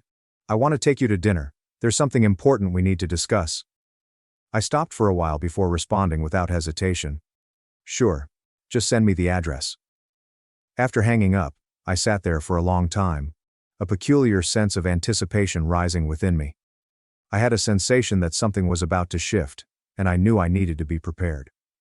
That evening, I arrived at the restaurant Matthew had given me the address for. Matthew had arrived 5 minutes earlier. When he saw me coming in, he rose up and shook my hand, his eyes reflecting a genuine sincerity. We didn't get right into business. After a few brief words of encouragement, we ate dinner and talked about minor matters. When dessert was eventually served, I put my knife and fork down, looked up at him, and got right to the point. So what's this dinner really about? Matthew leaned back in his chair, his countenance becoming serious. I heard you got fired, I said with a faint smirk, my voice tinted with cynicism. News travels fast, huh? Matthew continued, his tone calm and methodical, as if he had carefully chosen his words. Because you're talented, Michael. I'm willing to bet you've gotten no less than 10 offers from rival companies this past week. I only smiled, neither confirming nor denying, but Matthew's expression told me he knew. A few seconds later, Matthew leaned forward, his voice low but forceful, as if he had practiced it. Come work for me. I'll make you Chief Operating Officer, and here's the deal. You can bring your team with you. I'm not joking, Michael. If you don't come with me, I'll ensure no other competitor touches you. As soon as he finished, Matthew burst out laughing, a crisp, confident chuckle that rang around the diner. Even through the laughs, I could tell he was dead serious. I sat there for a bit, sipping my water and considering the offer. Matthew quickly added, his voice softening. You don't have to decide tonight. Think it over. Give me your answer in 3 days. Right then, I laid my glass down, locked eyes with him, and stated without hesitation, no need for 3 days. Draw up the contract. I'll be at your office first thing in the morning. As long as you keep your word, my team will accompany me. Matthew's eyes lit up briefly, as if he had just won a big triumph. 20 minutes later, we exited the restaurant together. Standing under the silent night sky, I took a deep breath and felt a genuine spark of hope for the first time in weeks. This time I realized I was starting over, not for my family, but for myself. The next morning, I arrived at Carter Dynamics at exactly 8 a.m. The brand new office building stood out in the middle of downtown. Not flashy, but polished, professional, and remarkable in all aspects. As soon as I reached the lobby, I noticed Matthew waiting for me. He stepped over and gave me a solid handshake, his eyes filled with genuine trust. "Welcome home, Michael." After that, we went straight to the elevators. Matthew said very little on the trip up. Perhaps he realized that I didn't need hollow words right now. I required action. When we got to the executive floor, he led me into a small private meeting room that had already been set up for us. A hefty contract was sitting on the table, with a slick fountain pen carefully put beside it. Matthew smiled slightly, his voice calm and confident. "I kept my word. You'll be our chief operating officer. Salary, benefits, and the clause allowing you to bring your team are all in there." Without hesitation, I grabbed up the pen and began skimming the words. Every line on the paper felt like evidence that I wasn't just a pawn in someone else's game this time. It took me less than 10 minutes to sign everything. When I put down the pen for the last time, Matthew stretched out and grabbed my shoulder firmly. "I know you're not going to let me down." He walked out of the room, leaving me alone with the freshly signed forms. I sat for another minute, taking in a deep breath. At that moment, a peculiar sensation flooded over me. Not exactly excitement, not quite relief, but a quiet, unwavering determination. The word that Michael Anthony Johnson had joined Carter Dynamics circulated rapidly throughout the logistics and transportation industries. By that morning, my phone had been ringing non-stop. Message after message, call after call, email after email, all from former coworkers, folks who had formerly worked with me at the family business. As I browsed through my email, familiar names appeared: the chief engineer, the head of operations, and the warehouse supervisor, and each message contained the same simple phrase: "If there's a spot for me, I want to come with you." Without hesitation, I began writing a list. In my heart, there was no room for two-faced folks or those who just knew how to follow the changing winds. I chose just those who had supported and believed in me when I had nothing else. Those who valued loyalty over simple possibilities. That afternoon, Matthew and I had an emergency meeting. When I delivered him the list, he chuckled with satisfaction. "You've pulled together all the heavy hitters from back in the day. You're bringing a championship team over here, Michael." I responded with a quick smile. "There's no need for huge words. There is no need for boasting." We both felt this squad would lay the groundwork for something big. The internal interviews the following day were brief and to the point. There were no screening rounds or difficult examinations. Just one simple question I asked each of them: "Do you still trust me enough to fight by my side again?" And no one hesitated. Every handshake was solid, and every look was full of confidence. We, those who had formerly been rejected, doubted, and underestimated, would reconstruct everything from the rubble that others had left behind. The days that followed went by so swiftly. I could barely feel the time passing. With word of my transfer to Carter Dynamics spreading and my reputation established over the years, I scarcely had to raise a finger to acquire business. Everything changed when clients learned I was no longer with the family business. It became evident that the ties I had spent years establishing were not solely due to the Johnson name, but also because of myself. No cold calls or sales emails. Major clients, the same partners who had put their trust in me on countless projects, began to withdraw from my previous company. Contracts were canceled, cooperation proposals were withdrawn, and meetings were rescheduled indefinitely. All of this occurred in less than a month after I departed. I didn't feel smug. I did not celebrate it. But I wasn't sorry either. When my family chose betrayal, they severed the bonds that had once represented the most exceptional value I had ever offered them. Now they were reaping what they had sowed. And, as I had predicted, my phone rang 2 months later on a late evening as I was finishing up my papers before heading home. When I looked at the screen, the name that displayed made me pause for a second.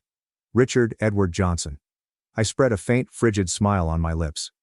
I knew the call would come sooner or later. I responded calmly, my voice steady. "What do you want, Dad?" I talked first. His voice came through right away, albeit slightly strained. "Michael, we need to talk." I remained silent and cool, waiting for him to get to the point. Richard spoke a few seconds later, as if reading from a script, with a measured tone. "Would you consider coming back? The company's struggling. We need you." I said nothing. I just waited and let him fill the stillness. His voice lowered, a rare hint of urgency leaking through. I'm willing to offer you 30% more than what Carter Dynamics is paying you. And your shares, they'll be reinstated. I closed my eyes briefly, allowing the nothingness to spread gently from within. Promises and belated offers aren't really sensible right now. I raised my sight to the city lights shimmering outside the window and murmured slowly, "Do you remember what you said to me that day?" The line fell silent right after I asked my question. No justifications, no sighs, just a heavy, unmistakable quiet. The quiet spoke louder than any words could. And in that moment, I knew for certain that everything between us had finished a long time ago. Today was the day we finally stated it aloud. Following yesterday night's call, I assumed they'd get the message and leave me alone. But I was mistaken. The next morning at 7, the doorbell began to ring loudly and relentlessly. I was still in the kitchen making coffee when it started, the noise dragging on until I had to set down my mug and rush to the door. When I opened it, my mother was standing there. She appeared worn down and shattered, her face smeared with tears, her hands trembling as if desperately clutching to any glimmer of hope. When she saw me, she raced forward, her voice trembling and choked with tears. "Michael, please come back. The family needs you. I'm begging you."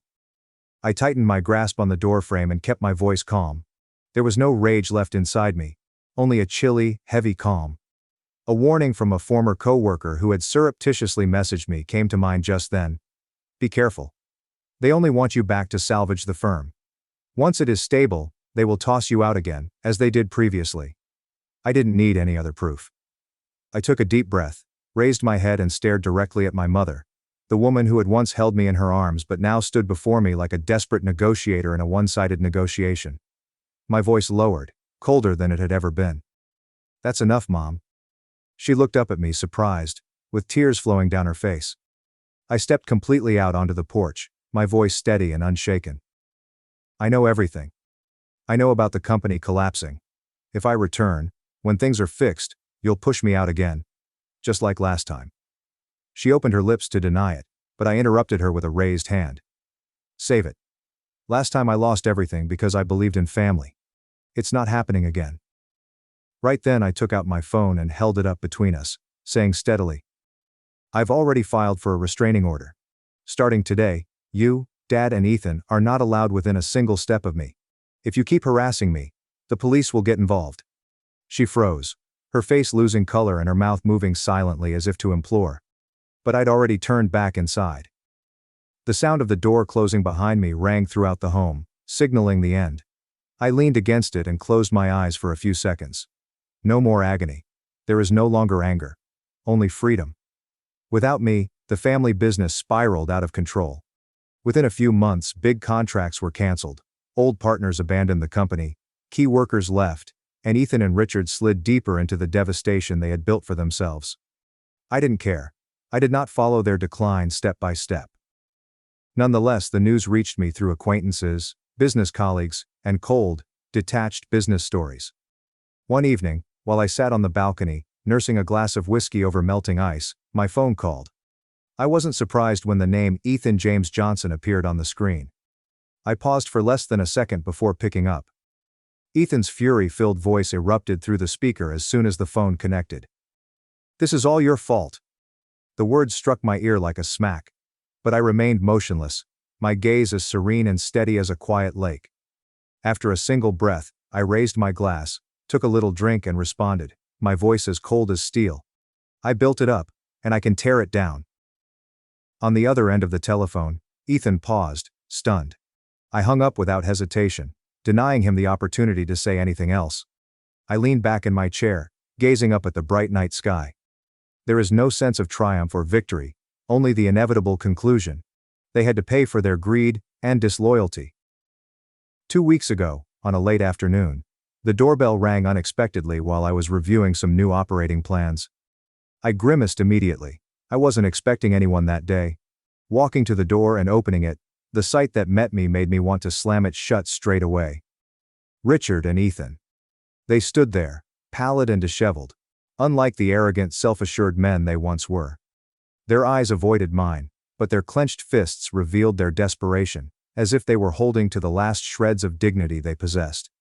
Slowly, I folded my arms across my chest and leaned comfortably against the doorframe, my voice as icy as ice. What do you want? Richard cleared his throat quickly, his eyes flickering frantically as he searched for the appropriate words. Michael, your brother and we need your help. I didn't respond. I just raised an eyebrow and waited. Ethan took an awkward half-step forward, his voice scratchy and unsteady. We know this house. You repurchased it when you were working for the family company. Technically, it was with the help of the family. Dad and I hoped you could sell it and use the money to save the company. Hearing that, I let out a quick, harsh laugh that immediately froze the air between us. Before they could make any more weak justifications, I spoke quietly and sharply, each word like a sword. If you don't want to deal with the police, I suggest you get off my property within 30 seconds. Ethan was frightened as soon as I said those words, lifting his hands and quivering. Wait, Michael, just hear us out. If not selling, then maybe just a loan. Just a small one. We need $50,000 to start over. Richard soon responded, frantic. That's right, Michael. Just 50 grand. It's nothing to you now. We're family, aren't we? Family helps each other in hard times. I clenched my fists, trying to contain the rage that was rising inside me. Ella's pale face on the hospital bed, her tiny hand clutching mine as she said farewell, came to mind at that moment. I stared at the two men standing in front of me, my voice lowering to a deadly stillness. You want my help? I took a step forward, getting near enough so they couldn't avoid my stare. Fine, I said slowly, accentuating each syllable. Go to the cemetery. Kneel at my wife's grave. Beg her for forgiveness for everything you did to her. I stopped for a beat before finishing, my voice crisp and final.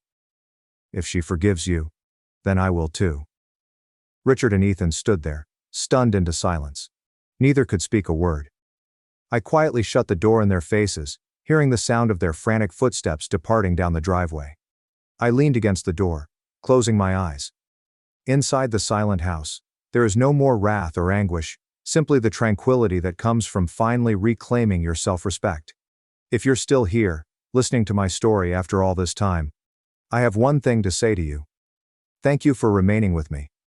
I understand that this trip has not been easy to hear, and even more difficult to accept, for often the hardest hurts come from those we once loved most. When I left my family and the company that I previously thought would be my life's work, I took a lot of guilt with me. Some evenings, I wondered whether I was wrong. Was I being too unkind by turning my back? But over time, I realized that enduring does not always entail loving. Sacrificing isn't always noble. Some families and relationships are simply hollow shells, rotten on the inside long before we are willing to accept it. And if you continue to cling to them solely for the sake of family, or out of a sense of responsibility, you will eventually lose yourself. So if you find yourself in a similar situation today, in a toxic family, a rotting corporation, or a disrespectful relationship, allow yourself to choose a different choice. Decide to step into the light. Choose yourself. Choose your dignity. Do not look back. Don't lament something that was never truly worthy of you. And if somebody ever asked me, if you could do it all over again, would you make the same choice? I would say without hesitation, no, and walk away. And I would not look back. Before I complete the story, I'd like to ask you, those of you who are still here, listening until the very end, what you would do if you were in my shoes, if you stood in front of a family that was eager to discard you the moment you collapsed, if you were betrayed at your most vulnerable. Would you keep going, attempting to piece things back together? Or would you rather walk away, protect yourself, and never look back? Thanks for watching and diving into this wild family drama with me. If you love Reddit family drama, don't forget to subscribe and turn on notifications so you never miss the next one. I flew halfway across the world to meet my online girlfriend after a year of daily chats, but she panicked and left me alone most of the trip. After a year of daily phone chats, I took a plane overseas to see my internet girlfriend. However, she suffered from panic episodes when we first met, forcing me to spend hours every day by myself in my hotel, until I was forced to leave. Since I honestly don't know what to think anymore, I, 29 male, need to get this off my chest.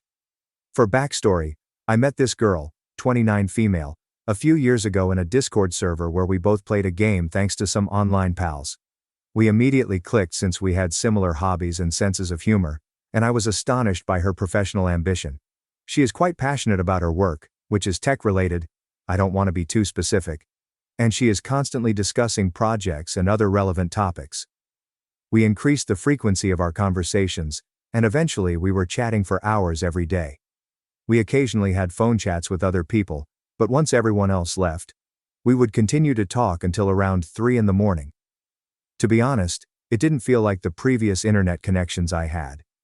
One evening, when discussing films we enjoyed, we discovered that our tastes were nearly the same. We began using one of those sync services to watch content together. When she informed me she had feelings for me early last year, everything changed. She kind of blurted it out when we were on a video conversation, saying she had been feeling that way for some time but was afraid to speak because of the distance. We had been flirting a little, so I wasn't entirely shocked when I informed her that I was also intrigued. Our internet time together increased even further. Sometimes she would even hold her phone up so we could communicate digitally while she was cooking or doing anything else. Before deeming us official, I ought to have been more explicit about what I required, but I was in the heat of the moment. Even through a screen, there seemed to be a very unique vibe between us that is difficult to describe. To be honest, I hadn't connected with someone like that in a long time. Where I live, I've had a very blank dating life. It wasn't long before she began calling me her boyfriend in conversations with others close to her. She would tell me stories about how her mother would inquire about me, or how she would bring me up to her coworkers. Examples such as, "My boyfriend said the funniest thing today," or, "My boyfriend and I are going to see this movie this weekend." These statements were flattering, but I always believed that we needed to meet in person before formally committing to a relationship. However, it was definitely a mistake on my part that I never really corrected her. I suppose I assumed we would meet soon enough, and didn't want to offend her. We discussed getting together several times. She takes medication for a chronic health condition, and has rather severe anxiety difficulties. Although it makes traveling difficult, it doesn't truly affect her day-to-day existence. We decided that seeing her in Canada would be more sensible for me than having her visit the United States. Additionally, it's not exactly stress-free to cross the border with all the political outgrass going on right now. I won't get into politics here, but it's true that crossing borders is more difficult these days. I made the bold decision to plan a trip to see her around Christmas. Flights and a hotel cost far more than I should have, but I thought it would be worth it. Due to the short notice, the flights alone cost over $700, and the accommodation for 3 nights cost an additional $600. To be honest, I could hardly afford it. However, I had been saving for some time and felt that this was crucial. After all this time of communicating, I was rather eager to finally see her in person. In the days before the trip, we discussed it virtually daily. She also appeared excited, however she admitted to being anxious about her nervousness getting the better of her. When we first met, she informed me she had been discussing anxiety management techniques with her therapist. That gave me hope that she was making preparations to ensure the visit would be successful. She even compiled a list of the locations in her city that she wished to show me. I had every reason to believe she was as excited about this as I was, as we discussed visiting a museum she loves, and a few places she thought I might enjoy. I just got back from that trip this past weekend, and I'm still getting used to it. Actually, I've spent the majority of my frigging time here in my hotel room, where I'm composing this. I flew all this way to see the city, but I have hardly seen it yet. The trip got off to a rough start. After landing, I took a 40-minute Uber to my hotel, which cost about $60 because, of course, everything in this place is pricey. I was anxious as well. I've only visited Canada a few times.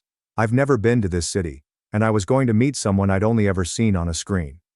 The entire Uber ride made me feel nauseous. She was replying to my constant texts with updates on my whereabouts, but they came out as hurried and tense. Since I was also anxious, I assumed she must be experiencing even more worry, so I made an effort to be understanding. I assumed she would be prepared to meet when I arrived at the hotel. She lives about 5 minutes away from my lodging. Even though that hotel was more expensive than others, that was one of the reasons I chose it. She had said that staying nearby would make things easier for her. I messaged her to let her know I was ready anytime she was, checked in, and showered a little. I waited after that. She texted me instead of coming over, stating she needed more time since her anxiety was so bad. I made an effort to be sympathetic. I was aware of the seriousness of her concern. However, it took her an additional 2 hours to summon the bravery to visit me. I was sitting in my hotel room, checking the window every now and again, wondering if this whole trip had been a mistake. I attempted to watch TV, but I was unable to concentrate. At one point, my flight had been so early that I nearly fell asleep. She was actually trembling and crying, like sobbing, when she eventually arrived. It felt weird at first when I went down to the lobby to meet her. I sensed her trembling as we hugged. The fact that everyone in the foyer was staring at us added to the unease. She nodded when I proposed that we head up to my room so she could relax in peace. She sobbed for about 10 minutes straight while sitting on the edge of the bed in my room. Other than sitting next to her and giving her the occasional pat back, I had no idea what to do. She nodded when I asked if she wanted any water, so I retrieved some from the bathroom sink. She apologized perhaps 20 times after appearing to cool down a little. She insisted that she had been all right until she really had to come meet me, and that she had no idea why she was feeling so nervous. After a while, she appeared to be well enough for us to speak. At first it was awkward, not at all like our casual online chats. But after a half hour or so, she proposed that we visit her. There, she claimed, I would be able to meet her brother, and she would feel more at ease. She and her brother reside in a modest home approximately 5 minutes' drive from my hotel. Her brother appeared to be a cool, amiable, gaming kind of guy. They also have a very adorable black cat who insisted on attempting to sit on my lap. As I had anticipated from our video talks, their apartment was tidy, yet lived in. Even though we spent some time hanging out at their apartment, she remained really nervous the entire time. Sometimes she would get silent, and I would catch her staring at nothing, as if she were deep in meditation. Her brother made an effort to assist by carrying on the discussion and inquiring about my flight, job, and other matters. Although it was kind of him, I became aware that I was speaking to him more than to her. She stated she was too anxious to drive, but she did say she wanted to take me around and show me parts of the city. She stated she was feeling too overwhelmed, and that perhaps tomorrow would be a better time. But I did suggest that perhaps we should all go, with her brother driving. She simply phoned me by Uber to return to my hotel at the end. Total time spent together on the first day, no more than 3 or 4 hours. She spent the majority of that time there with her brother as well. Around 9 o'clock, I returned to my hotel room and just collapsed. I was worn out after the day's emotional roller coaster and the journey. In addition, I had been awake since around 4 a.m. for my journey. She replied, "Sleep well. Sorry today was rough. Tomorrow will be better, I promise." I tried to concentrate on that promise as I drifted off to sleep after sending her a good night text. I got up really early the following day. I don't know, jet lag or whatever. I had nothing to do at around 7 in the morning. She normally sleeps in because she works nights, but I was just waiting to hear from her while I sat in my hotel. Despite my hunger, I didn't want to go too far for fear of receiving a message from her. In the end, I ate a terrible and expensive breakfast at the hotel restaurant. I just waited and waited after that. I took a shower, watched TV, browsed social media, and made a quick call to my mother. She eventually messages me 4 hours later to let me know that she's awake but not quite ready to see me, because she's still feeling nervous. She said that she simply needed some time when I asked if there was anything I could do to help. I thought there might be less pressure if we met in a public place rather than her coming to the hotel. "Maybe," she responded, "but I'm not sure yet." Said she would notify me shortly. I tried not to show my frustration at this point, but I was becoming rather annoyed. In order to have something to do, I decided to pick up some items from the drugstore that was within walking distance. I bought some Tylenol because I was about to have a headache, some food, and a portable toothbrush because I had forgotten mine. I was mostly simply passing the time. I discovered a small lunch area close by after spending far more time than was required exploring the pharmacy. Perhaps bringing her something to eat would be a kind gesture, so I thought I could get lunch for the two of us. After getting sandwiches for the two of us, I returned to the hotel to leave my belongings before visiting her. I messaged her to let her know that I had gone to get lunch and to ask if I could come over right now. After 15 minutes or so, she responded, "Sure, I could come over." I took the food to her apartment after calling an Uber. We were about halfway through day 2 when I eventually arrived at her apartment, which was approximately 2 hours later, and she hadn't even eaten the food I had brought. She thanked me for thinking of her, but claimed she wasn't hungry. I made an effort to hide my dismay. At least it wasn't wasted because her brother took the second sandwich. We spent some time sitting in their living room chit-chatting. She appeared slightly less nervous than she had been the day before, but not entirely at ease. She tells me that she, her brother and I, are going to a get-together with a number of their friends, just as I was beginning to believe that perhaps we could actually do something together. I came all this way to spend time with her, so I was a little taken aback, but I reasoned that maybe having other people there might make her feel more at ease. She replied that we would only be there for a few hours when I questioned how long. She replied that it was at her friend's house, which is a bit outside of the city, when I inquired where it was. I was disappointed, even though I attempted to appear excited about it. I had not anticipated our first actual day together looking like this. The drive there took roughly an hour in the end. I sat in the rear and she sat in the passenger seat while her brother drove. For most of the ride they discussed people I didn't know and inside jokes that I wasn't involved in. She would sometimes attempt to explain things to me, but it was never the same. I primarily just took in the vista outside the window, which was rather pleasant. There were about 10 people at her friend's house when we arrived. In fact, all of her friends were incredibly kind and hospitable. They were all aware of me. She had apparently been discussing this visit for weeks. She introduced me to everyone as her boyfriend, and it felt perfectly acceptable. It was a good celebration. Good food, a few beverages, and people playing board and video games. Everyone was polite and constantly approached me to chat. After hearing so much about me, a number of individuals expressed their happiness at finally meeting me. According to one female, "She never shuts up about you." Which, considering how little time we'd really spent together since I came, was both flattering and perplexing. Although we didn't really converse much, we stayed there for the majority of the night. She was off playing games with someone else or dragging me into discussions with her pals all the time. It was strange. We were usually in different areas of the room, despite my repeated attempts to stand close to her or get her attention. At 10 o'clock at night, we finally began to return. Given that she typically stays up until 3 or 4 in the morning, I assumed we would still have plenty of time to spend together. Perhaps we could just sit and chat like we used to do online, or we could watch one of those movies we were always discussing. She then asks her brother in the car if she can drive me to my hotel before they leave for home. According to her brother, "Sure." I'm sitting there in disbelief.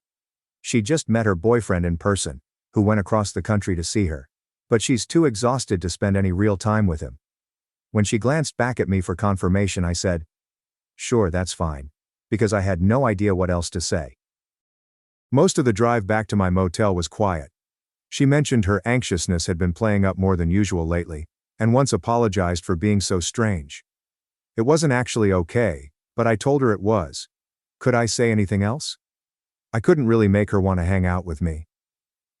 She said goodbye with a short hug and promised to text me in the morning when we arrived at my hotel. I felt completely whack when I went up to my room. After another few hours of hardly communicating on day 2, I began to believe that this entire vacation had been a huge mistake. Thus I find myself back in the hotel room, completely bewildered and alone. Even though my girlfriend is only a few minutes away, I'm alone in a strange country, and haven't really spent any time with her alone. I attempted to watch a movie on my laptop but was unable to concentrate. I ended up aimlessly browsing social media until around 1 in the morning. I was concerned that texting her about it might exacerbate her worry, so I refrained from doing so. However, I was also at a loss about what to do. I felt like I had met everyone in her life except for my real girlfriend by the time I was scheduled to have dinner with her family the following evening. I eventually texted her to let her know how I was feeling. I tried to be straightforward but gentle. I acknowledged that worry was difficult, but I was disappointed that we hadn't been able to spend more time together. I brought up the fact that I had come all this way to visit her, and that it bothered me that she seemed more at ease with me in public than with me alone. I made it clear that I was merely perplexed and a little depressed about the circumstance, not angry with her. When she finally reacted, it was a wall of text and took over 20 minutes. She apologized profusely, stating that she wanted to make the trip worthwhile for me, but was simply too exhausted, and that her anxiety was still through the sky. She made an effort to reassure me that she still had a strong interest in me, but she claimed that she is too anxious, and that nothing would happen if we were by ourselves. It seems that this is difficult for her because she hasn't been in a relationship for a few years. She clarified that when there are other people present, she feels more at ease since she is not under as much pressure to be fascinating or amusing. Claimed that she is constantly concerned that I am evaluating her or contrasting her with her online persona. She added that she fears physical contact after a long period of time and worries that I have unrealistic expectations for her. I informed her that there are several steps between an embrace and anything more serious, and that I wasn't anticipating anything intimate or physical. In fact, I haven't even given her a hug this trip. I simply wanted to talk to you and hang out with you like we do online for some real quality time. I told her that I wasn't traveling this far for sex. I finally got to meet the person I've been corresponding with for months. That appeared to relieve her, and she said that after meeting her mother, we would spend some time together. She mentioned that her mother was very excited to see me and that perhaps we could return to my hotel to watch a movie or something after supper. I accepted the plan since it seemed better than nothing. That night I couldn't sleep. I continued to reflect on the entire circumstance and question whether I had made a grave error in interacting with someone who suffered from such extreme anxiety.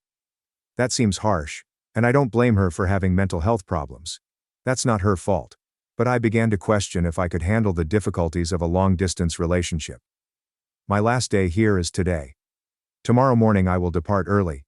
This entire trip has seemed like a huge waste of both money and effort. Instead of spending most of my visit sitting by myself in a hotel room, I wanted to spend time with her. Since we don't have much time together, I genuinely assumed she would want to spend every moment with me. We've been discussing this vacation for a while, so I thought it would be rather different. After this, I'm not sure if this relationship can last. Am I going overboard? I understand that anxiety does exist, yet it seems pointless that I've come this far. Update. Several days have passed since my return, and because many people have been inquiring about what transpired, I thought I should provide an update. In the comments, several of you were really critical. Yes, I am aware that anxiety is a real illness. I am not a sex-crazed guy who was merely attempting to hook up. Furthermore, I don't believe she was taking advantage of me or anything similar. You folks come up with some crazy hypotheses. For those who are wondering why I didn't just go explore the city by myself, the answer is that I did some exploring, but it wasn't the main goal. I wasn't a tourist who traveled so far. To spend time with her, I went. In any case, I made the initial post on the last day of the trip after waking up quite early. After that, I anxiously awaited her message. Once more I didn't hear from her for a few hours. When she did text, it was a bit after noon. I had been up since about 8 o'clock, so I spent an additional 4 hours sitting in my hotel room, checking my phone like a teen in love every few minutes. She said I could take an Uber to her apartment at any time, and reminded me that we had supper with her mother later that day. Many of you advised me to simply call off the dinner plans, but I chose to go ahead and see how things worked out.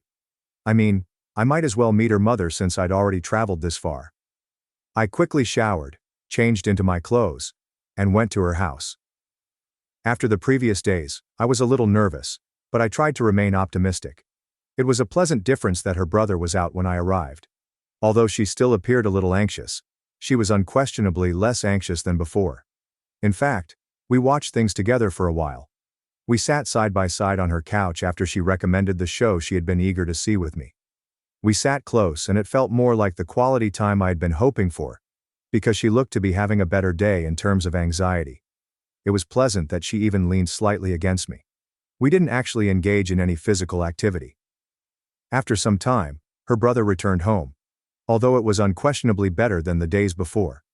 She told me more about her friend's remarks about us at the party, and we discussed some of them. It sounded more like our internet chats. We began preparing to go have dinner with her mother at around 5 o'clock. This caused me some anxiety. It's usually a huge deal to meet the parents, and I wasn't sure what to anticipate considering how the journey had gone so far. I could sense that she was agitated once more as she drove us to the restaurant. I made an effort to divert her attention by keeping the conversation light. It was a charming, tiny Italian restaurant. When we got there, her mother was already there. As soon as she noticed us, she got up and hugged her daughter before turning to grin warmly at me. They have the same eyes, so I could tell right away where my girlfriend acquired her appearance. Her mother's dinner went unexpectedly well. Her mother was approachable and inquired about my work and family without being overbearing. Her mother looked sincere in her excitement about me and her daughter being together, and we clicked immediately. My partner appeared more at ease throughout dinner than I had observed throughout the entire trip.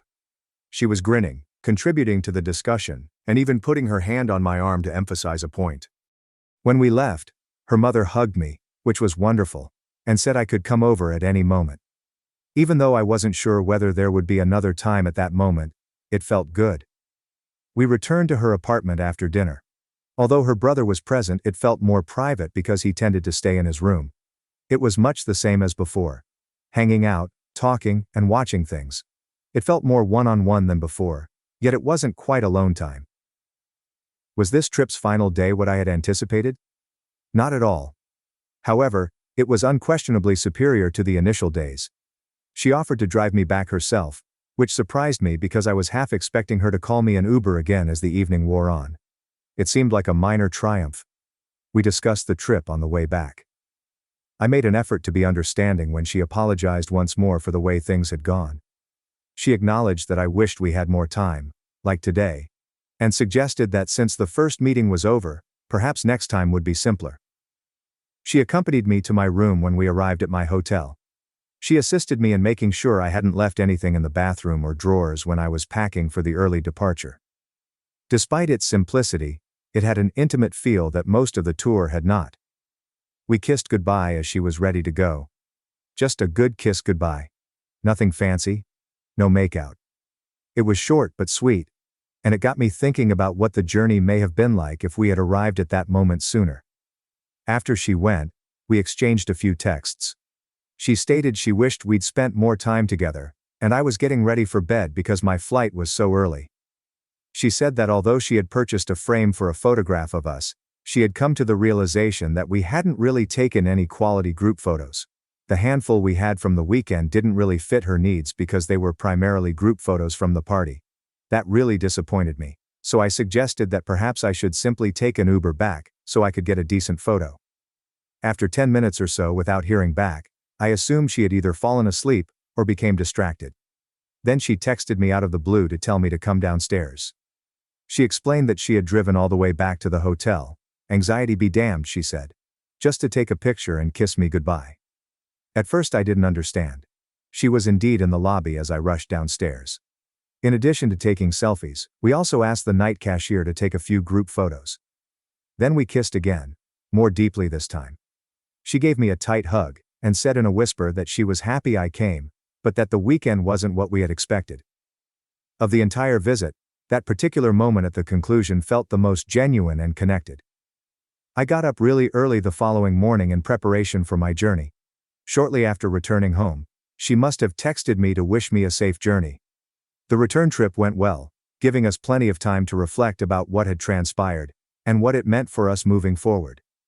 Overall, I'm going to maintain my optimism, even though it wasn't the ideal weekend I had hoped for. I believe that the decision to shorten the vacation was probably a mistake. Given her anxiety problems, 3 days isn't really enough time to get to know someone. Perhaps the last several days could have resembled that last night more if we had had a week.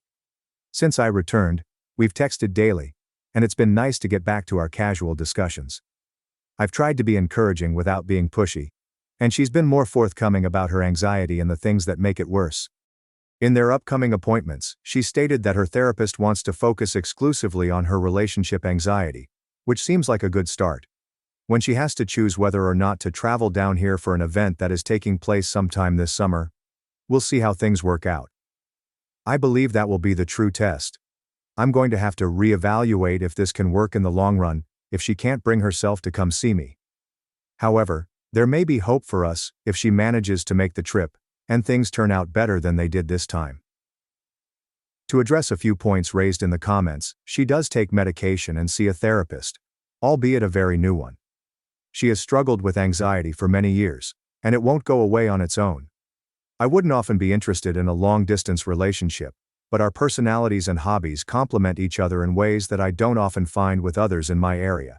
And to everyone who thinks I'm being foolish or naive, well, maybe I am. I think that people should be given second chances, particularly when it comes to mental health. She wasn't attempting to ruin the weekend really. She was obviously dealing with a serious and challenging issue. Whether we can discover a path forward that benefits us both is the question. I appreciate all of the feedback and suggestions on the first post. The next trip is in approximately 2 to 4 months, so I'm not sure whether I'll update again, but then I'll know for sure whether this can work or not. Thanks for watching and diving into this wild family drama with me. If you love Reddit family drama, don't forget to subscribe and turn on notifications so you never miss the next one. Unemployed. And seen as a burden. I moved back home until my mom threw my bags at me and kicked me out. That moment changed everything. Logan is my name. I'm 28 years old, and I didn't choose to live in my parents' guest room until about a month ago. To be honest, I would have been anywhere else if I could. However, plans don't always work out. I got a good job at a mid-size software company after earning my degree in computer technology. The epidemic then struck. I was among the first people laid off when the company downsized. I applied to hundreds of jobs over the course of the following year and a half. There were interviews, but none of them lasted. My finances eventually ran out, and returning home was my only remaining choice. I assumed it would be short-term. Neither did my parents. It wasn't terrible at first. Mark, my father, was always more of a don't ask, don't tell type of person. But it was my mother, Diane, who made sure I felt the impact of every food I consumed, and the light switch I turned. At least once a week she would comment, "This isn't a hotel." If I were to leave a cup in the sink, she would sigh loudly enough for the neighbors to hear. I initially attributed it to stress. However, the passive-aggressive remarks quickly evolved into outright criticism. As she wiped the already spotless kitchen counter for the 6th time that morning, she would remark, "You know your cousin Rachel just bought a house, and she's 2 years younger than you." Or, "You're still here at your age, which is really sad. By the time we were 28, your father and I were raising you." I made an effort to assist. I volunteered to mow the grass, cook, clean, and fix the router when it malfunctioned. Where I could, I worked as a freelancer, creating websites for nearby companies, and assisting a family friend with the launch of an online store. I wasn't just watching TV while sprawled out on the couch, but it didn't matter to her. I remained the leech. The fact that my younger brother Jordan was their heir apparent didn't help either. He's 24 years old, lives in a downtown high-rise, works in finance, and makes sure everyone knows it. Except on holidays or when mom implores him to join her for supper, he seldom ever comes. However, it's like Moses separating the Red Sea when he enters. All of a sudden, my mom feels happier. Her voice becomes pleasant and upbeat. "My baby is there. You look really toned. Are you exercising?" In the meantime, I'm trying to blend in by hiding in the corner with a trash bag full of recyclables. I sensed it building when Jordan stopped by for supper one evening. They always treat me like I don't belong, so I was setting the table, putting mismatched plates down with the same carelessness I've become used to. Jordan hardly gave me a look. He mentioned the expense of gas and how fortunate some people are to not have to commute. I didn't fall for it. However, once he said something, Mom gave him a drink and burst out laughing.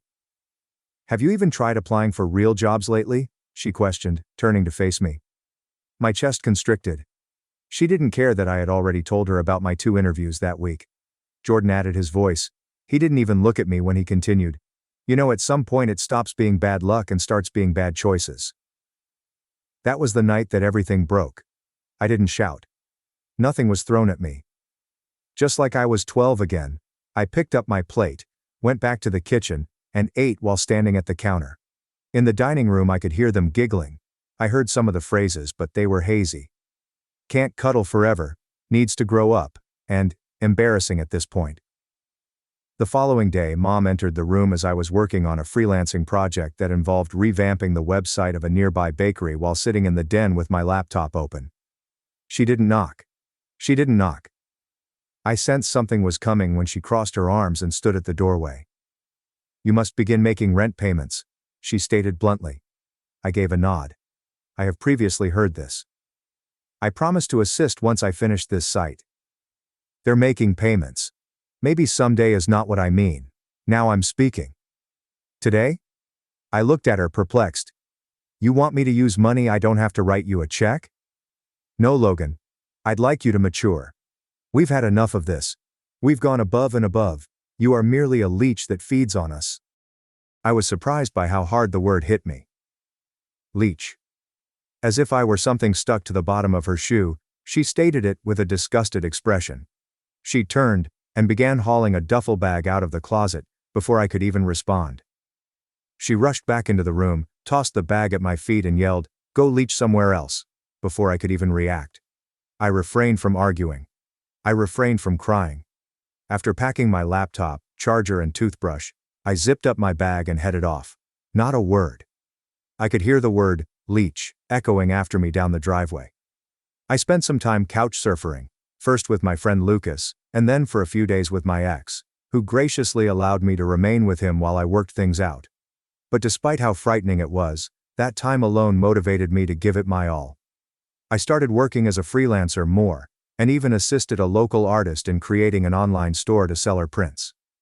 Suddenly one evening, I received a message on LinkedIn from a recruiter who had viewed my freelance portfolio. I was interviewing for a remote job with a tech startup within a week, and I was hired. It was a good wage.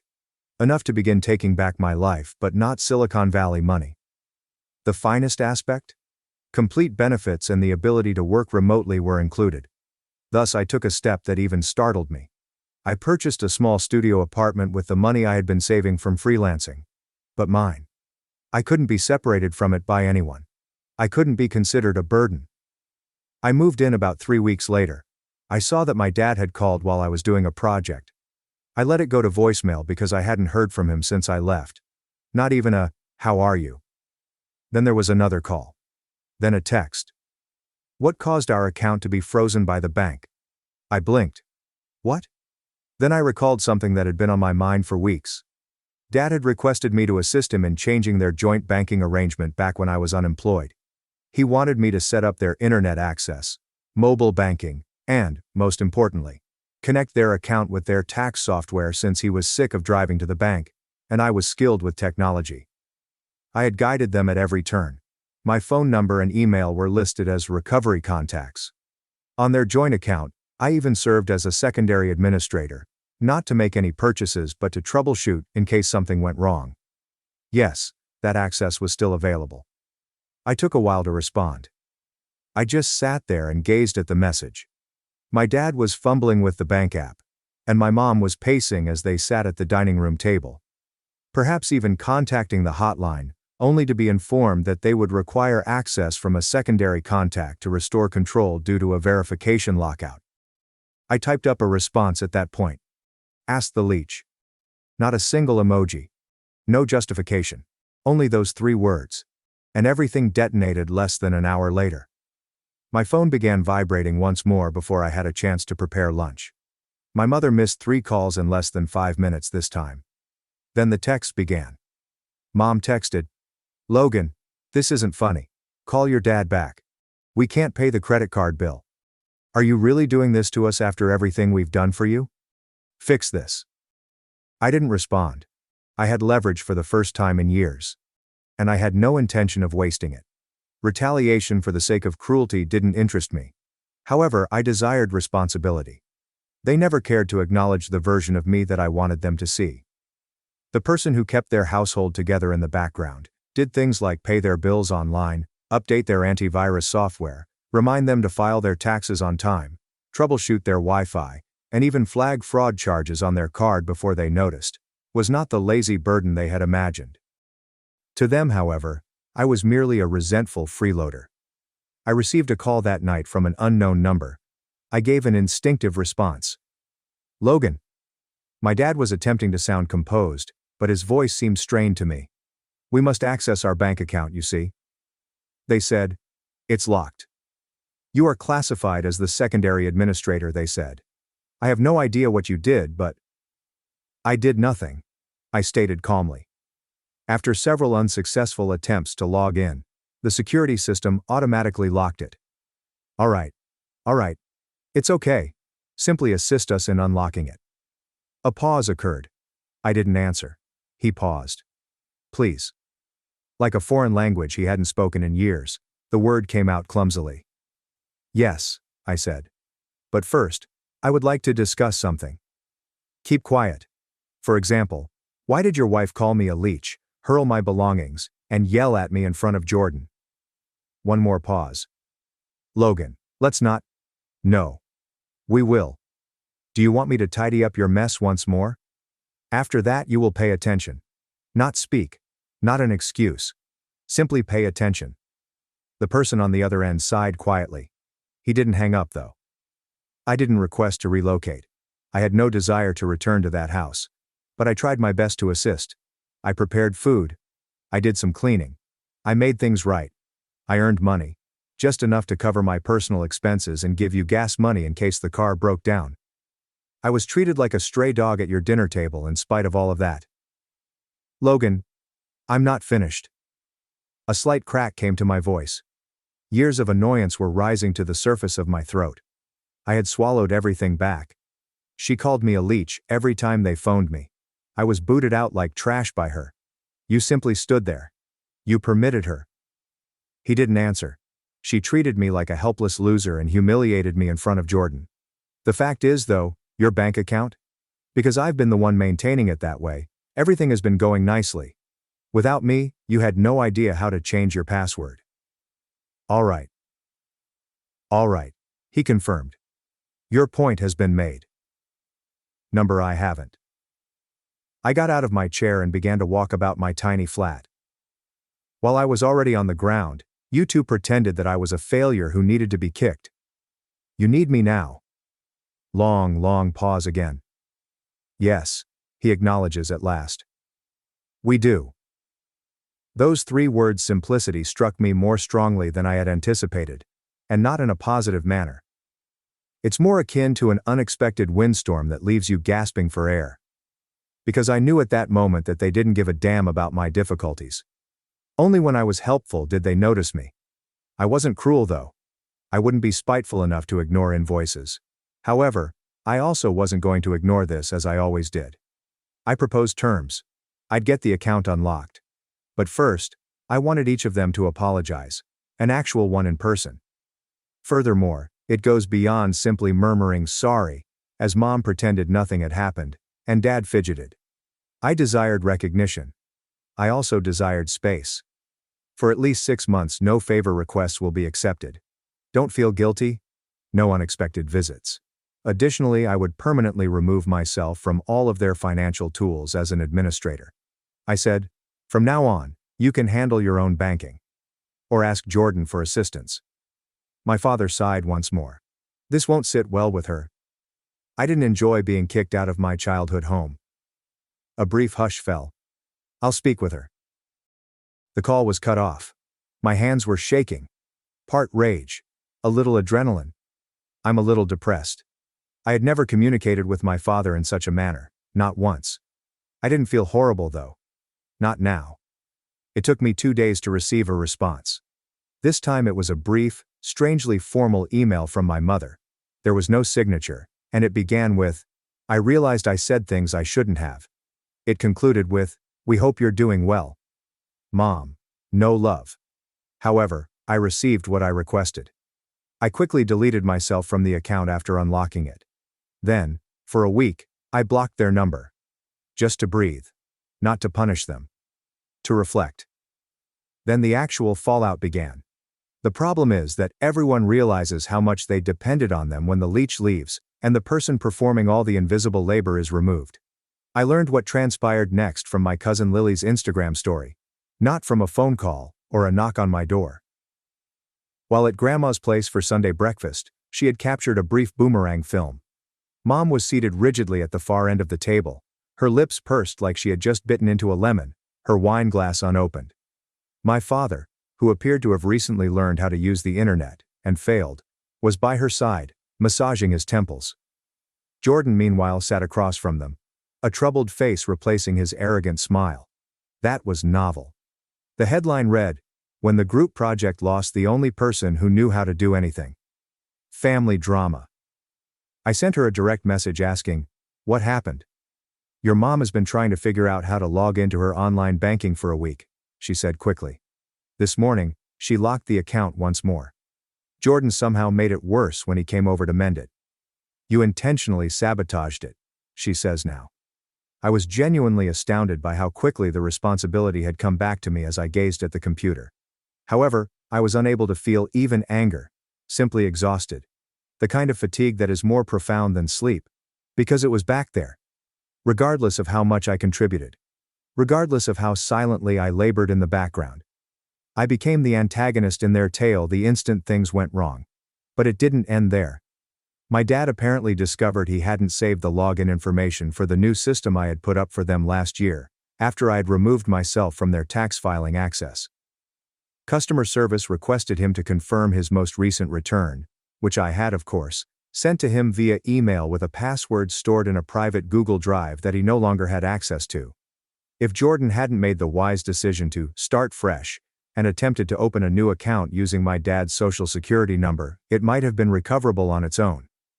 The system locked everything, including his HSA portal, online statements, and tax software, after identifying it as possible identity fraud. They were unable to obtain a dime. With the excitement of someone watching a soap opera unfold in real life, Lily told me this. Your mom told Grandma that she thinks you hacked them out of revenge. I simply replied to their text. I forewarned them. I had to. I gave them a clear, hard, and boundary-defeating warning. Not dangers. Not games. Limitations. They also acted as though I was bluffing. My apartment door was knocked on a week later. Before I even peered through the peephole, I knew it was them. When someone stood in the hallway of my building, there was a particular type of echo. Heavy, slow, and unhurried footsteps. Slowly, I opened the door. My parents were standing there. My dad wore a slightly crooked tie, as if he had dressed quickly, and my mom held her pocketbook like a shield. They didn't say anything. I moved out of the way. Save it if you're here to shout. They entered. Before my mother cleared her voice, there was a complete minute of stillness. We need your assistance. She told me to go leech somewhere else and tossed out my bags 3 weeks ago. Now she was standing in my small flat, glancing at the simple IKEA furnishings and half-eaten takeaway on the counter, while pleading for assistance. It seemed unreal. I already knew what had happened, even if my dad tried to explain it. Jordan was probably too ashamed to acknowledge that he didn't know how to fix something that wasn't in Excel, so he tried to fix it, failed badly, and then abandoned them. My mother muttered, "We are unable to even access our joint savings. Our mortgage payment was late. Late costs are being assessed to us." That sounds terrible, I answered. You must feel very trapped. When she raised her head, the outrage had vanished. Her voice wavered a little. I apologize, she said. I blinked. Not aggressively passive, not with any restrictions. I apologize. We didn't realize how much you were doing, my dad continued. We believed we were being kind by allowing you to stay with us, but we failed to observe it. The dam cracked then, not for them, but for me. It all came out, all the burden I had been carrying, all the hurt, guilt, and hidden resentment. Not when shouting, not crying, just the facts. I described to them what it was like to be compared to Jordan all the time. To be viewed as a failure, despite my best efforts to survive. How their approbation never seemed to be based on effort, but rather on performance. And how I realized how disposable I was to them after being expelled. Which was more than just embarrassing. My mother sat motionless, taking in every word as if it were painful. She complained, I had no idea. I think she's real. In a way. She probably didn't want to know. There is a distinction. I was invited to return. To assist. To restart everything. Claimed to compensate me for my time. Claimed that things would change. I shook my head though. I'll show you how to fix everything.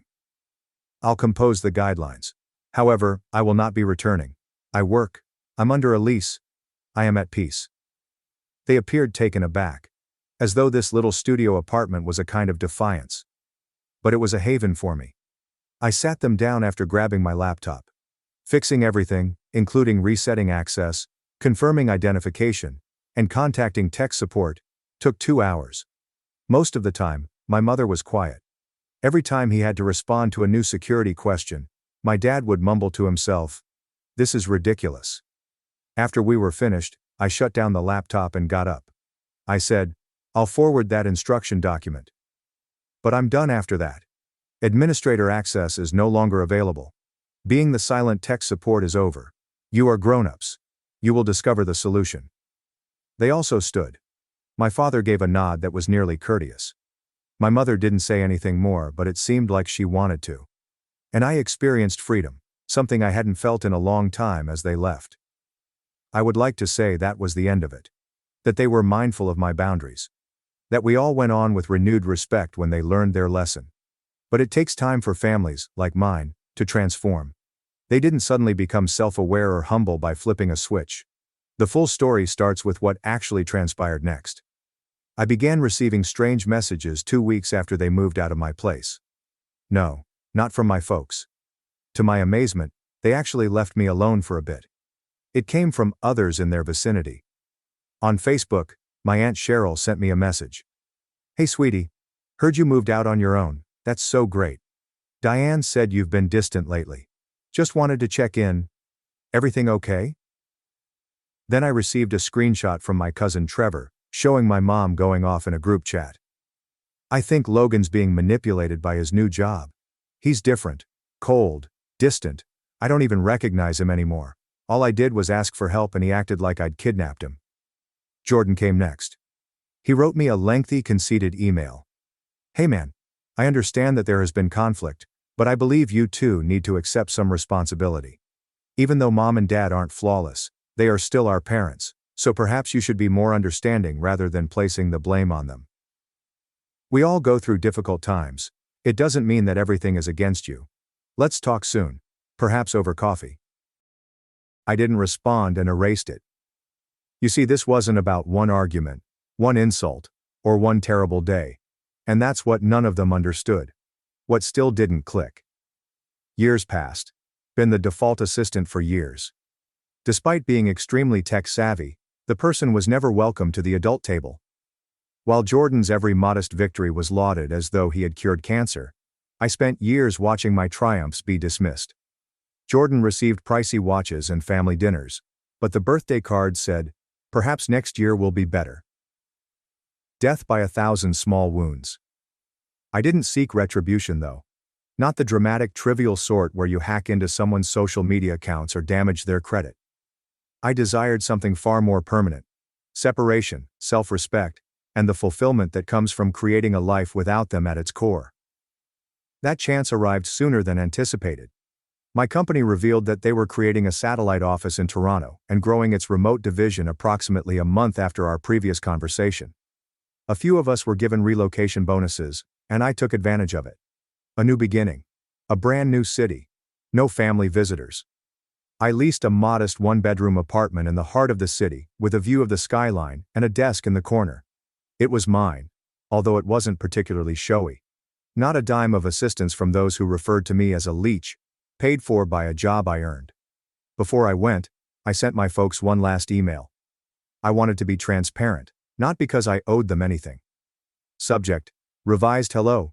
Parents, I wanted to inform you of my impending relocation to Toronto for work. Going forward, I won't be available to assist with any problems, technical matters, account access, or anything else. I promise you have complete control because I have disassociated myself from everything. I hope we may all find some serenity in this new chapter. Be careful, Logan. No answer, no thumbs up at all. And it may have hurt in the past, but not now. Toronto fulfilled all of my expectations. I rapidly made friends, joined a local coding group, and began volunteering at a nonprofit that promotes computer literacy among senior citizens. Whenever I sat down to instruct a grandmother on how to configure two-factor authentication, I thought, this is what patience looks like. This is what respect feels like. At home, the fissures continued to widen. My unofficial family reporter, Lily, informed me that my mom had begun attempting to persuade Jordan to perform some of the duties I had previously performed. He claimed to be overly occupied. She continued to try to guilt him in spite of it. She once remarked to Logan, "Logan used to handle all this without complaining." "Then maybe you shouldn't have treated him like garbage," he retorted. It seems that their golden boy had his limitations as well. Then the worst part arrived. On their taxes, my dad made a mistake. A large one. An audit was initiated when he inadvertently entered their mortgage interest in the incorrect part of the form. Just enough of a red flag to need them to go back and refile and speak with the IRS regarding years' worth of inconsistencies, but not enough to warrant a frightening federal probe. They attempted to contact the tax software provider, but to their astonishment, they were unable to access the recovery email. Since I had shuttered it after severing links, it was now permanently disabled. They needed an accountant. An actual one. Who didn't answer texts at midnight and charged $150 per hour. However, the money wasn't the true source of the anguish. The control was the issue. They were accustomed to always having someone nearby. Someone who, out of fear, shame, or a great need for acceptance, would make things right instantly. That individual is no longer with us. They didn't even inform me about the audit. It was Lily, of course, who told me. Your mom's been in a bad mood for days. Dad messed up the taxes. She argued something like, if the leech was still around, this wouldn't have happened. LOL. It dawned on me then. She continued to refer to me as the leech despite everything. Of course, not in front of me, but behind closed doors, in the security of those she believed would support her. And that ought to have been painful. It ought to have caused the wound to reopen. However, it didn't. Because I had evidence by then. Evidence that her perception of me was false. I had a fulfilling job. Friends who held me in high regard. A landlord who had faith in me. A group that depended on me. A name on a lease. A bank account. A life in digital form that was entirely independent. And on a cold Toronto evening, in the solitude of my apartment, I went down at my desk, accessed my old Google Drive, and erased the final shared folder I had ever made for my parents. The title of it was, Do Not Delete, Banking for Parents. With a single click, I removed it. Then I grinned. Since leeches don't create life, individuals do. And I at last recognized myself. Thanks for watching and being part of the drama. Don't forget to subscribe and hit the bell so you never miss a wild news story. I quietly bought my brother's company and let Grandma reveal the truth at Easter dinner. It wasn't for revenge, it was to end the silence. Easter dinner at my folks' has always happened. Same food, stories, overcooked ham, and awful tension that hangs to the walls like baked pineapple and boiling vegetables. Ben, my older brother by 3 years and 100 recognized accomplishments, takes his place at the head of the table like a throne every year. Dad always cut the turkey on that end, so he didn't get that spot. Ben always sat next to him, soaking in approbation like sunlight in the family plant. The same happened this year. Except it was. I returned to town after finalizing a deal that gets you Googled. Of course, quietly. Few LinkedIn lines, no interviews, no press photos, and a Friday 400 p.m. company-wide email. That suits me. I operate under the radar for results. Ben acts like a library foghorn. Noisy, relentless, and determined the world must hear him and his words. So, mashed potatoes were passed. Dad had 2 scotches. And Ben started his latest diet rant about how the tech sector is not for the weak. Something about hustle culture, tensioning deliverables, and overestimated emotional intelligence. I wasn't listening initially. My main concern was cutting the dry turkey breast without it collapsing into sawdust. And then he said it. He said, leaning back like a king in court, that not everyone can succeed in IT. He looked around the table for applause or a nod from Dad. Indeed, Dad gave it to me. Only employs that hushed grunt of agreement when Ben talks. The sound that meant my boy always aimed high. I didn't blink or react, simply sipped red wine while my brain processed that. Grandma Jean looked at me. She hadn't spoken, but her eyes were narrowed, her warning sign. Another boasting round followed. Ben boasted about firing a third of his workforce last month, like he was a strong leader. He termed it, right-sized. I called it. He laughed. He said I wouldn't comprehend because I wasn't in the trenches. Mom was moving in her seat to defuse the situation before it became a weekend-long passive-aggressive minefield. When she questioned how the company was going, he spat out numbers, revenue predictions, Q1 losses, and investor pressure. All of it was amazing unless you understood it. Which I did. I kept quiet not because I was frightened to speak, but to see how far he'd dig his own hole before someone gave him a lantern. Grandma was that someone. Grandma Jean is 90, but she can pay her own taxes, roast a chicken, and play whack-a-mole with egos. She constantly thinks long-term in our family. Mother, watcher, who recalls everything and forgets nothing. She waited until Ben breathed between Q4 pivot strategy and chain of command management. She turned to me, unwilling to melt her innocence and butter in her mouth, and uttered the question that would upend the table dynamic. Is that why your company bought Ethan? You could have heard a pin drop. Not simply a battery, dust particle, breath, or heartbeat. Ben froze. Fork near mouth. Dad stopped chewing mid-bite, which rarely happens until someone dies or the electricity goes out. Mom stared at her wine glass as it held the universe's secrets. And I? I kept eating my roll like nothing happened, like she hadn't lit a match in a propane-filled room. Ben blinks. Once or twice, then exclaimed too loudly and fakely. The voice rose half a tone higher than normal to say it wasn't like that. Merger. Strategic alliance of shared interests. Grandma frowned. She stated the only way grandmas can, when they know you're full but want to watch you squirm longer. I said nothing. Not yet. You don't waste a first shot when the truth is loaded. You want impact. Ben didn't know, and no one at that table saved me, and Grandma knew that I'd watched his company go downhill for 8 months. I acted when the board was desperate, layoffs hit, and morale was low. He was clean, legal, efficient, and on my org chart. Despite not wanting revenge, it tasted like it. An Easter meal was served. My brother was red-faced, my parents astonished, and my grandmother smiled like a cat who knocked a vase down and challenged you to chastise her. That moment has no sequel, just silent. Pure pain, lovely quiet. The truth sometimes rings loudest in the room no one saw coming. I knew there was more when I grabbed the gravy. The beautiful mirror my brother had erected around himself had its first break. I would let it fall apart with the nicest grin, as Grandma taught me. Have you noticed how certain families don't hide their favorites? It wasn't subtle for us. Ben was the golden child from the moment he was born, with full hair and a smug cry like he owned the place. I arrived 3 years later, quieter, squishier, and appearing more like an afterthought than a plan. Mom always said I was her surprise. However, throughout the years, I felt like the consolation prize for parents too fatigued to focus on a second child. Ben was applauded. Got the checklists. He had everything before I knew I wanted it as a kid. First bike, sparkling red, hand-picked from town's best store. When I could ride, I got his old one, spray-painted blue with wonky wheels. The first car was a second-hand but clean Civic with a stereo that annoyed the neighbors. Mine? Mom's old Taurus reeked of foot and misery. They termed his ambition. It was luck or background noise when I did well. I wasn't mad, not then. Anger needs heat. So I had frigid resolve, a slow burn, and a quiet inventory I started keeping in my thoughts.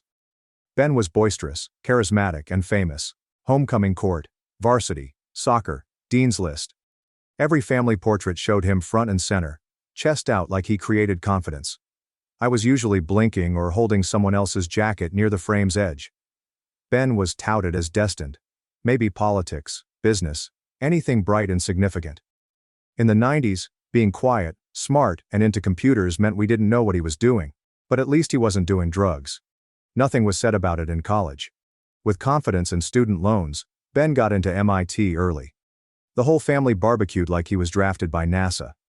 I didn't receive a card at community college 3 towns away. It didn't bother me. I realized early on I'd never win by playing his game, and trying to outshine Ben at his parade would get me squashed. Instead, I played another game. Longer deadlines, fewer applause, higher stakes. Then studied in impressive-sounding computer science with a minor in business and interned at well-known companies in the summers. I freelanced under a bogus firm name because clients wouldn't take me seriously. I developed websites, maintained networks, and coded like my future depended on it. Honestly, it did. I remember calling him the summer after his junior year for aid with a problem. Brother to brother, he might throw me a bone. He laughed hard, like I'd asked him to clean my toilet or do my taxes. Advised me to Google it like everyone else. I never forgot. It stung, but it revealed his true nature beneath the polish. It told me to never ask him again. Then I got serious. I quit community college because I realized I didn't need a degree to achieve what I was building. Self-taught the rest. By messing up and starting over, I learned more than I can count. I learned to develop in 3 languages, launched little tools and apps, flipped a few ventures, and built a company no one had heard of, but produced real money. I silently built my own while Ben meticulously calculated how to impress the next management up the line.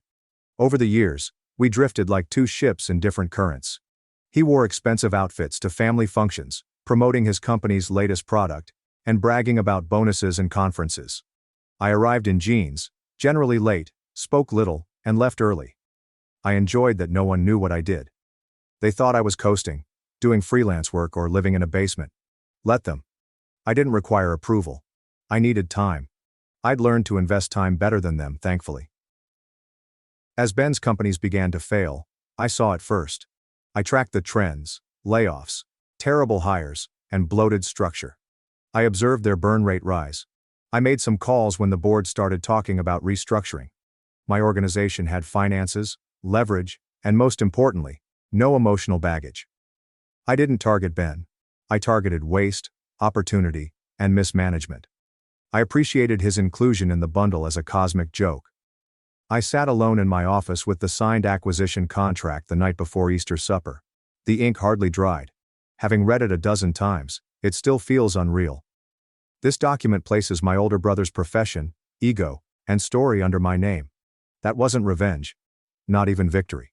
Another, quieter thing, like scratching a 30-year-old itch. Not perfect, but necessary. I could have told my parents then. Could have contacted Ben to warn him and save face. I didn't because some realities aren't gentle. Some realities need cautious disclosure, especially with the whole friggin' family watching. Especially when your 90-year-old grandma, who never doubted you and has sharper eyes than investors, understands what you've done before you say a thing. The room felt cold, like someone had neglected to close a freezer door.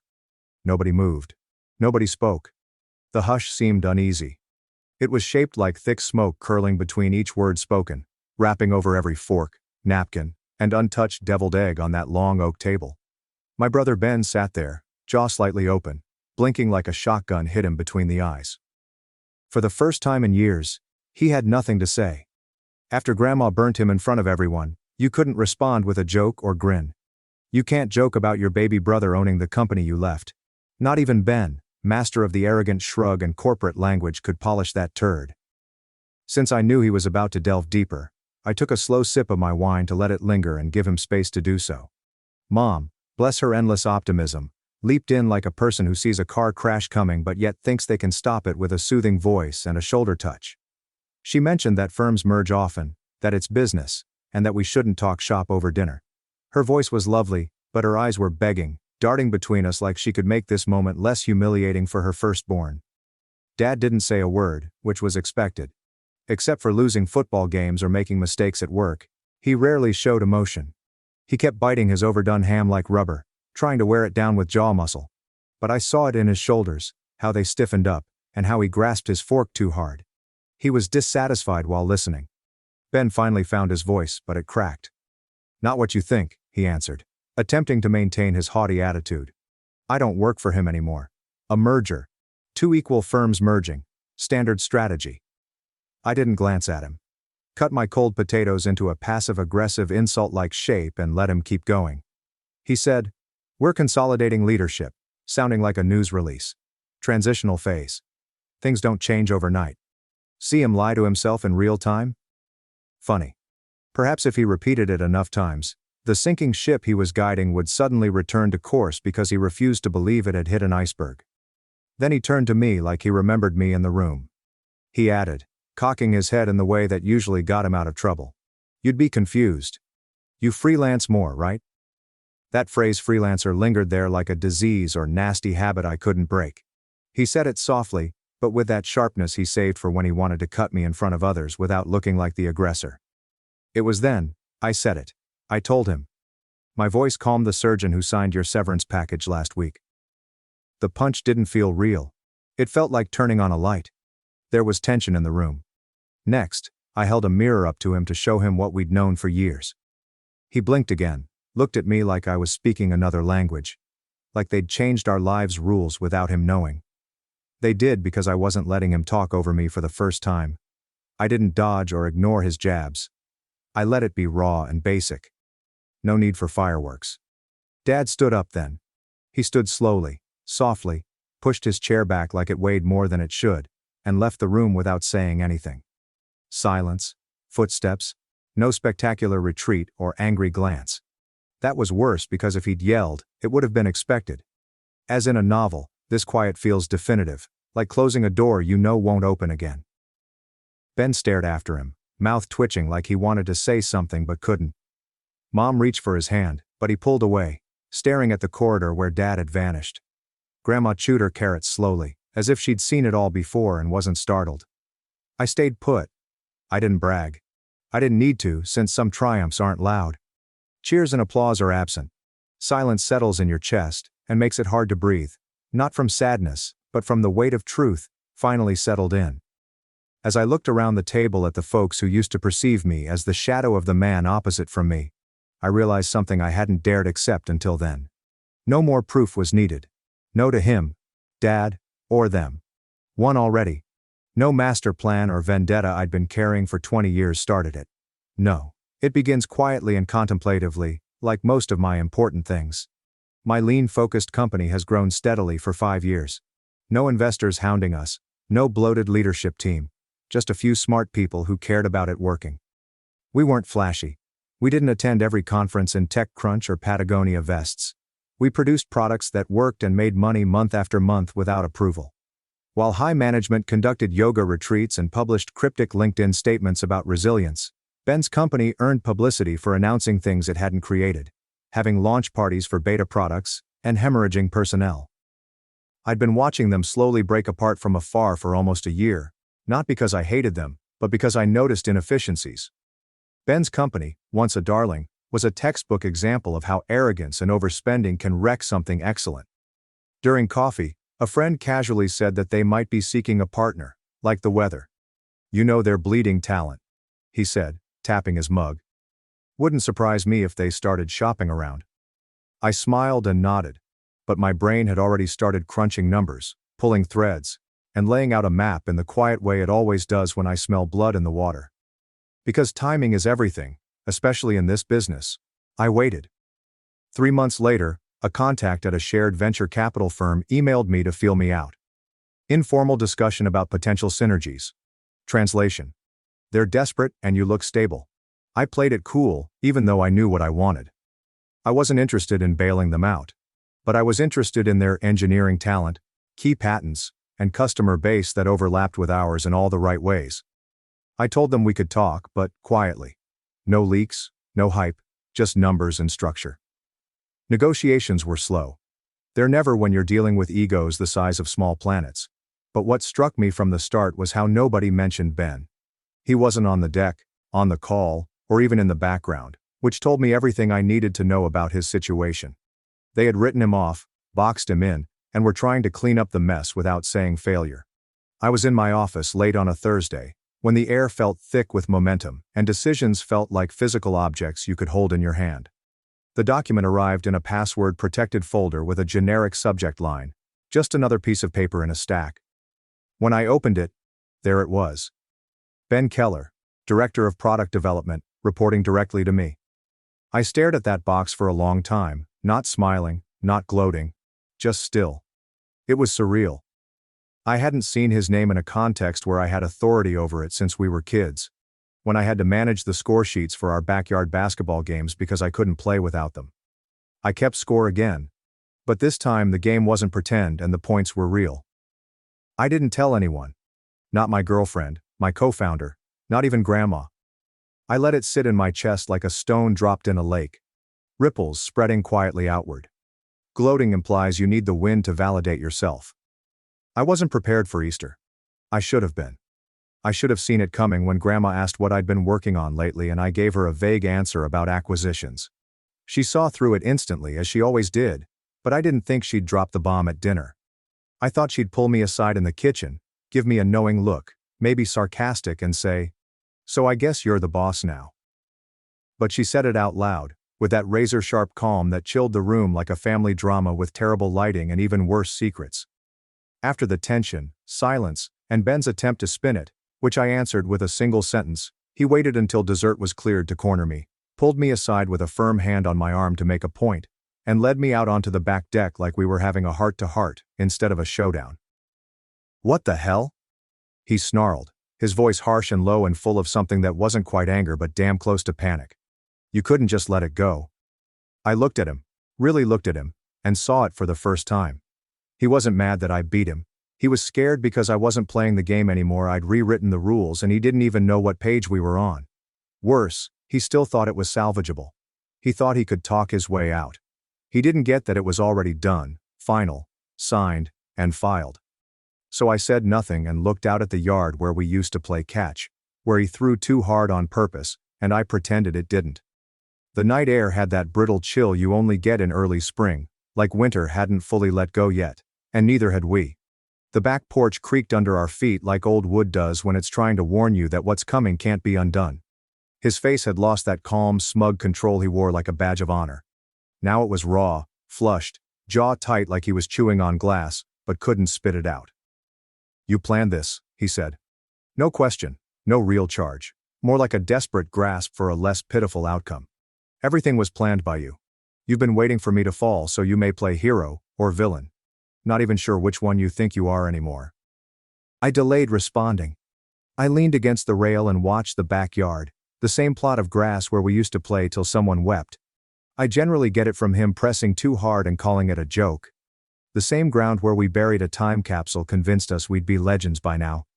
Ben approached, his voice rising, his fingers twitching as he struggled to control his wrath. "You always hated me for being better," he added, fiery. "Smarter, faster, more driven. You never had the guts to play at my level, so you waited till I slipped and kicked me. Noble Ethan." I turned slowly, calmly, and met his eyes with clarity, not rage, pain, or pride, just the stillness of someone who didn't need his approval anymore. "You never outshone me," I said.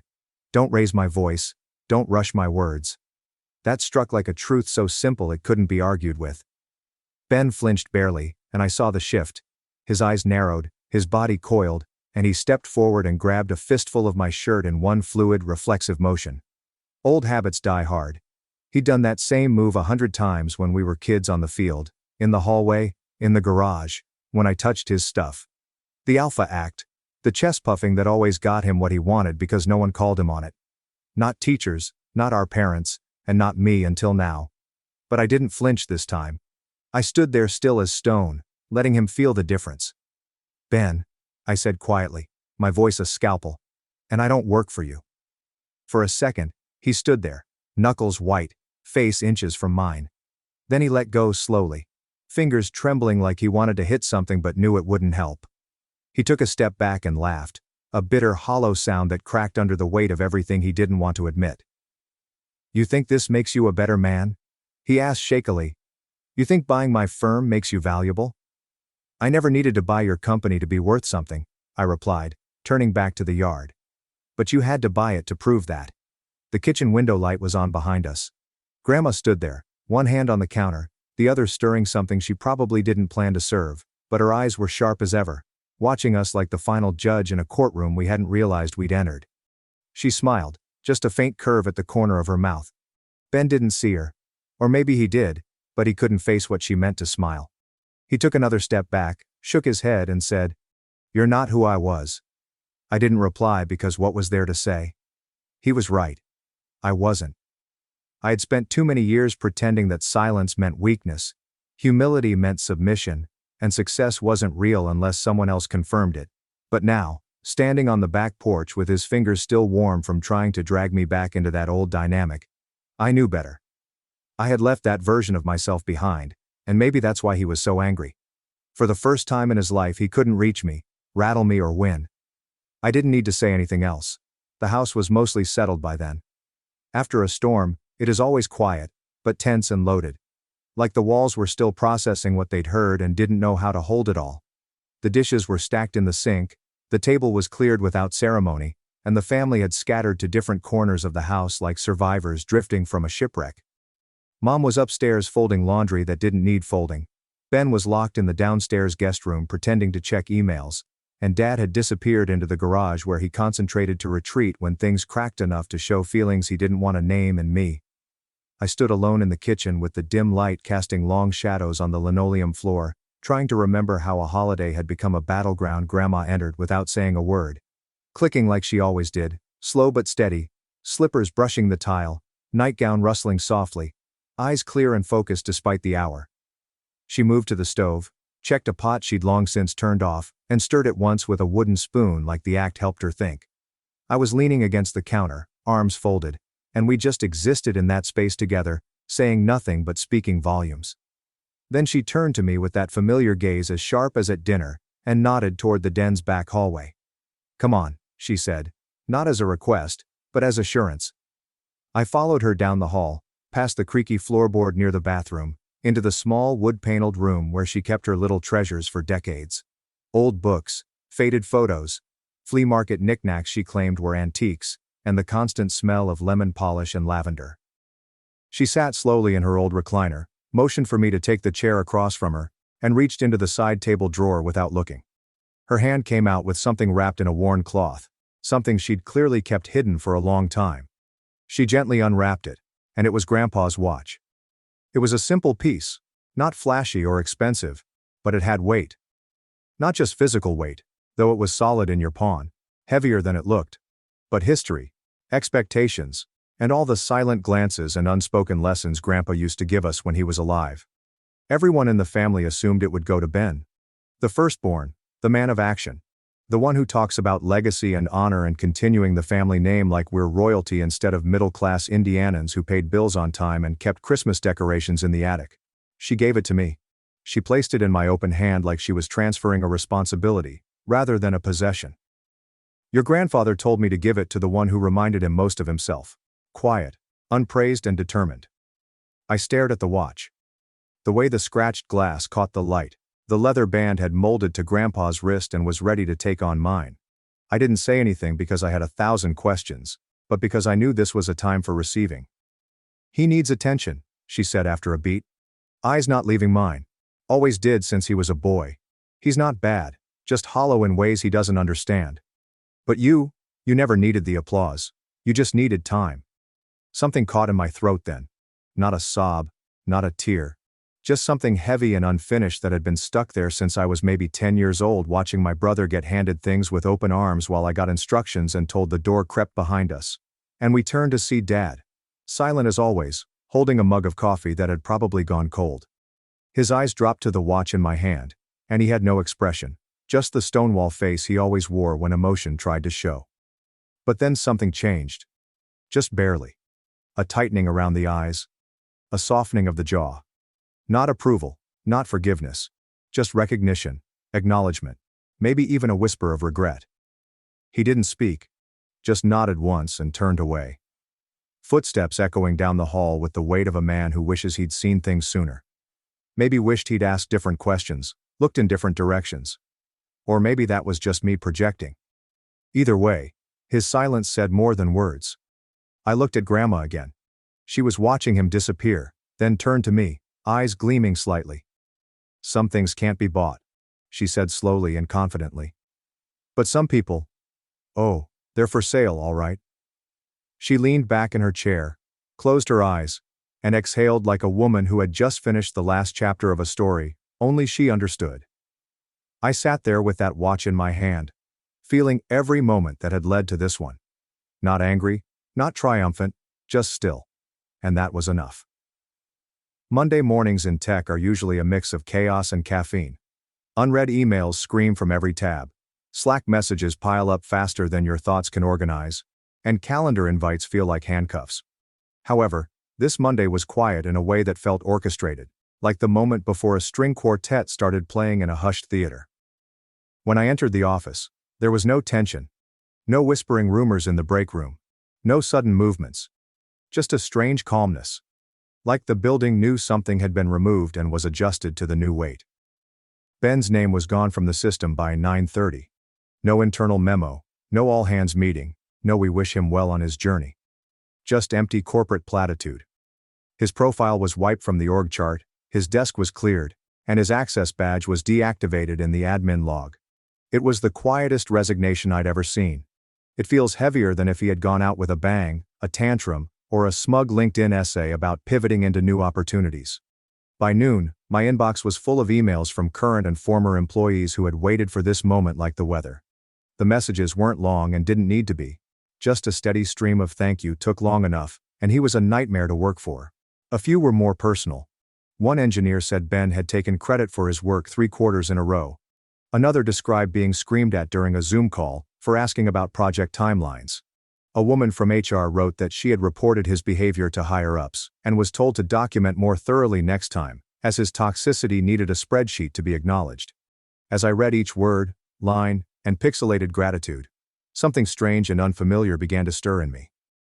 It wasn't pride or vindication but a quieter sense of responsibility.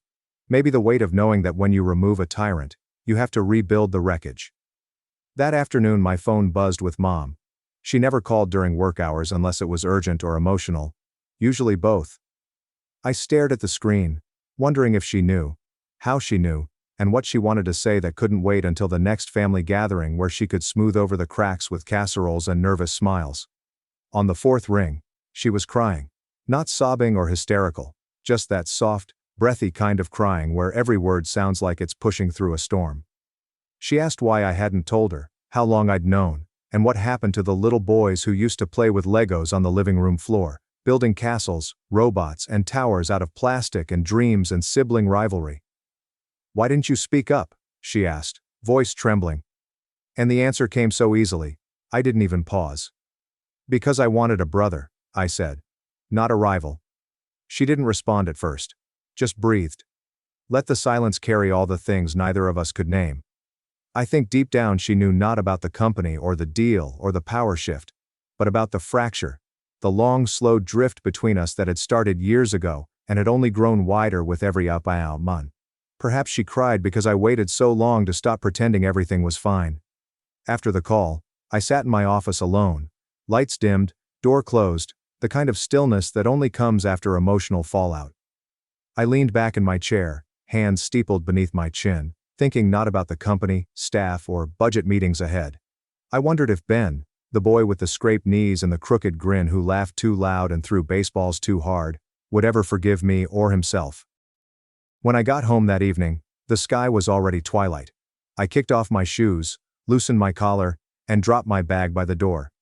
On the kitchen counter was an envelope. It was heavy, not physically, but in a way that feels old and waiting. No name on the front. No return address. I stared at it for longer than I should have, the edges soft under my fingers, the paper thick and folded with care. I don't know why. Maybe I wasn't ready. Maybe I didn't want to know what was inside because not knowing still held possibilities. Words of apology, anger, and a final declaration from a man who had never been big on words. I put it in my desk drawer, unopened, and that was enough for now. Thanksgiving came around like it always does, just cold enough to make your breath visible in the morning, and sentimental enough to bring families back together, ready or not. The leaves were mostly gone, scattered across the lawn like forgotten promises, and the house felt smaller than I remembered. Maybe because fewer voices were filling it. Or maybe because silence makes the walls feel closer. Either way, the air was different this time, not just from the season, but from the absence that sat at the table like a ghost in a folding chair. Ben wasn't there. His name wasn't directly mentioned, not in a way that opened the door to a real conversation, but he was everywhere in the gaps. The empty seat, the untouched place setting that Mom laid out anyway like muscle memory, had overridden common sense. Dad kept glancing at it without realizing it. It was more like grief, but without the clarity of death to make sense of it.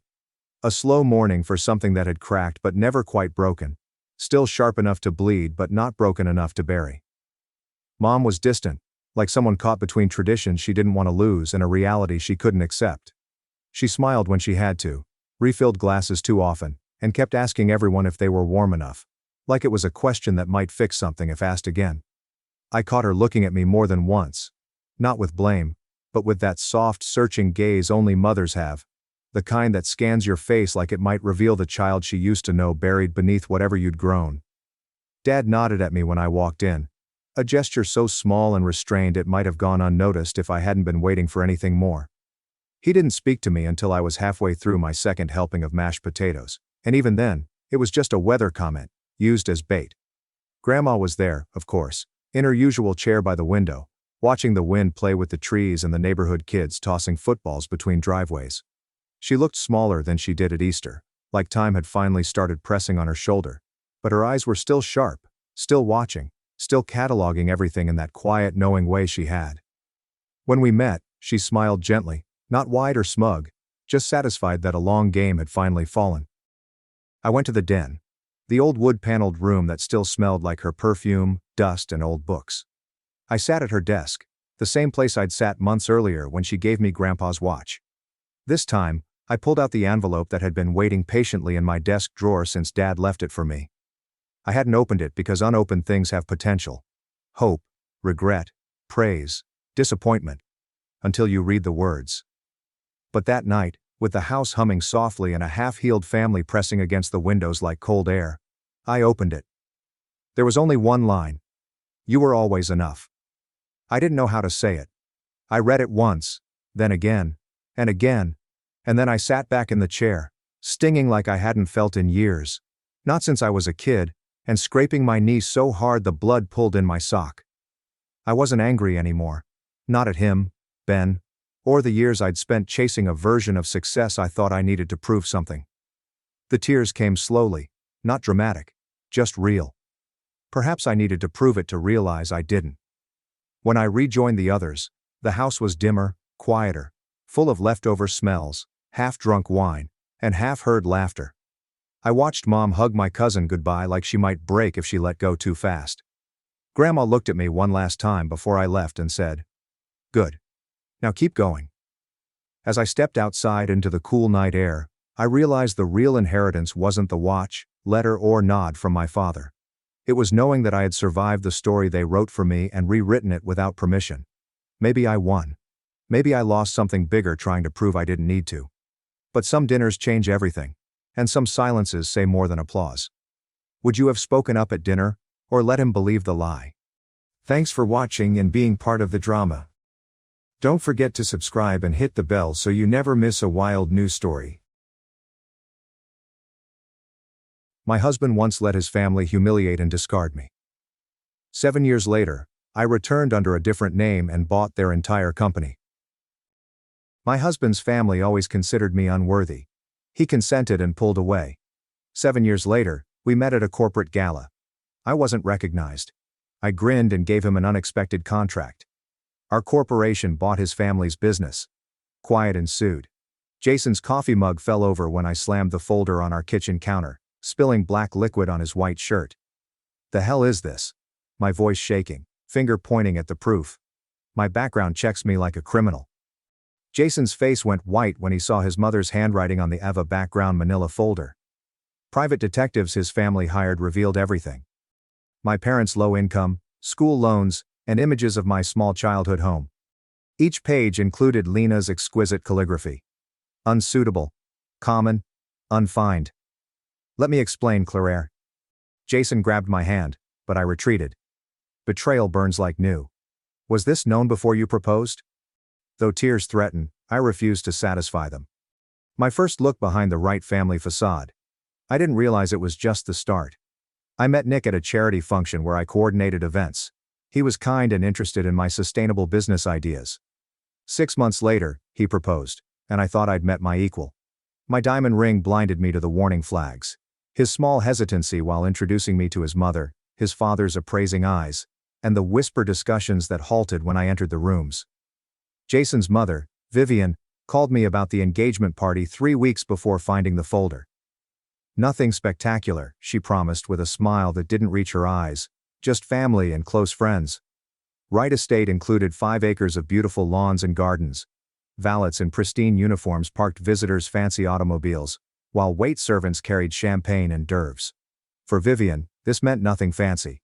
Under crystal chandeliers, 200 Boston elite mingle. Jason left within minutes of our arrival, taken by his father to meet an old governor acquaintance. I was alone with my pocketbook as a protection, when an older server approached. "Miss Thompson, Mrs. Wright requested I show you to your dinner seat." He led me through a swinging door from the great dining room, where tables were being set with beautiful china and silver, to a smaller area where staff were preparing trays. "There must be some mistake," I replied, peering at the solitary place setting between multiple napkins and water images. The server's eyes showed pity. The main room laughed, humiliating me. Mrs. Wright was very specific. She said you'd be more comfortable here, observing how proper service is conducted. Jason discovered me still immobilized with astonishment 20 minutes later. Claire, why are you back here? Everyone sits. He seemed confused, so I wondered if he didn't realize what his mother had done, or if he was just a better actress. Vivian smiled during his lead to the main table. Unfortunately, the seating chart was misinterpreted. You might like seeing how things work behind the scenes, Claire. You're an event planner. Therefore the emphasis lets everyone understand. Not a guest. I was staff who stumbled into their world. That night I questioned Jason about his mother's actions. In frustration he cried, raking his hair. With me, not his family. Old-fashioned Claire from Mom. She just needs time to acclimate. She expected me to marry Elle or Gia. Our lifelong friends. People with the proper lineage? I found the word bitter. His silence was confirmed. The pattern persisted. Mark, Jason's father and Wright Delicacies CEO, called me to his office one afternoon. Gourmet cuisine sold in high-end stores nationwide was made by the family business for generations. A refurbished downtown structure with elegant metal and mahogany housed the headquarters. I arrived in a new suit, hoping for an olive branch. Maybe Thomas finally realized my business degree could help the family business. Claire. He nodded without standing or shaking hands. Jason said you've been job hunting since graduation. I might feel hope. Officer. I focused on marketing and product development. Thomas treated me like a somewhat fascinating specimen under a microscope. A mailroom opening exists. It will teach you the basics of company operations where you belong. We were separated by the deliberate insult. My degree is in business, I whispered. He replied with Westfield State honors, showing his scorn. A privilege, Claire. No matter where they started, most people will jump at the chance to enter here. As I reached our bedroom door that night, I heard Jason on the phone. Dad, you can't really offer her the mailroom. His quiet, defensive voice gave me hope before he continued. Yes, she needs to earn her place. But I held my breath, pressing closer to the door. You're right, Jason answered after a lengthy silence. She can improve. She may attend workplace events with guidance. I know my undertaking, treating me like a burden or project. I traced the engagement ring, which now feels like a collar instead of affection. I kept telling myself Jason would stand up to them, and that he loved me for who I was, not what they wanted. The ultimate humiliation arrived in a silver box a week before our wedding. Inside was an Elizabeth Morrison finishing school certificate. The 12-week executive spouse program covers table manners and French conversation. Vivian wrote, "Maybe this will help you belong. Best wishes, Mother." My hands trembled as I showed Jason expecting, hoping he would finally be just as furious. But his face brightened. Mom's trying. Claire, this is considerate. You can traverse our environment with these talents. Your world. The words escaped before I could stop them. I thought we built our planet together. I was patronized by his forehead kiss. Yes, we are. You must acknowledge you weren't taught some things as a child. Filling in gaps.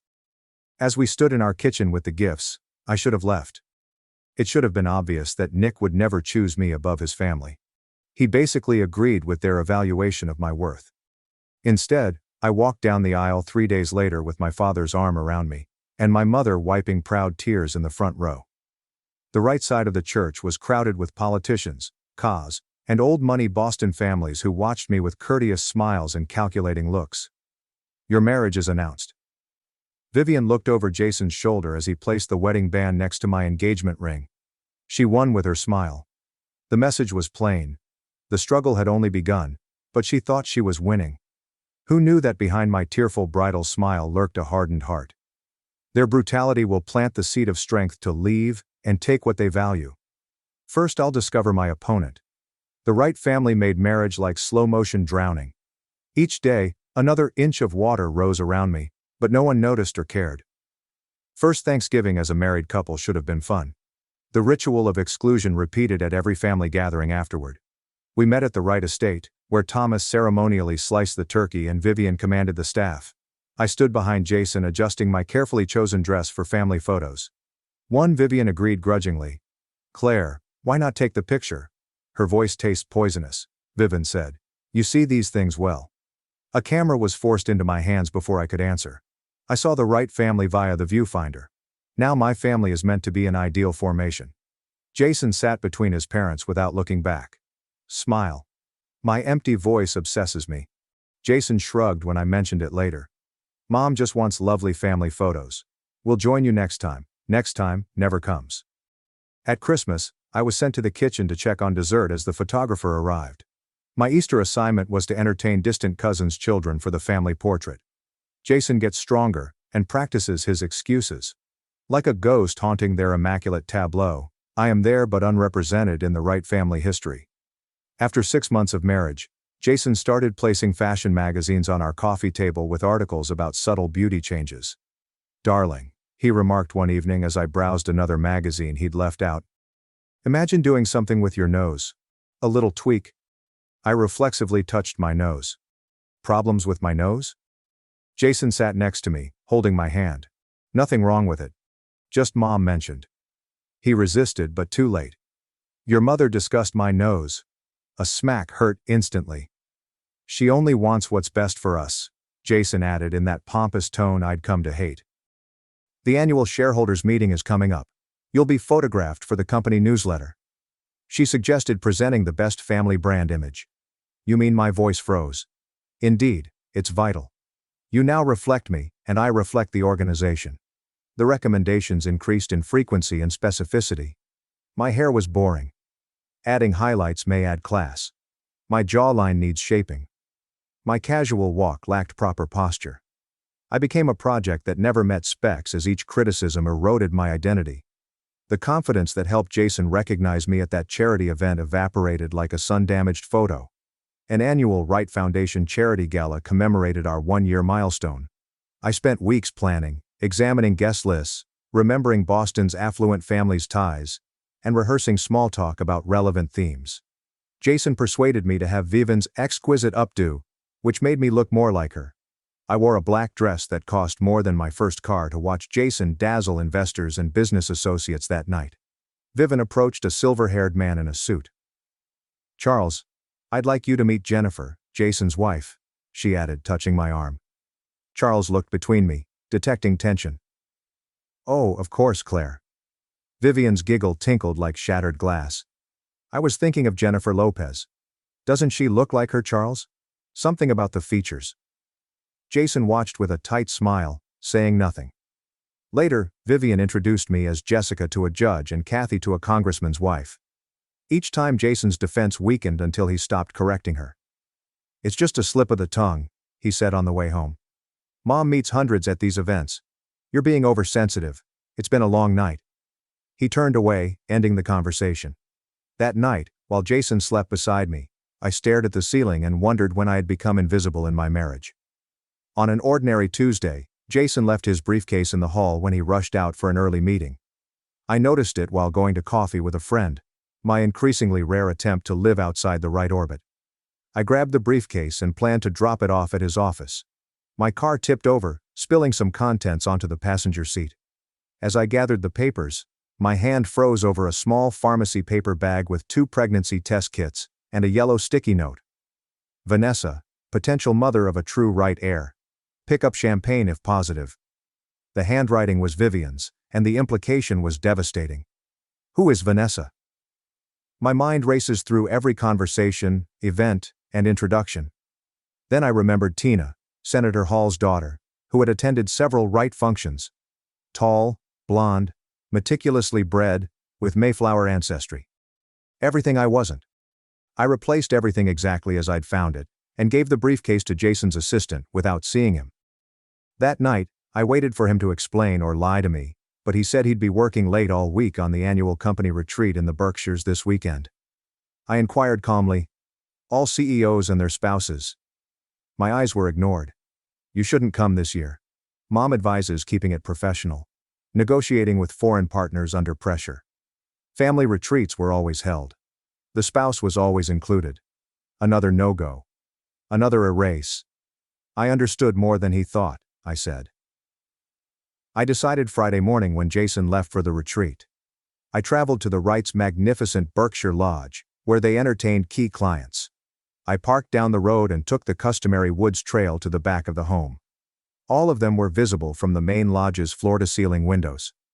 Thomas addressing executives, Vivian overseeing personnel, company officials mingling, and Jason sitting closely with a blonde woman on a quiet couch near the fireplace.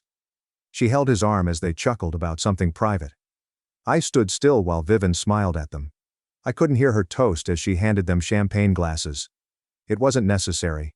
Celebration was obvious. Every smile, touch, and furtive gaze revealed their future without me. I saw my reflection in the darkened glass as I left, numb with the final affirmation of my disposability. A ghost at the limits of their universe viewing a life that was never mine.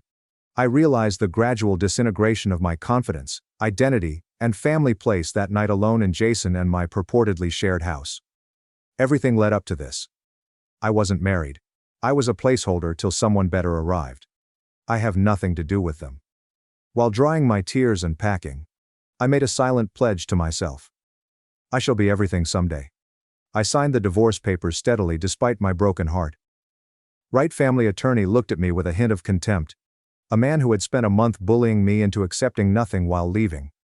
You know that, by waiving alimony, you're just entitled to what you contributed into the marriage, he added condescendingly. I looked at him and said, I know what I'm leaving. He didn't realize I'd taken something more important than money. I worked late for 3 weeks, methodically copying information from Jason's home office as Jason worked late with Vanessa.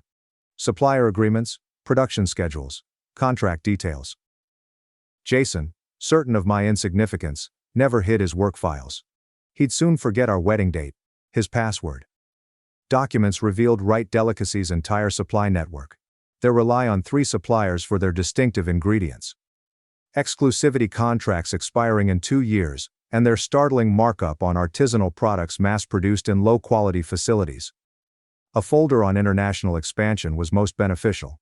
A 5-year strategy by Mark to sell watered-down luxury items in Asia. Profits would soar and quality suffer. Solid business practices. I left the attorney's office with only my clothes, business degree, and the appropriate family's vulnerabilities. They believed I left empty-handed. It was clear I was leaving with everything. First stop. Not a new apartment or friend's sofa. A bus station with a one-way ticket to Portland, Oregon, was as distant from Boston's crowded social circles as I could get. Distance wasn't just geographical, existential. Claire Wright will die and be reborn as Eva. Portland welcomed me with misty mornings and coffee shop owners. I pre-rented a modest studio above a bookstore for 3 months. My final savings. I felt something unexpected that first night on a bare mattress with rain knocking on the windows. Freedom. The metamorphosis started the next morning. I went to a salon with long Wright-approved brown hair and left with a bright auburn bob that would have made Vivian gasp. A kind-eyed stylist with tattoo sleeves examined my face as I sat in her chair. This isn't just a haircut, is it? She questioned as she cut. It's an exorcism, I said, watching my old existence crumble. The wardrobe followed. The traditional outfits and pearls that never fit me were gone. I like expressive colors and patterns. Every new item was announced, not what they made me. Final touch was unexpected. A voice and speech coach flyer caught my eye outside a theater. After performing on Broadway, Patricia now helps people find their voice. In our first session, she nodded knowingly as I spoke. She noted your training to soften your cadence, to round your vowels and copy others. Boston Brahmin patterns, I think. I didn't realize how much I'd internalized Vivian's speech training and had to eradicate my childhood Midwestern inflections. I told Patricia I want my voice back. I speak, not just sound. Something happened over the next 3 months as I regained my authentic speech patterns. Also, I found my voice in business. The plan developed. Everything changed with the letter. Grandmother Rose died peacefully in her sleep. When I was young, we were close, but the proper years separated us. Yet another relationship lost to my marriage. Along with my mourning came an unexpected legacy from her death. $30,000 and a box of belongings. Money saved the day. But the box was priceless. She possessed 1960s journals from her time as a recipe developer for Heartland Harvest, a tiny specialty foods firm. Her preservation recipes use unusual fruit and herb combinations. Strangely familiar recipes. One September 1967 entry struck my eye. Today, Mr. Wright toured the facility, cared about my blackberry sage preserve, asked several questions about herb-sweet balance, calls it groundbreaking. I'm flattered but suspicious of his interest. 3 months later, H. Hartland abruptly shuddered. Sales to investors. They said, "Today, I saw my blackberry sage preserve in stores with the Wright Delicacies label. No credit, no compensation. Mr. Mark Sr. stole my work and is making a fortune. No one will believe a woman over a powerful man." I sat among my grandmother's things, stunned. The irony was almost too perfect. Wright Delicacies had been built on theft, just as their son had stolen years of my life. Grandmother Rose had given me more than seed money. She'd given me moral clarity. This wasn't about revenge anymore. It was about justice, reclaiming what had been taken from both of us. Mira, Wright's product development director until last year, and I met over coffee. Margaret's bitterness and insider knowledge spilled out. Thomas had me develop this whole line of organic, sustainably sourced products. I created everything. He pulled the plug, saying it wasn't on brand. 2 weeks later I was laid off because my position was redundant. She leaned forward, voice dropping. "But Thomas is wrong. The market is shifting towards sustainability. Delicacies are so focused on tradition that they can't see the future. They're vulnerable." Margaret wasn't the only one. I systematically connected with 6 former Wright employees, each sharing pieces of the puzzle. David from accounting revealed their cash flow weaknesses. Zoe from marketing explained how their brand was failing to connect with younger consumers. Carlos from operations described their outdated production facilities. Each conversation was casual and each relationship was cultivated without revealing my true connection to the Wright family. I was Claire Thompson, a business school graduate interested in specialty foods. My Wright past was buried under my new appearance, voice, and state, invisible but informing every move.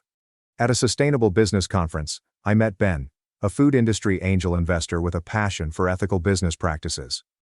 Unlike Jason, Liam listened to me, his eyes lighting up as I explained my vision for a different kind of food company. "Traditional food corporations exploit workers, consumers, and the environment," I said, thinking of my grandmother. Liam studied my business plan with growing excitement. "This isn't just idealistic, it's strategically brilliant. You've identified real market gaps." I didn't tell him that Wright Delicacies had created or ignored those gaps. Every aspect of my Thompson Roots business plan was designed to succeed at their expense. Where Wright Delicacies was hierarchical, we will collaborate. Where they exploit suppliers, we will partner with them. Where they cut corners on quality to increase profits, we will prioritize integrity. After our third meeting, Liam offered to be your silent partner. "You have the vision and drive. I have the capital and connections." 1 month later, Thompson Roots includes 1 employee, me, working out of a small commercial kitchen with my grandmother's journals open beside me as I recreated her recipes. However, I could already see the empire. It would be built to dismantle the house of Wright, brick by brick. They spent years making me invisible, but little did they know, invisibility had become my superpower. Thompson Roots grew organically, steadily, reaching for the light. Wright Delicacies relies on large-scale suppliers who provide lower-quality ingredients at volume discounts, so I built relationships with small Oregon farms to trace every ingredient in our jars. The farm-to-table model was ethical and strategic. "I don't understand why you're bothering with these tiny operations," Liam said during our quarterly review. "Consolidating suppliers would increase profit margins." Liam's eyes opened as I showed him our projected growth curve intersecting with Wright Delicacies' market share in exactly 3 years. Every jar we sell is one they don't. Every farm we partner with strengthens local agriculture, the opposite of Wright's industrialized approach. I replied that I preferred to think of it as justice with a business plan. Each decision I made served 2 purposes. When I chose eco-friendly packaging, it wasn't just to appeal to environmentally conscious consumers. Wright Delicacies had invested millions in proprietary plastic containers that were becoming unpopular with younger demographics. I prioritized fair wages and profit sharing for employees because Wright's notoriously high turnover caused quality control issues they struggled to address. I prioritized supply chain transparency by highlighting our farmers' names and stories on each label. Because Wright's hidden sourcing was becoming a liability in an age when consumers demanded authenticity. Our modest success in the Pacific Northwest might have continued if not for a chance encounter at a food industry conference in Seattle. I was presenting a session on sustainable business models when I noticed a woman in the back row watching me with unusual intensity. Her sharp gaze reminded me of someone, but I couldn't place who. She extended her hand shortly after. Kate. Impressive presentation. The name hit me like a physical blow. I kept my composure, shaking her hand with a smile that concealed my shock. Claire Thompson, thank you for coming. Your approach to ethical business is refreshing, she said. I've spent 10 years in corporate marketing watching companies pretend to care about sustainability while doing the bare minimum. I'd love to hear more about Thompson Roots. Catherine revealed she was Vanessa's older sister over coffee, though they hadn't spoken in years. My father groomed Vanessa to be the perfect political accessory, pretty, polished, and without principles. I refused to play that game and studied her, weighing risks and opportunities. What happened between you two? Catherine's expression darkened.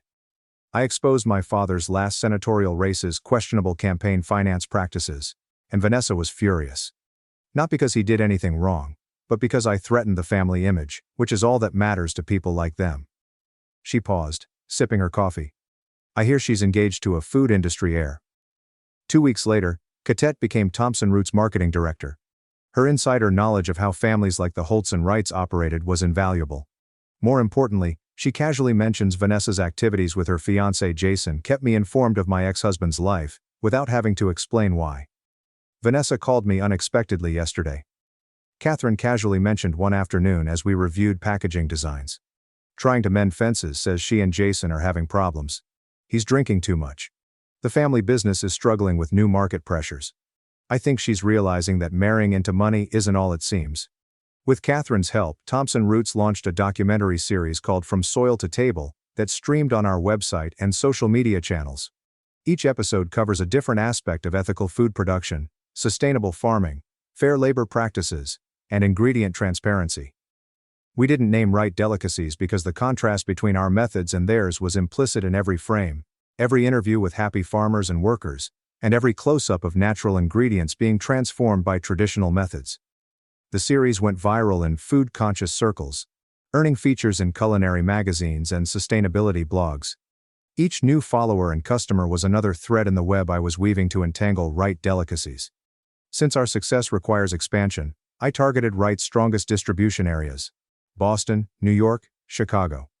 Each Thompson Roots jar on those shelves competes directly with Wright products. Out East expansion is cutting deeper into operating capital than we projected. Liam warned during our 4th-year review, "Are you sure the Boston market is worth this level of investment?" I showed him the latest sales figures. Boston consumers are switching to our products at twice the rate of other markets. Trust me. This is exactly where we need to be. What I didn't tell Boston rollout. A blind taste test marketing campaign where consumers compared unlabeled preserves and voted for their favorite. My grandmother's blackberry sage preserve outperformed Wright's by a large margin. My most satisfying strategy was also quite personal. I started our executive feedback program under the guise of market research when Thompson Roots expanded to the East Coast. We sent carefully curated gift baskets to influential food industry business leaders, including the Wright family, and received glowing feedback. Mark commented, "High quality and flavorful." Vivian commented, "Exquisite packaging and complex flavor characteristics. This would be appropriate for even the most discerning diners." Jason's comments were the most pleasing, superior to anything on the market. Wright Delicacies should consider this a serious competitor. I kept those feedback forms in a special folder and read them on hard days when doubts crept in. They hadn't recognized my company name, and they wouldn't recognize me when we met again. Thompson Roots was still small compared to Wright ones, but I had something they didn't. Intimate knowledge of their weaknesses, blind spots, and vulnerabilities, and nothing to lose. The spider's web was nearly complete. All that was left was to draw them in for the final confrontation at the National Food Innovation Gala, where industry leaders will network and showcase their latest products. They discarded me, believing I would fade into insignificance. This year, Thompson Roots was nominated for the Rising Star Award, which would put us on the main stage and ensure the Wrights were seen when I took the microphone. I was ready for my moment of recognition 2 weeks before the National Food Innovation Gala. I had become their most dangerous opponent, one they didn't see coming until it was too late. Ray, Wright Delicacies' largest investor, would speak at a sustainable business panel in Boston, so I made sure Thompson Roots sponsored the coffee break after his session. Lawrence was mid-60s, well-dressed, and had the sharp eyes of someone who made his fortune by seeing opportunities others missed. Mr. Barrett, Claire Thompson, founder of Thompson Roots. Your panel insights were fascinating. His handshake was firm, his smile practiced. Thompson Roots, the preserves company from Oregon, correct? Impressive growth trajectory. You've been following our progress. I follow everything in specialty food, and he studied me with new interests. Your Rising Star nomination is well deserved. We talked about market trends and sustainability. Then I carefully addressed his investment portfolio. I know you invest heavily in Wright delicacies. I said their traditional approach dominates the market for decades. Barrett's expression changed at my use of past tense. Mark has built a remarkable legacy. Legacy is a powerful word. I agree, but I wonder if traditional companies can adapt quickly enough to changing consumer preferences. I shared market analysis data that directly highlights Wright delicacies' vulnerabilities without naming them. Barrett asked increasingly pointed questions. His concern was palpable. He suggested we continue this conversation over dinner next week, which I agreed to do, knowing he would be researching Thompson Roots and questioning his investment. Catherine burst into my office the next day, flushed with excitement. You won't believe what my sister just told me. She's filing for divorce. Vanessa is leaving Jason because he's impossible to live with. Wright Delicacies is in financial trouble. Jason is drinking heavily and Thomas is determined to change strategies despite falling market share. I keep my expression neutral. How unfortunate. Catherine leans forward conspiratorially. Vanessa is already seeing someone else. Congressman Drew. She told me she needs to secure her future with someone who still does. The ruthless calculation was so Vanessa, so Wright adjacent, that I almost admired it. Jason had served his purpose in her life, just as I had in mine. The symmetry was poetic. You know what this means for our plan, right? Jason will be vulnerable, distracted. Perfect timing. I agreed. Our plan to acquire the Wright delicacies had just become much easier. The gala night arrived with perfect dramatic timing. A light snow fell over Boston as my car pulled up to the historic hotel venue. I stepped out wearing a blackberry-colored gown and my grandmother's locket with a small photo of her, my silent partner in this 7-year journey. The ballroom sparkled with crystal and ambition as industry leaders worked over champagne and screens displayed the nominated companies. Thompson Roots' promotional video played alongside those of much larger corporations, including Wright Delicacies. I saw them across the room. Thomas, older but still imposing. Vivian, elegant in midnight blue, surveying the crowd like a general. And Jason, handsome as ever, but with new lines around his eyes. Vanessa was absent. I moved carefully to avoid their gaze. Ray nodded meaningfully. Our dinner conversation had clearly had the desired effect. Phase 1 was complete. The Rising Star Award was announced midway through the evening. When they called Thompson Roots, applause erupted. Thompson Roots was founded on the simple idea that food should nourish not only our bodies but also our communities and planet. As I spoke about our journey, Ray approached Mark and whispered something in his ear. After the ceremony, I strategically moved until I met Jason.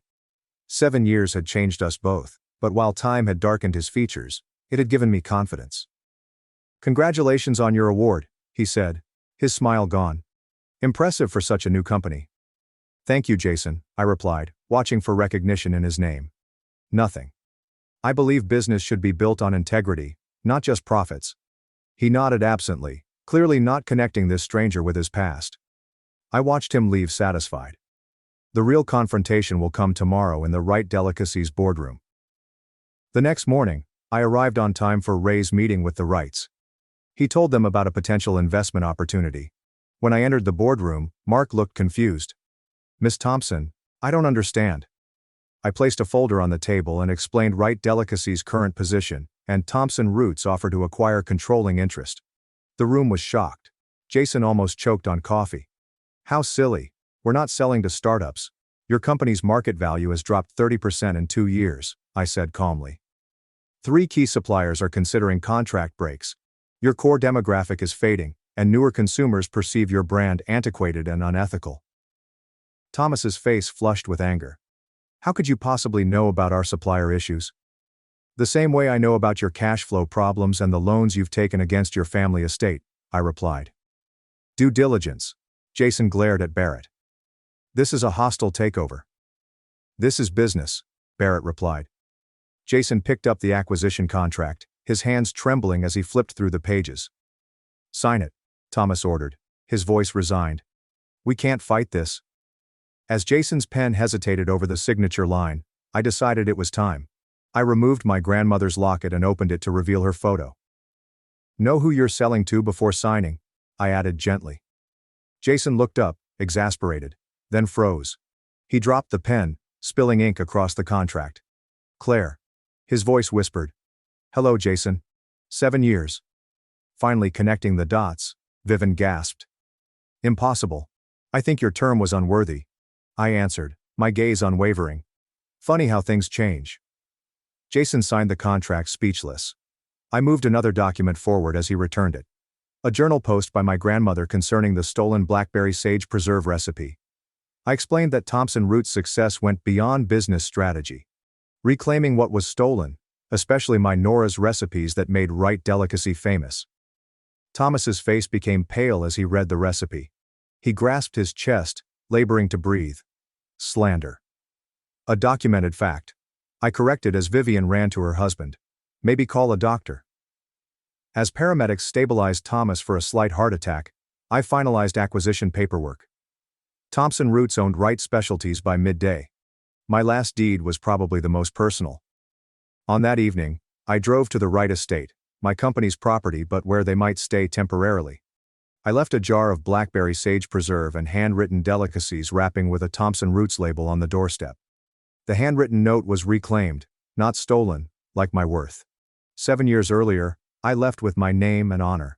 I returned to take everything else. Not for vengeance, but for justice for myself, my grandma, and everyone denied rights. In the game they started, I did what they never expected. Checkmate. Smash that like button now if this delicious vengeance narrative had you on edge. Thanks for watching and diving into this wild family drama with me. If you love Reddit family drama, don't forget to subscribe and turn on notifications so you never miss the next one. My infertile sister raged when I got pregnant, claiming I stole a chance from others. My mother took her side and kicked me out. I, a 30 female, never thought my family would fight over assisting underprivileged youngsters. Everything started 7 years ago, however I must share last week's events. Following college, I became an at-risk youth mentor at a local community center at 22. I teamed with Mary, a 10-year-old kid whose mother, Amanda, 35 female, was working and dealing with personal issues. Mary was smart but behind in school due to family instability. We had tutoring and activities twice weekly.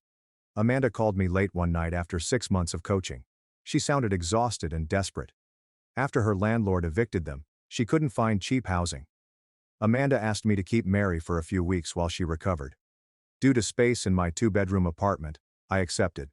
2 weeks became 2 months, then 3. Amanda visited occasionally but struggled to find work and housing.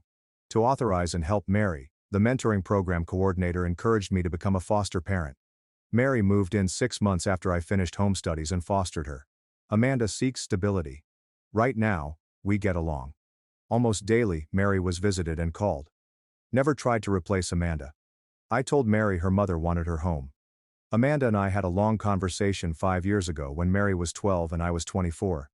She had a steady income but her home was unstable, and she worried about removing Mary from the school where she had finally found success. We decided I should defend Mary's legal rights. Amanda battled this decision.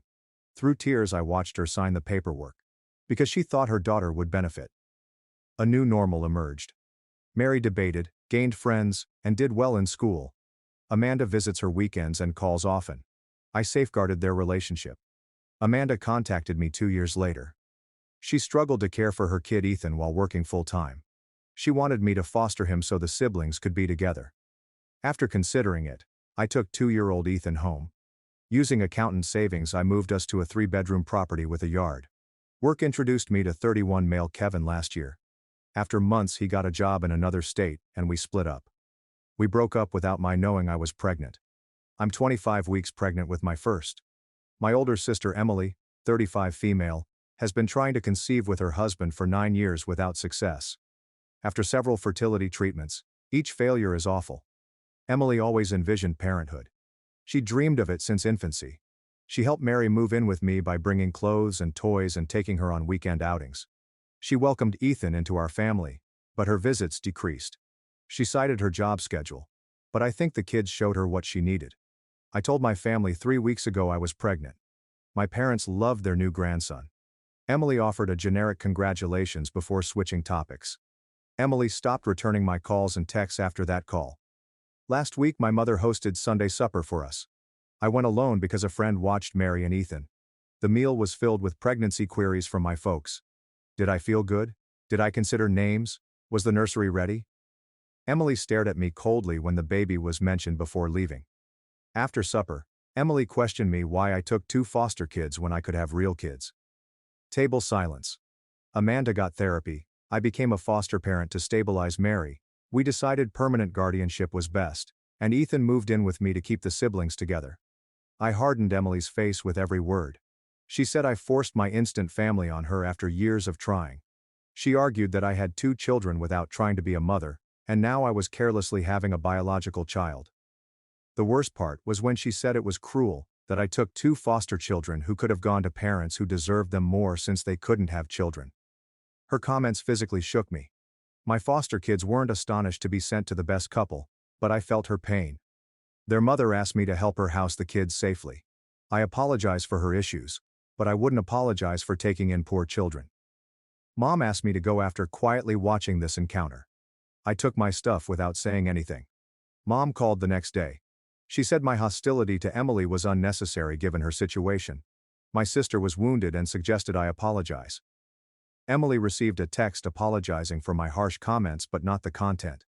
I respected her journey and suffering, but I wouldn't take responsibility or let her imply my relationship with Mary and Ethan snatched children from better parents.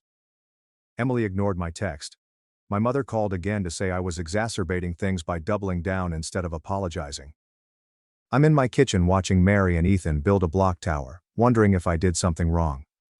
Mary is constantly asking when we'll visit Grandma and Grandpa again, and I'm stumped. I've always tried to do what's best for these kids, but I worry if my family would accept our unique parenting style. Was my effort excessive? Should I have cared for Emily more? Is my opinion correct? Update 1. My family's issues have grown 2 weeks after the dinner catastrophe. First, thanks to everyone who replied to my initial post. Your support confirmed my right to defend my children and family. Many of you had relatives who viewed foster care selfishly, which helped me feel less alone. After that text, Emily blocked my number and erased me from all her social media accounts without responding. Though expected, it's startling. My mother was supposed to visit 2 days before my 28th week anatomy scan last week. She canceled via phone. She stated Emily was too upset to hear my name and my mother didn't want to help me at the scan. She recommended that I reschedule after things calmed down. No rescheduling. Instead, I took Ethan to the appointment. The clinic nurses loved him, and he read picture books while the ultrasound technician conducted it. Watching him joyfully point at the TV when the baby moved made my mother and sister's absence less noticeable. After the visit, Mom texted to ask how it went and if I learned the baby's sex. Got the message but didn't respond. Say what? That a child may replace her at the clinic? That a stranger cared more about my pregnancy than my family?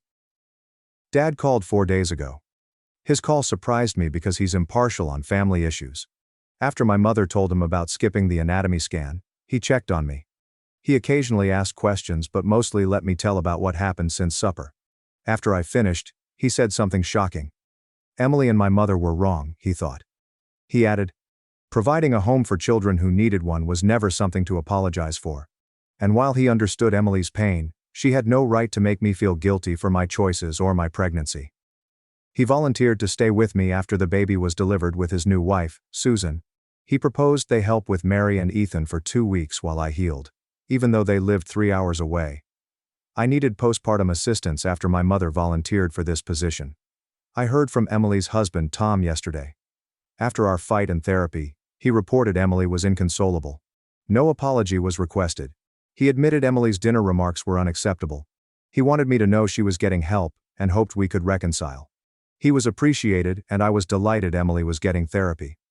Reconciliation must value my 3 children and acknowledge that Mary and Ethan are youngsters who require safety and stability, not consolation trinkets for infertile parents. After sending that communication, I sat down with Mary to explain her aunt and grandmother's predicament, in age-appropriate terms. To digest disagreements, grown-ups need time apart, I told her. I assure her it had nothing to do with her, or Ethan, and that I prioritized our family, including the new baby. Mary thoughtfully asked her aunt why the baby bothered her. I stressed that seeing others get what they want can make individuals angry. She agreed, adding she felt the same when her friend brought her the sneakers she wanted for her birthday, but her mom, Amanda, couldn't afford them. I occasionally admire 14-year-old wisdom. I accepted my father's postpartum aid via SMS this morning. Next, I updated Amanda by phone. She calls Mary twice a week and visits monthly. Her health is good. She was promoted at work and moved into her apartment over a year ago. She worried about the family tension and volunteered to keep both kids for a weekend before the baby arrived so I could prepare. My mother's loyalty to Emily over a milestone and my pregnancy still affects me. I focus on people who've supported me and my kids instead of her. The child is male. All scan tests were normal. Mary is pleased to have another brother. First gift I gave her when she moved in, she gave him a plush elephant. Ethan doesn't comprehend, but he pats my belly and says, "Baby," smiling. I haven't named the baby. Due to my busy schedule, it keeps sliding off. I have 12 weeks to decide, so suggestions are welcome. Thank you again for helping. It means more than you realize. Update 2. 3 months have gone since my last update, and the baby is 3 weeks old. Baby life comes first, but much has happened and I want to update. Birth first. Alex, 7 pounds 2 ounces, was born 2 weeks early. Work was easy, but tiresome. 14-hour runtime. My father and Susan arrived almost presciently the day before I gave birth. While I was in the hospital, they brought Mary and Ethan to visit Alex and me. Mary's reaction to her new sibling was beautiful. Her thorough treatment of him showed her wonder and pride. Ethan liked the hospital bed controls better than the baby, but he named Alex Tiny and caressed his head. Amanda took handmade baby blankets to the hospital. She sat with me when Mary showed her the baby and later said she was proud of Mary's youth. This time together via our unique family bonds is precious. My sister and mother's health. My mother asked which hospital after hearing I was in labor. After Alex was born, I replied with his birth stats and a photo. When could she visit? I told her I wasn't ready for guests beyond immediate support after talking to my father. I received many texts about my harshness and separating her from her grandson. She stated I was punishing her for supporting Emily and that a baby should unite the family. I needed time to recover without stress, so my father told her to depart. Alex received a large present a week after hospitalization. A costly bassinet and baby clothing were inside. Tom and Emily signed the card. Only names, no messages.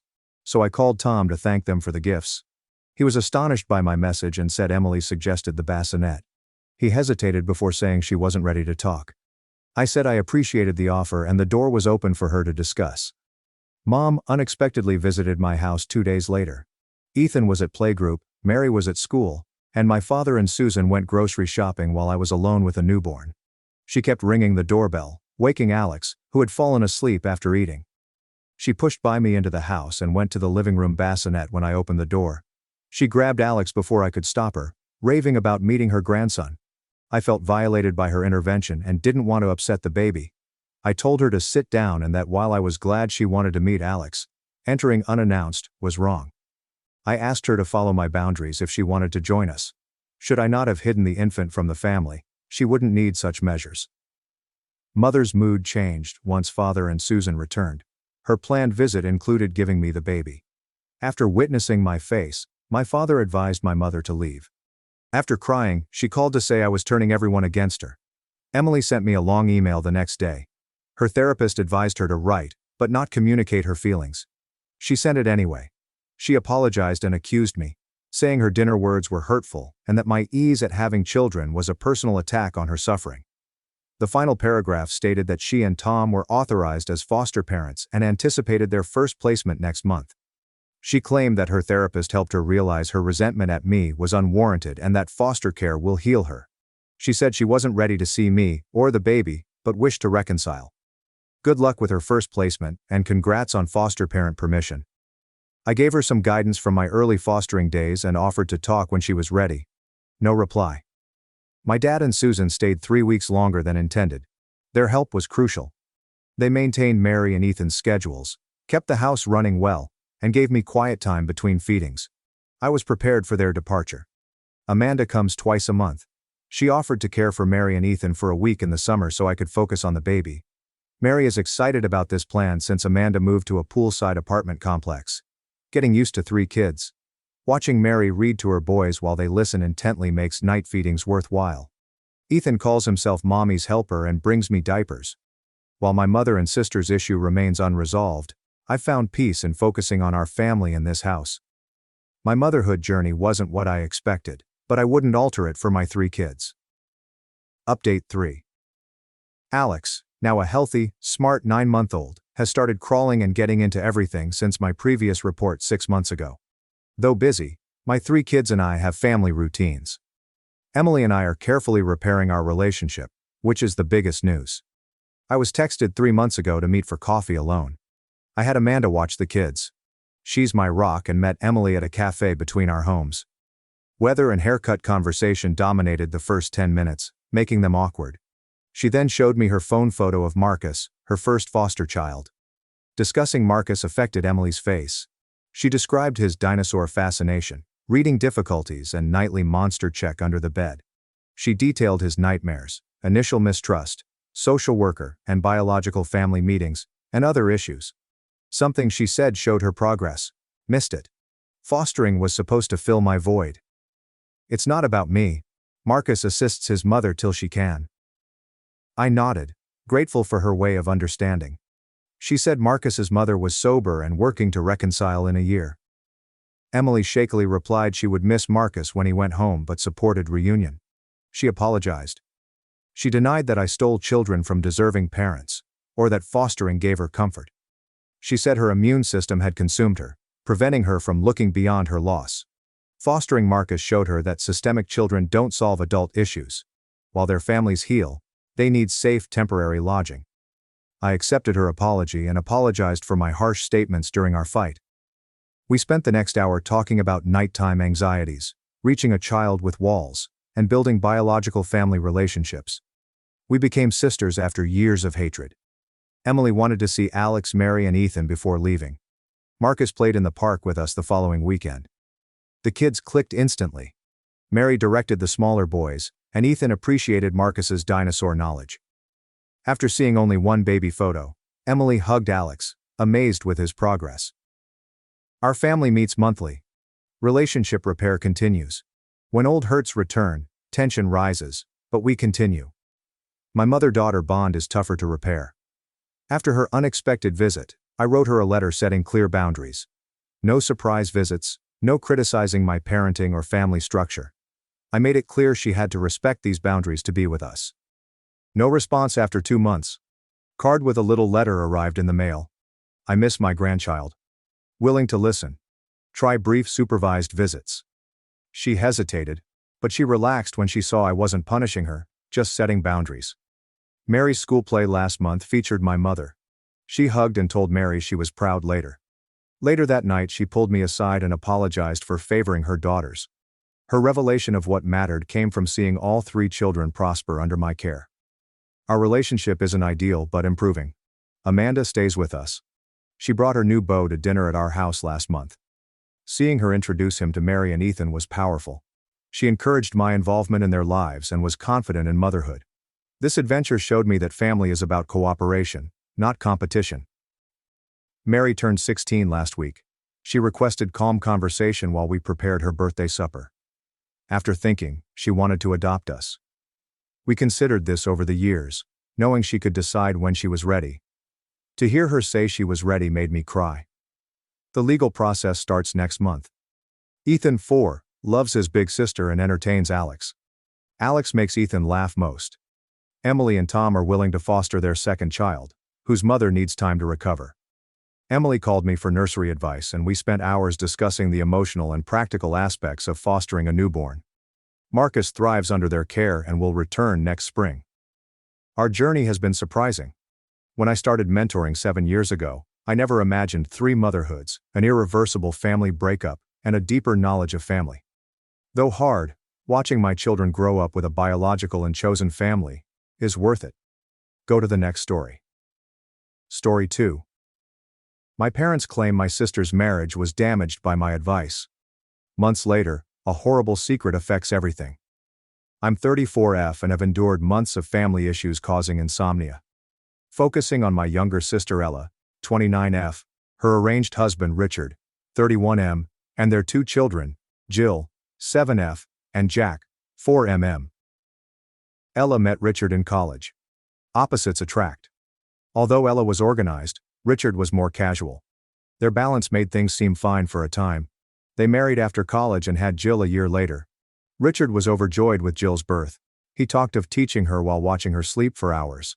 Richard was overjoyed when Jack was born 3 years later. He'd always wanted a son and was delighted to take Jack fishing and camping. However, changes occurred. Richard was often absent, because his new job required more travel. Ella left with 2 young children and a full-time job. This stresses their connection. Ella lloró llamándome el año pasado. She found affair hints on Richard's phone. He denied it, but admitted to feeling a connection with a co-worker when challenged. He maintained nothing happened but trust suffered. After months of counseling, nothing worked. Richard was defensive and tough, Ella said. 8 months ago, they parted. They let Richard watch the kids every other weekend and review after 6 months. Early on, things went well. Richard will pick up and drop off the kids Friday and Sunday nights. Finally, he apologized. He worked late on a weekend. Next, he was unwell. He took the kids once a month max. I have 8-year-old twins Emma and Olivia, and 9-year-old Noah. Jill and Jack got along with their relatives, so I took them when Richard canceled. I chose relatives above father disappointment for kids. Richard took advantage. He called me immediately to ask if I could take the kids on his weekend, saying, "Your place is usually better." Furious, but I didn't want to disappoint the kids. I told Richard repeatedly. I suggested he help his kids. His excuses were common. Work, illness, or unavoidable plans stopped him from canceling. Spending time with his kids seemed optional. I have many terrible memories of this. My ex-husband Brian got worse after our divorce. He'd cancel at the last minute, leaving me scrambling for childcare. It took me a while to realize his actions hurt our kids and me. It finished last month. Even on his weekend, Richard asked me to take the kids on Friday afternoon. His explanation now: forgot his concert tickets. I took the kids despite my fury. Ella looked exhausted when she picked them up Sunday. She complained about Richard's dependability. She couldn't plan weekends since she didn't know if he'd take the kids. My Brian experience made me sympathize with her. I changed our custody arrangement so Brian could only get the kids when he asked. I mentioned how easier it was not to rely on him following a schedule and how my kids were happier not being disappointed. Ella took it seriously. She thanked me for listening and left with the kids. I thought that was it, but she notified Richard about changing their agreement. Richard raged at me the next day. He said I was trying to turn Ella against him and kidnap his kids. Shocked. None told Ella what to do. Shared experience. Richard didn't listen when I explained. Yelled at me for being a rotten sister and to mind my own business. I was fed up and snapped at him. If he wasn't inconsistent, Ella wouldn't change. My family's divided. My family agrees with Richard that I shouldn't have interfered. Richard has always been special because he helped Dad renovate their kitchen a few years ago. My brother likes my performance. He never liked Richard after he missed his birthday 2 years in a row. Our parents are urging Ella to stay still after I opened her eyes. They say Richard is struggling and needs help, not criticism. I worry about overstepping. Should I have kept silent about my experience? Am I responsible for accidentally provoking family strife? All this reminds me of Jill and Jack. Jill is old enough to know her dad cancels, and I've seen her disappointment. Jack is too little to comprehend. He inquired why they saw their dad less. Part of me wants Ella and Richard to resolve it. But I also want to fight for those kids so they don't think their dad doesn't want to spend time with them. I keep thinking about how much happier my kids are after I change Brian. His commitment to the time makes him rarely cancel when they meet. It altered their life. Maybe every situation is different. Maybe Richard is just having a tough moment and will recover. I may project my issues upon Ella. No idea what to do. Should I apologize to Richard and my parents? Should I continue? Should I totally avoid it? I always worry that someone may dislike me. A month has gone since my last post, and much has happened. I appreciate everyone's advice and assistance. So I was right to inform Ella about my experience. Post-fight tensions were high in our family. Ella was pressured by our parents to go since Richard needed time to adjust to single dadhood. Ella separated. She didn't want to offend Richard, but she was fed up with his inconsistency. I avoided it whenever possible. I invited Jill and Jack to play with my kids, but Ella, not Richard. He wouldn't get more ammunition against me. One weekend while the kids were there, Jill asked me why her dad didn't want to see them. The heart broke. I tried to imply she loved her dad, but adults have trouble. She seemed happier after our chat, but I'm not sure she understood. The culmination was 2 weeks ago. Weekend with the kids was Richard's plan. Ella dropped them off Friday night, but Richard called at 9 p.m. to say he had to work out of town and suggested she bring them up. Ella raged. She planned her childless weekend. Ella phoned me. She sobbed and requested me to watch the kids overnight. Sure, I agreed. Jill cried when she dropped them off, asking why her dad didn't want to see them. Why they moved late at night puzzled and annoyed Jack. Ella came early the next day. She was ready to confront Richard and modify their deal. As requested, I watched the kids while she talked to him. Ella was out, so I distracted the kids. They were afraid while we baked cookies, played board games, and built a pillow fort in the living room. Jill kept asking when her mother would arrive and Jack clung. Miss Ella vanished for hours. She looked fatigued, but relieved when she returned. She said she and Richard had a long, difficult conversation. To defend himself, Richard said work was crazy. But Ella persevered. Richard was advised he would no longer have set weekends with the kids. He had to ask her a week ahead to take them for a weekend. Last-minute cancellations cost him his next shot. Ella continued despite Richard's disapproval. She told him his behaviors affected the kids, and this was his last chance to prove himself trustworthy. Parents were upset when they learned. I was accused of poisoning Ella against Richard at my house that night. It was Richard's behavior, not my advice to Ella, I said. A fierce argument ensued. Our dad kept saying Richard was trying, and our mom accused me of jealousy since Richard was a better father than my ex. That hurts. Despite his flaws, my ex was punctual. Every time Richard canceled on the kids, I reminded them how upset Jill and Jack were. I asked if Richard could treat his kids like options. That made them pause, but they granted Richard more time. After the argument, parents left to think. Not talking to them is hard. Our family has always been close, so this rift hurts. Ella was helpful. Our conversation inspired her to protect herself and her children. She claims she neglected Jill and Jack to maintain peace. Peace is uneasy for now. Richard's accepted the change but is upset. Ella seems more in charge. The change is confusing, but kids are adapting. Recently, Jill wondered why things changed. I said her parents were trying to find ways to spend time with her and Jack. She agreed, but she seemed nervous. It may not solve everything, but it's a start. Without last-minute cancellations, Ella relaxes. This should inspire Richard to spend more time with the kids. I'm supporting Ella and the kids. Ella knows I'm always willing to help Jill and Jack. I'm also giving our parents space to help them change. While it's difficult and will take time for everyone to adjust, I think Jill and Jack will benefit. This new setup should provide them with reliable parents. Update 2. Again, things changed abruptly this month. New agreement with Richard appeared fine at first. He scheduled a visit to the kids and arrived on time. Ella was cautiously optimistic. Ella cried on the phone 2 weeks ago. She learned Richard lost his job 3 months previously without notifying anyone. He was preoccupied with job interviews or trying to make ends meet when he said he was busy or had to go out of town for business. This news saddens Ella. She and Richard were always upfront about money. They made all major decisions collectively. Richard lost her trust after keeping this secret for so long. Ella was confused. She was outraged that Richard lied to her and the kids. She regretted being hard on him when he struggled. She asked my counsel. I advised her to quietly talk to Richard and get all the information before making a decision. Ella agreed and met Richard the next day. Their conversation revealed much. Richard said he was too embarrassed to tell anyone he lost his job. Getting a new one before anyone discovered it took longer than expected. He couldn't afford to eat or take the kids out, so he canceled. Much is made clear by this. Though not justified, Richard's actions make sense. It reminded me that pride and embarrassment can cause unwise decisions. Ella se arrepintió de la traición de Richard, pero entendió por qué. The solution was discussed for hours.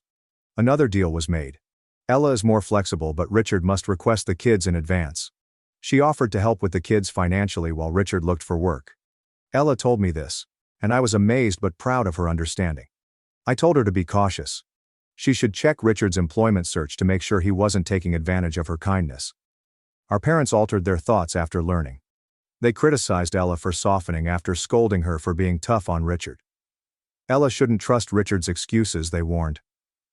Another family conflict. Instead of making Ella stricter with Richard, our parents say I manipulated her again. Ella was an autonomous adult, I said.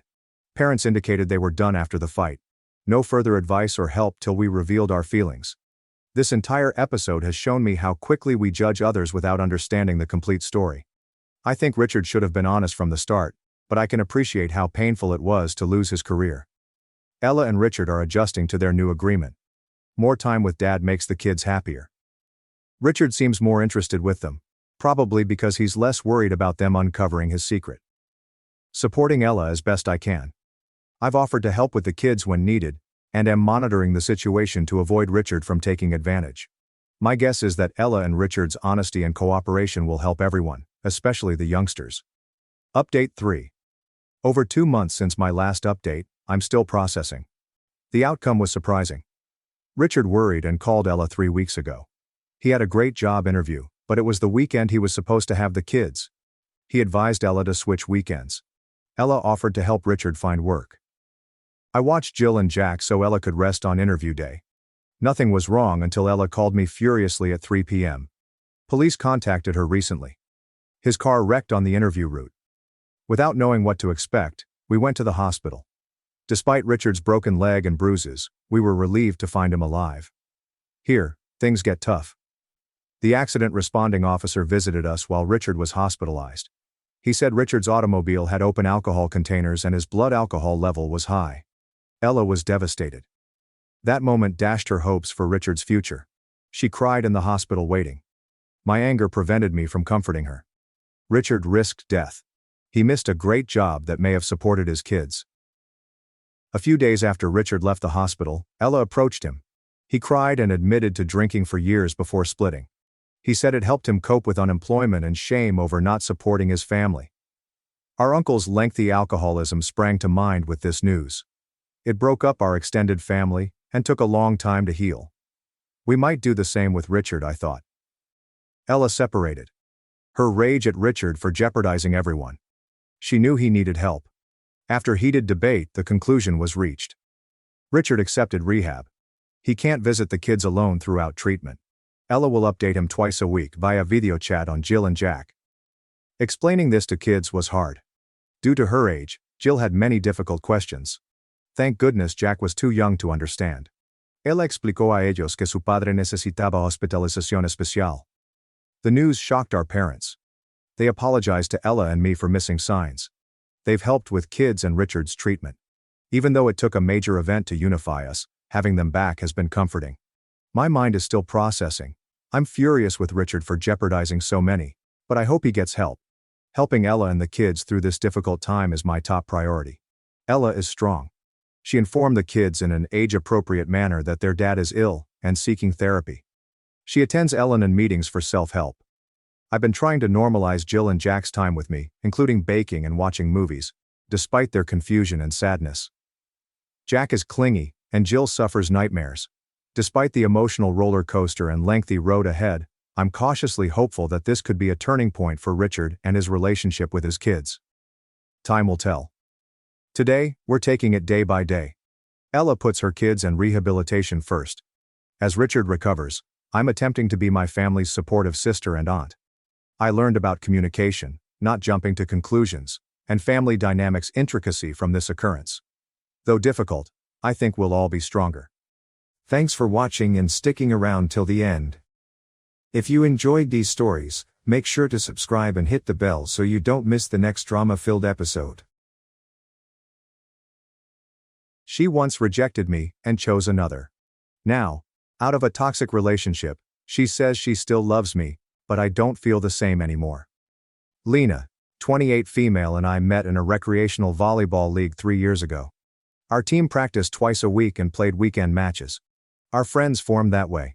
We had drinks or meals after every practice at 8. Corporate lawyer Chase, 30 male, was here. Lena caught my eye immediately. She was like this. not only in appearance but in energy. She loved teaching high school science and often had funny anecdotes about her students. Lena spoke most in our group after practice. Chase was also first intrigued by her. He always sat next to her and walked her to her car when we went out. Our group bonded in the first year. We shared birthdays, moved apartments, and went to Cape Cod for a weekend. Lena became more attractive to me throughout this time. She crossed my mind during work meetings and grocery shopping. We frequently texted about various topics, such as a hilarious dog she spotted on her way to work, a new restaurant, or book TV program recommendations. After a year and a half with Lena, I told her how I felt. It was difficult to decide. Changing our friendship kept me up at night. What if she declined? Would our relationship suffer? Would it affect all our friends? I pondered these questions for weeks. One night after practice, I invited Lena to coffee. Just us two. Near the gym, we visited this small cafe. I recall everything about that time. I saw the chipped blue mug in front of me, the espresso machine hum, and the dusk light through the windows.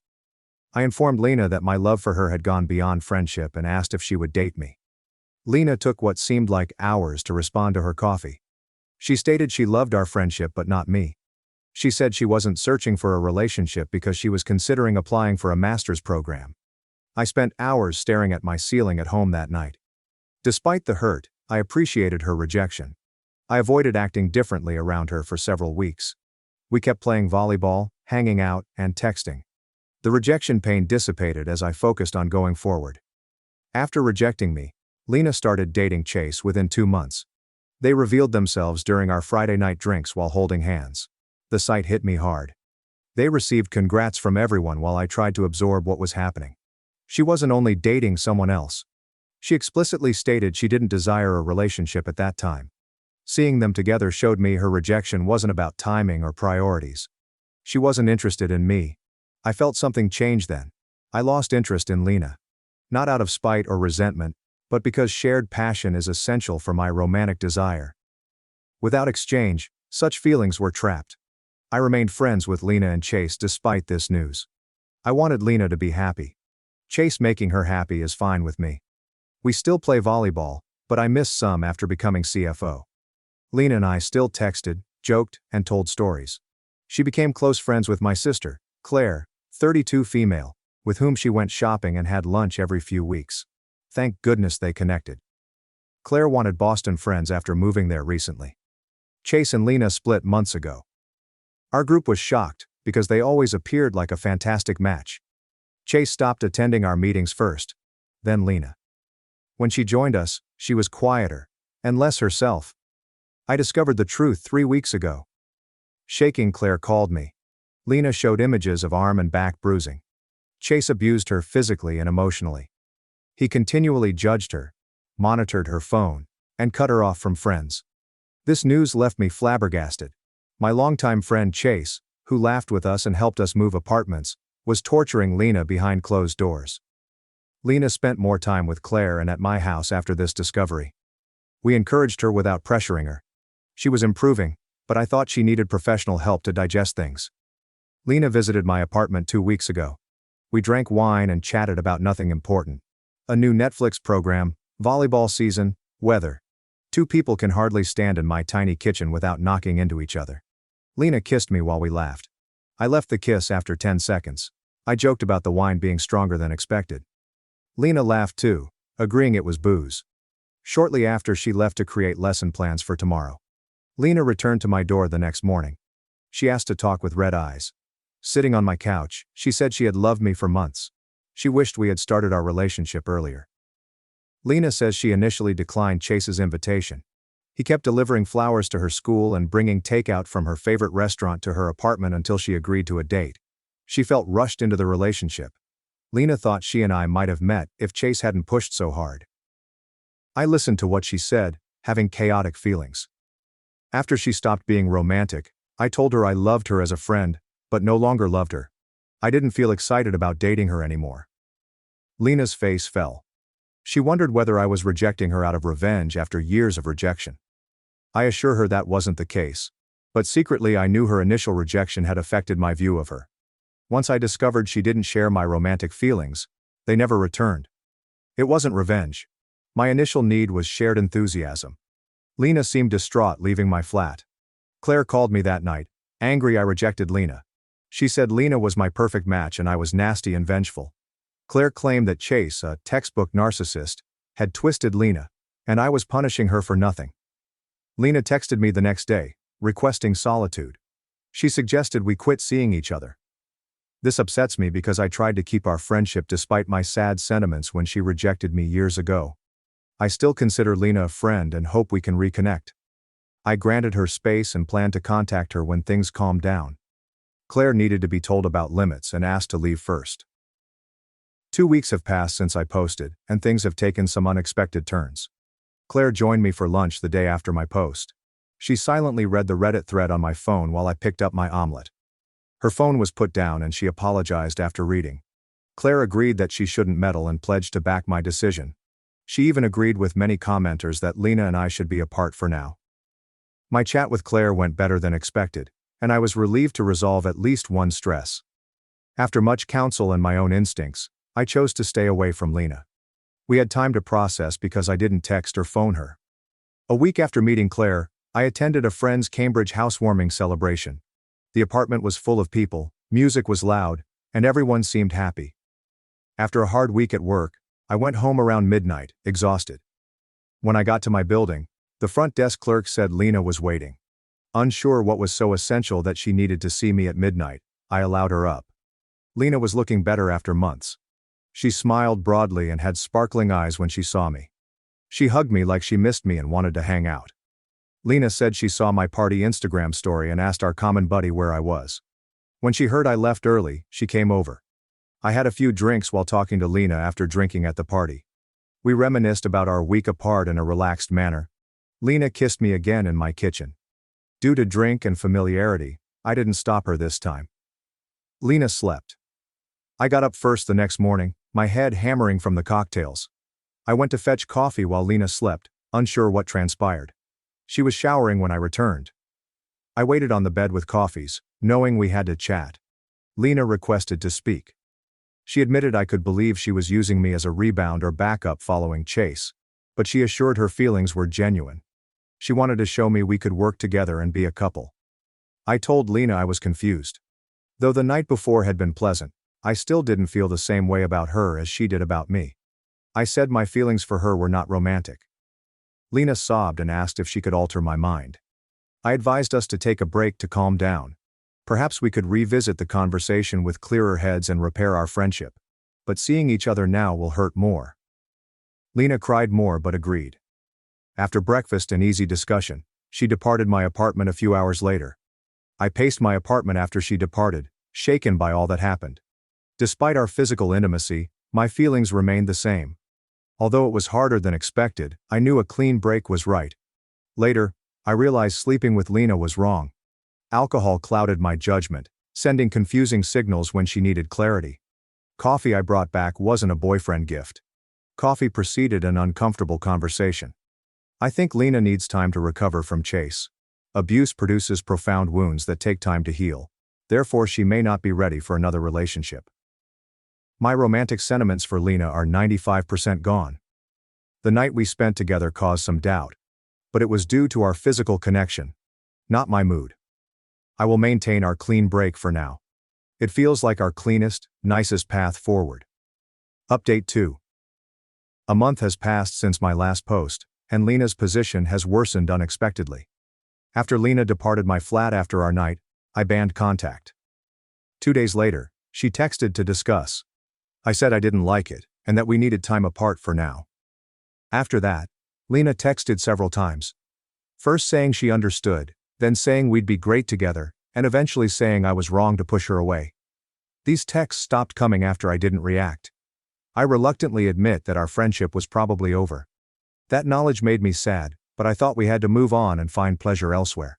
For a year, I've worked with Sophie, 29F, a legal consultant, on a significant acquisition deal. Sophie's intelligence, passion, and wit make even the most tiresome contract reviews tolerable.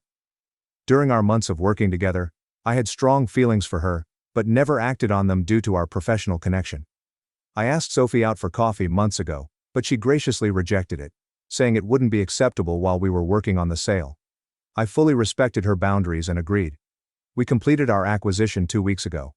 I invited Sophie to dinner to celebrate after the firm received the announcement email. She smiled and agreed immediately, as if she'd been waiting for this. First date went great. Conversations naturally moved from business to personal interests and objectives. Sophie said she informed her friends about me months ago, which astonished me because I did the same. The challenge of working together while being attracted made us chuckle. Sophie returned to my apartment after the date. Lena lacked our natural mutual connection. Sophie contacted me 2 days later. Our coffee appointment was requested quickly. Sophie was anxious and pushed her phone across the cafe table as I arrived.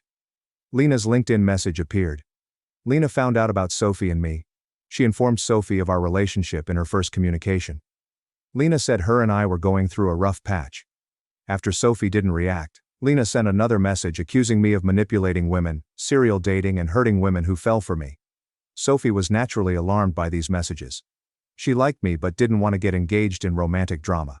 She suggested we quit seeing each other before things escalated.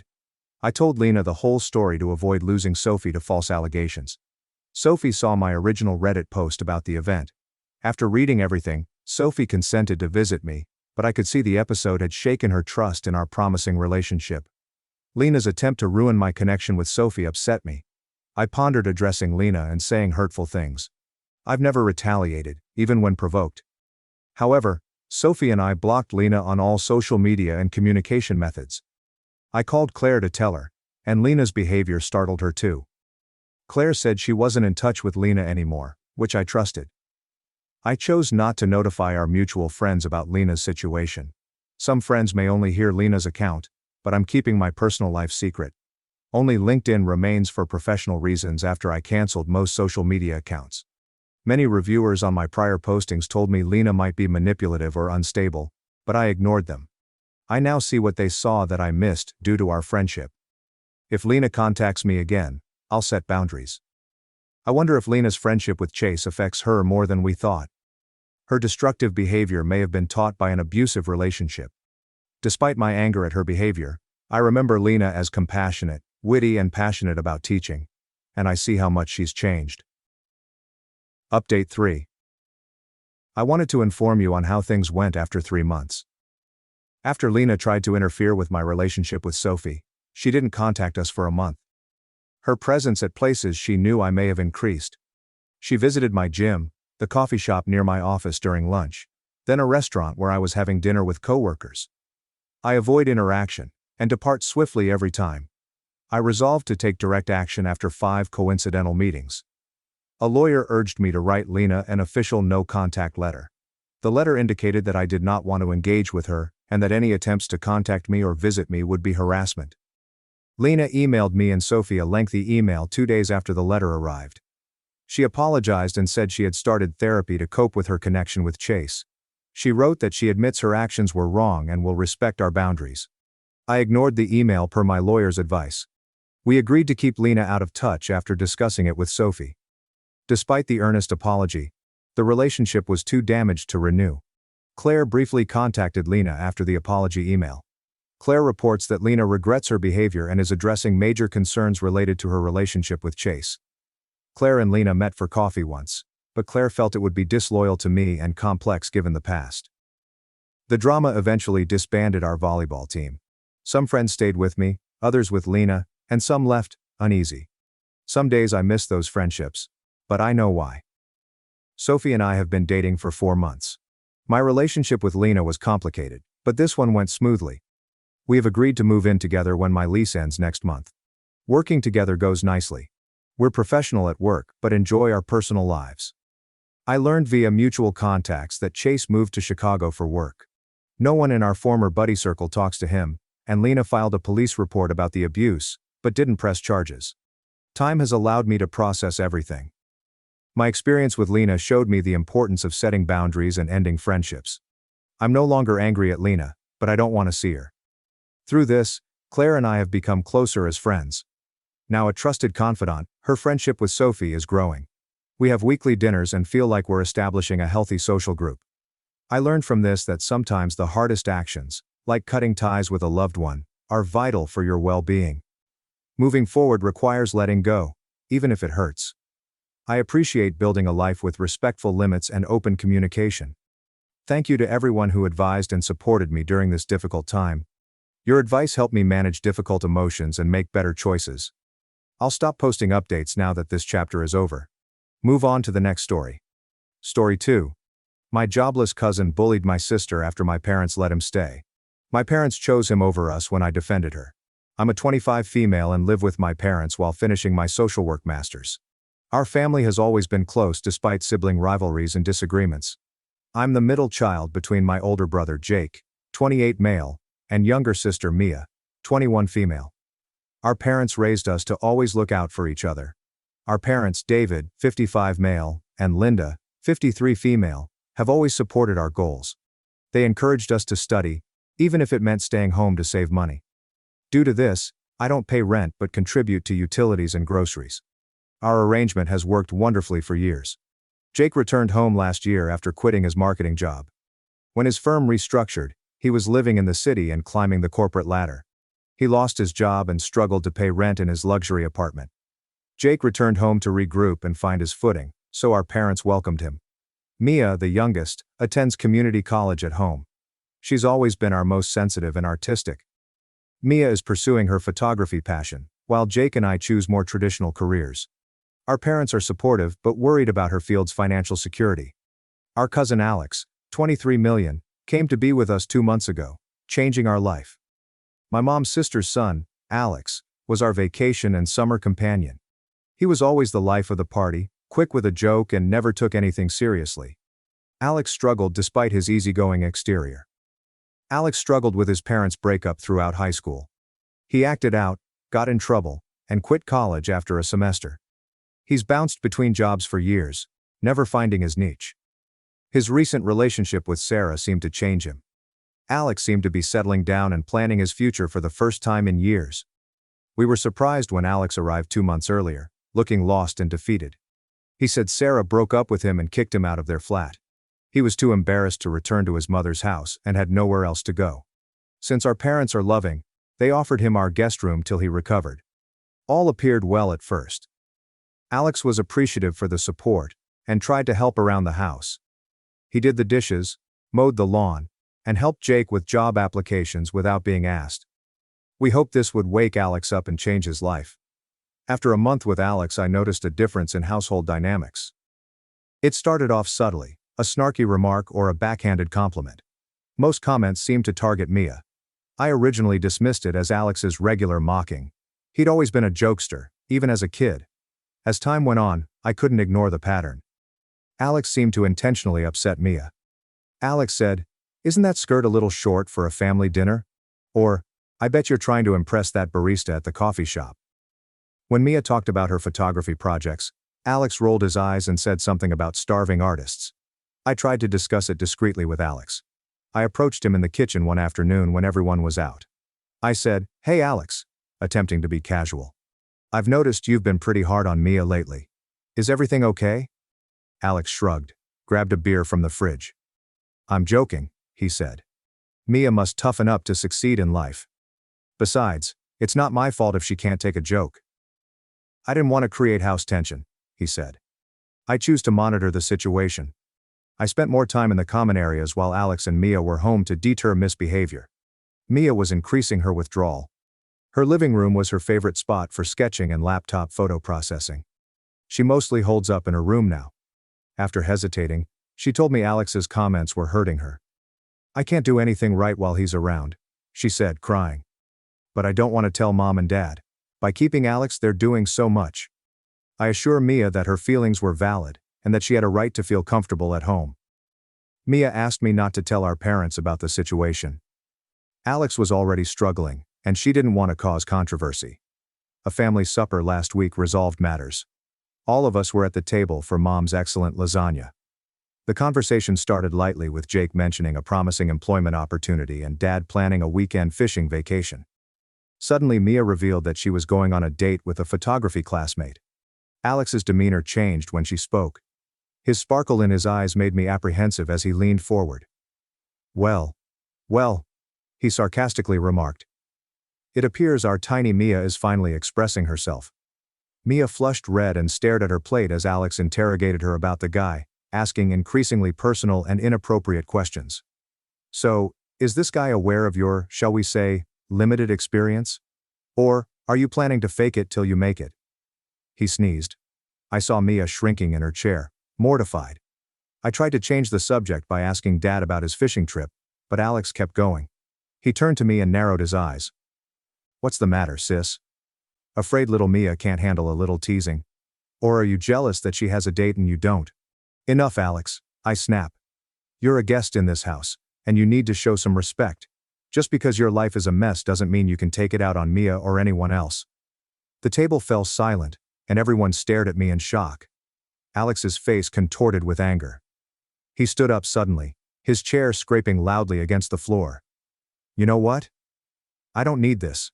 I'm out of here. He stormed out of the house, slamming the door behind him. The silence was deafening. Dad cleared his throat and said, I think we all need to calm down. Slowly. Alex is family and he's going through a tough time. We need to be more understanding. I couldn't believe the words. Dad, did you not hear how he was talking to Mia? To all of us? That's not okay. Tough time or not. Mom tried to intervene, suggesting we take a breather and discuss things when everyone had calmed down. But Alex didn't return for 2 days. When he did, my parents called a family meeting. They said Alex would be staying with us for at least another month and that we needed to get along. I tried to explain Alex's behavior toward Mia, but my parents dismissed it as cousin rivalry and told us to resolve it ourselves. Now the house is unbearably tense. Alex hardly speaks to me, throwing me dirty looks anytime we're in the same room. Mia appears more reclusive than ever, spending practically all her time in her closed room. Jake has been avoiding it, saying it's not his concern. I feel like I'm the only one standing up for Mia, but I'm not sure if I crossed a line with what I said to Alex. Should I apologize to keep the peace or stand my ground? I don't want to make things worse for Mia, but I don't think it's right to let Alex treat her this way in our home. I don't know what to do next. Update 1. It's been 2 weeks since my last post, and I wish I could say things have improved, but the situation has only escalated. After much internal debate, I decided to try to reconcile with Alex. One morning in the kitchen, I apologized for my harsh words at dinner and explained that while I still cared about Mia, I could have expressed it more tactfully. Alex seemed to accept my apology, even cracking a smile and saying, "Water under the bridge, cuz." I felt hopeful that we could move past this and cooperate peacefully. Despite our apparent reconciliation, Alex's behavior toward Mia hasn't improved at all.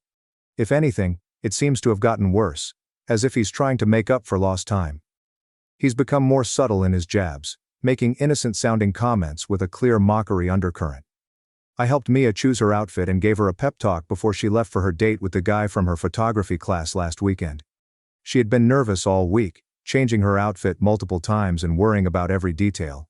As she left, I felt protective sisterly pride. Alex was watching a basketball game on the couch in the living room when Mia came home later that night.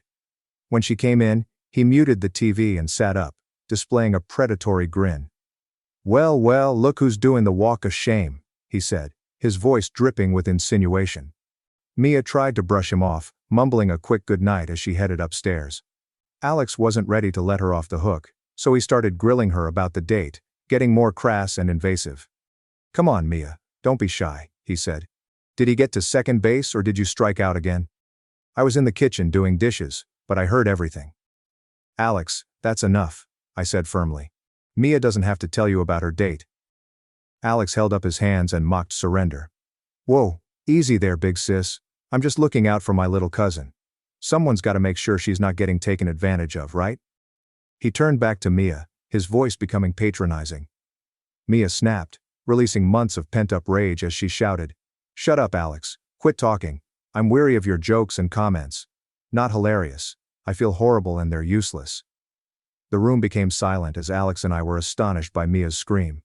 Then Alex laughed, a harsh mocking sound that made my skin crawl. Wow, looks like tiny Mia finally got a backbone. He sneezed. Maybe now you can keep a guy interested for more than one day. I was furious and stepped between Alex and Mia, my voice low and dangerous. That's it, Alex. You need to apologize right now or I swear to God. Alex stood up to his full height. Run to mommy and daddy again. They don't care. They're too busy feeling sorry for poor miserable Alex to realize what's really going on. He went off to the guest room, slamming the door so hard that the portraits on the wall rattled. Mia cried, and I spent the next hour comforting her in her bed. Between sobs, she admitted that Alex's behavior had been getting worse over the past few weeks, and that she was afraid to be alone in the house with him, always locking her door at night. The next day, I decided to have a serious talk with our parents. I waited until Alex had left for a job interview, or so he said, before sitting them down in the living room. My parents' reaction was shocking and disappointing. My mom shook her hands nervously, her brow furrowed with concern. But not for Mia. I explained everything that had been happening, from Alex's constant belittling comments to the incident after Mia's date. I emphasized how uncomfortable and unsafe Mia was feeling in her own home. "Honey," she said, "you may be exaggerating. Alex is struggling so much. Alex lost his job, girlfriend, and home at once, so it's no wonder he's behaving out. Mia's young." "Are you serious?" I asked, my voice rising in disbelief. "Alex is an adult. His hard time doesn't give him the right to harass Mia or anyone else. She doesn't feel safe in her own home." My parents exchanged a look that made my stomach drop. My father grew stern. "We appreciate that you're trying to help your sister, but you need to stay out of this.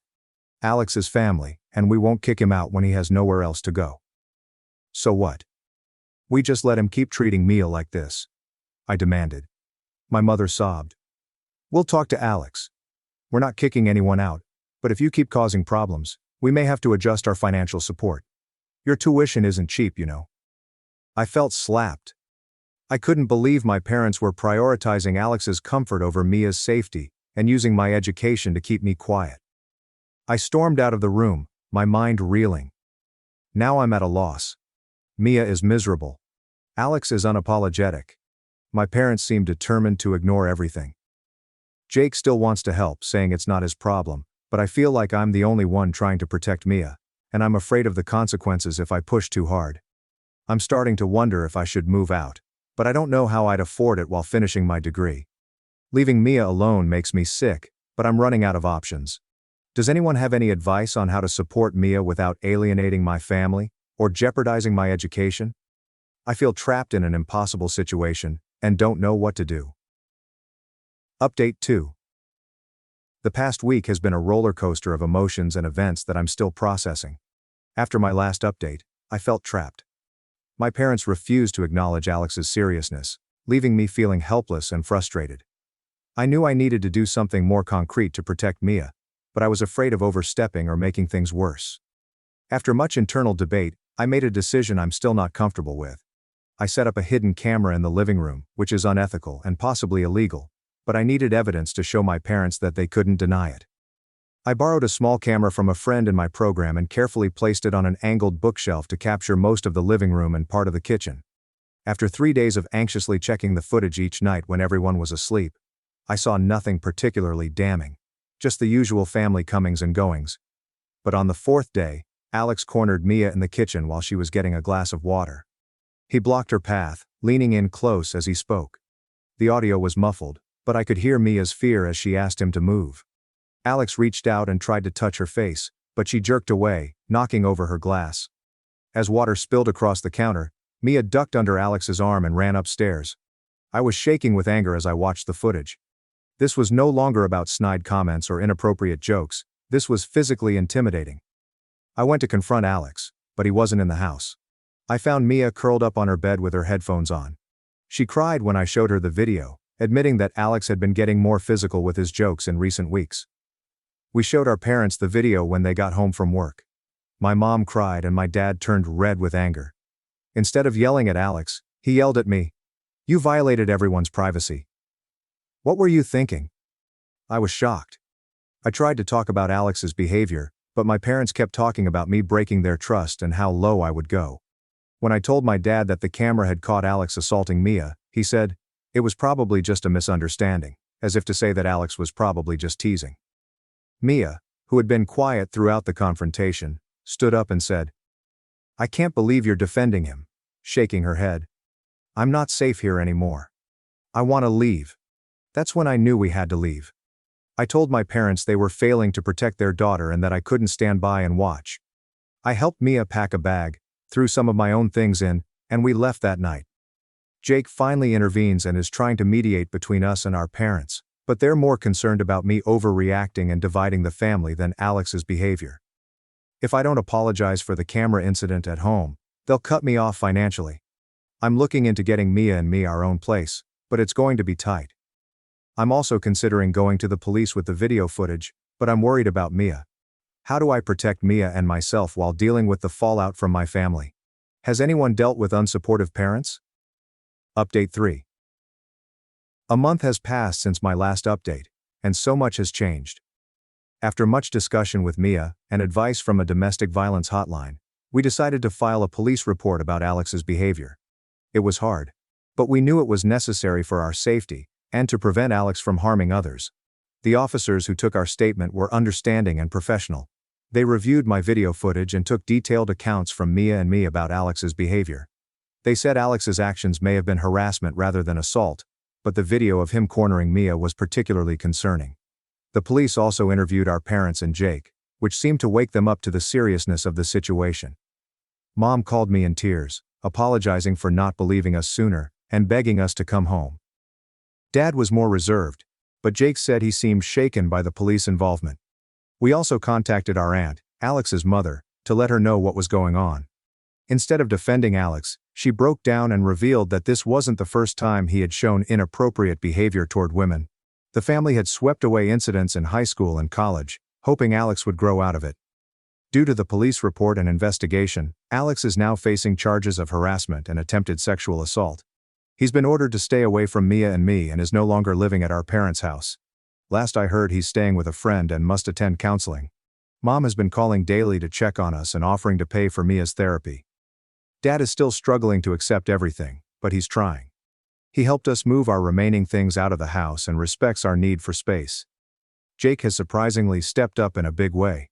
He's been mediating between us and our parents, helping them understand our perspective. He's also supported our decision to involve the police, saying he wishes he had taken our concerns more seriously earlier. Mia and I have found a small, affordable apartment. It's not much, but it's ours and safe. I work part-time at a local community center to cover expenses, and Mia does freelance photography. Juggling work, school, and our new living situation is difficult, but we're managing. I told my graduate advisor about my education. They were very understanding and helped me create a more flexible schedule. I may have to extend my program by a semester, but I'm determined to finish my degree. We're taking things day by day, focusing on healing and moving forward. I've learned that trusting your instincts and asking for help are crucial.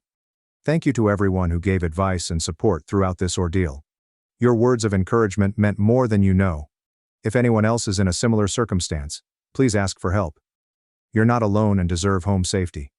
Thanks for watching and being part of the drama. Don't forget to subscribe and hit the bell so you never miss a wild news story.